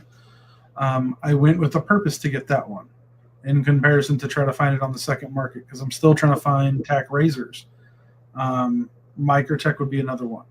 I went to the Microtech booth just to look for tack Ps because they've discontinued them. It's going to suck to find those. But it's only going to suck to find them because they're going to be at the price point of collector, not collector. Yep. And that's the same thing that you see with Leathermans. That's the same thing you see with most of the knife community, the true knife community. Now, I'm going to step into the other half of that community, the ones that are probably not watching, I'm hoping, this stream, because they'll probably want to shoot me after this, and I'm fine with that. I shoot back. I watched them run into the exhibit hall to get to Microtech, to Heretic first, to buy the Safe Queen that they'll never, or, oh God, I hope Blade Show's listening, that they're going to brown bag sell when no one's paying attention at their event. I didn't know a few of those happened. Oh no, not at all. But it happens. I mean, it happens within the first 3 hours. Yep. Like, it's bad. Like, if people really wanted to do it, it would be almost like the movie Focus. You would spend the first 2-3 hours hunting nothing but those. You would then go to lunch at your hotel room, post them for sale on eBay and the knife communities, not there, unless you knew you were going to get high dollar, and then be done with it. That never happens. People don't go get show specials to turn around and resell them immediately. What is wrong with you? Sir, that is crazy talk. I did it one of my first years there with the John Wick exclusive, so I get it. That's what drew me into this whole community. But what drew me into the community after that was watching, because the John Wick series was one of those that everybody went after from Microtech because it was a titanium pencil, I think it was, or whatever it was, and then gold coins. So say it with me, and this is something that I had to remind Alina about this year. She was like, "It's really weird. I've seen some cool things, but like there's nothing really that I want." And I was like, "Because remember, come for the stuff, stay for the people." And she goes, "Oh yeah." So notice how I'd made sure to not be at the pit. That would be good for you in that sense of, if in my head, if I want to have that community, I definitely want to have more what Ryan's got going on, but say much smaller, 15, 20, 10, 50, 10 people. Well, I will definitely recommend that if you can, go to Ryan's meetup in August. So I will chat more with you about that off camera and about him, because essentially if two makers are going, I would probably hang idle if they're still upset with me. I mean, I'm going. I know you're good with me, but I got you. We'll talk about it. no, and only pending actually one person I was concerned about at Blade bumping into. Yeah, I didn't see him there. And the way that it got worded to me is a lot of the who people believe to be the staples in the Facebook E2C community really haven't been showing up the last few years. Yeah, there was a lot of people missing this year, and it sucked. Well, not even just this year. Like, I know, like, one of the comments that I had made was one of the guys that asked me like how I got there. One of the guys that knows me, he's like, he goes, dude, who brought you into the group actually? Because like he just knows me. I'm like, yeah, this guy in this group. He goes, where'd he go? I'm like, I think he's doing dirt bikes and guns now. Really don't know. I said, I know that I told him to hit me up with anything he ever wants to sell again, but I don't hear from him often, so I'm assuming he's not doing knives and flashlights, I guess. I don't know. Yeah. And I kind of laughed at that, and I said, because apparently he doesn't know that I do everything, because I do automotive, I do sunglasses and jewelry, patches. There's nothing that's off limits to me in that sense. It's just what I get my hands on versus what people want. And like moving out to North Carolina, the first thing I kind of been snickering at, and I still kind of am, is hearing people go, oh, this gun show's amazing. And then I go and I'm like, y'all are just hunters. This ain't a gun show. I'm like, go to Arizona. One pawn shop will decimate like half of your guys' doings. And it's the gun presentation is just so much different. Yeah. So like half of the coworkers were like so excited to hear me go into Blade, and they're like, oh, I've never been to something like that. I'm like, to be honest with you, I'm going to shop. It's the only place, and I said this with all rudeness, it's the only place I can go to put my hands on knives and see how they feel, and to see if I'm going to feel comfortable with using them in a day-to-day situation, a defense situation, or anything like that, without having to spend an absolute fuck ton of money. Yep. Because like I would have never seen or purchased from Scallywag, never gone to a blade show, and I absolutely love my Scallywag daggers. I have no problem spending almost $500 on buying 10 of them, because almost every backpack has one, and I pray to God I never have to use one, because I'm not going to drag it with me. I'm going to leave it where it was, and I'm okay with that. It didn't hurt my feelings any. You know, but when I was at Hogue, I specifically went to Hogue this year, not for a knife, but for a scalpel. And my wife was like, ooh, I'm looking for a new OTF. And I'm like, yeah, I think Hogue's got some. I know the one that I had touched was awfully heavy and very snappy. And we got to their table. We touched the carbon fiber one. I'm like, it's nice. It's not bad. It's, you know, considerable to Benchmade's. He handed us the SIG version that's made out of their Palmer. Minus the mechanism was still a little rough, but that's kind of everybody's thing with OTFs, is no mechanism's truly smooth. It was light. It was very nice. Believe it or not, for the price point and what you get, like I got a Capcom OTF last year. Mm-hmm. They're making some good shit. Yeah. The knife that Taryn bought was $270. The SIG Black Ops Edition OTF dagger. I wasn't hating on it. I picked up their scalpel, the folding scalpel this year, because I picked up their last year just randomly when I saw it on Amazon. I picked up their regular fixed blade scalpel, and I'm absolutely happy with that. I think that's one of the best knives I've seen in a very long time come out of the market. Only because, not for my sake as being, you know, the Denim Dan or Chubby Chad. I'm not trying to do fucking Black Ops shit, but if my first responder buddies needed a scalpel, I can toss that to them, and they're going to be able to need it for what they need it for. And I don't give a shit that I'm out of knife at that point in time. It's literally the best thing in their hands. Same reason why I buy the Leatherman Raptors instead of the $8 medical shears you can purchase from Walmart. Just the quality's a little better. She does stay. So, you know, it's weird though. Like I told Taryn, I'm like, what do you want to go for this year? And I gave her money and let her decide to shop. I put her, you know, in front of all the brands that I talked to, and she spent more money at CRKT and Dogwood Customs than anywhere else. Dogwood Customs, I don't know if you saw their booth. It was, he basically makes like fine cutlery. I'm going to call it artisan cutlery.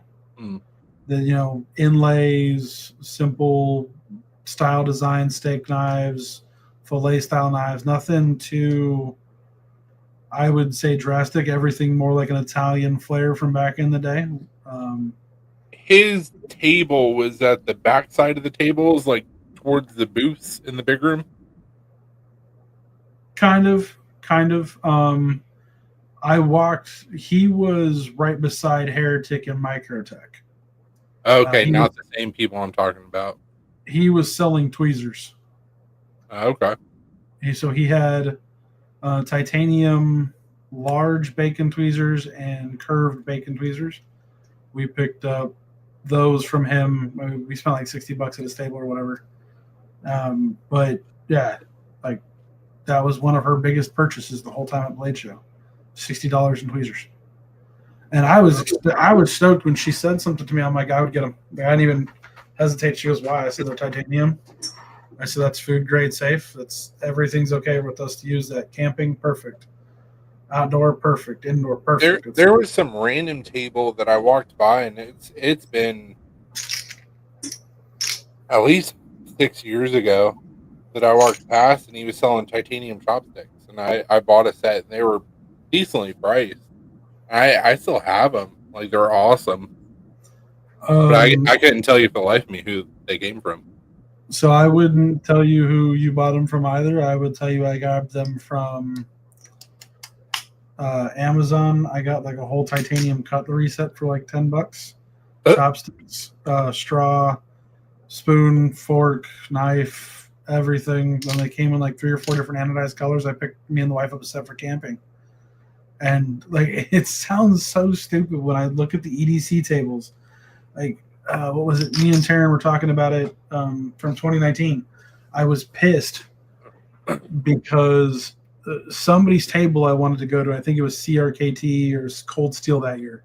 They were in the corner with a stupid booth. This year it was Spyderco. It seems like somebody that picks a booth in the corner always gets stuck with one of their tables in the corner. Yeah. You have like 3 feet between your wall and their booth, and like that's not comfortable to view knives. Like you can only fit 1 or 2 Welcome people. back, Lance. Huh? Lance just commented. I said, welcome back. Lance. Like Lance Prybar? No, Lance Kirkman. I think I remember that name. It's been too long. You should know that name. Back when we used to do the rooms, Lance would pop in with the rooms. Right. That's I'm trying to think of his face. There's 2 Lances I remember there. Lance Kirkman had the long beard. Lived in Washington. Breeds reptiles. Those are not distinctive markers for me. Hold on.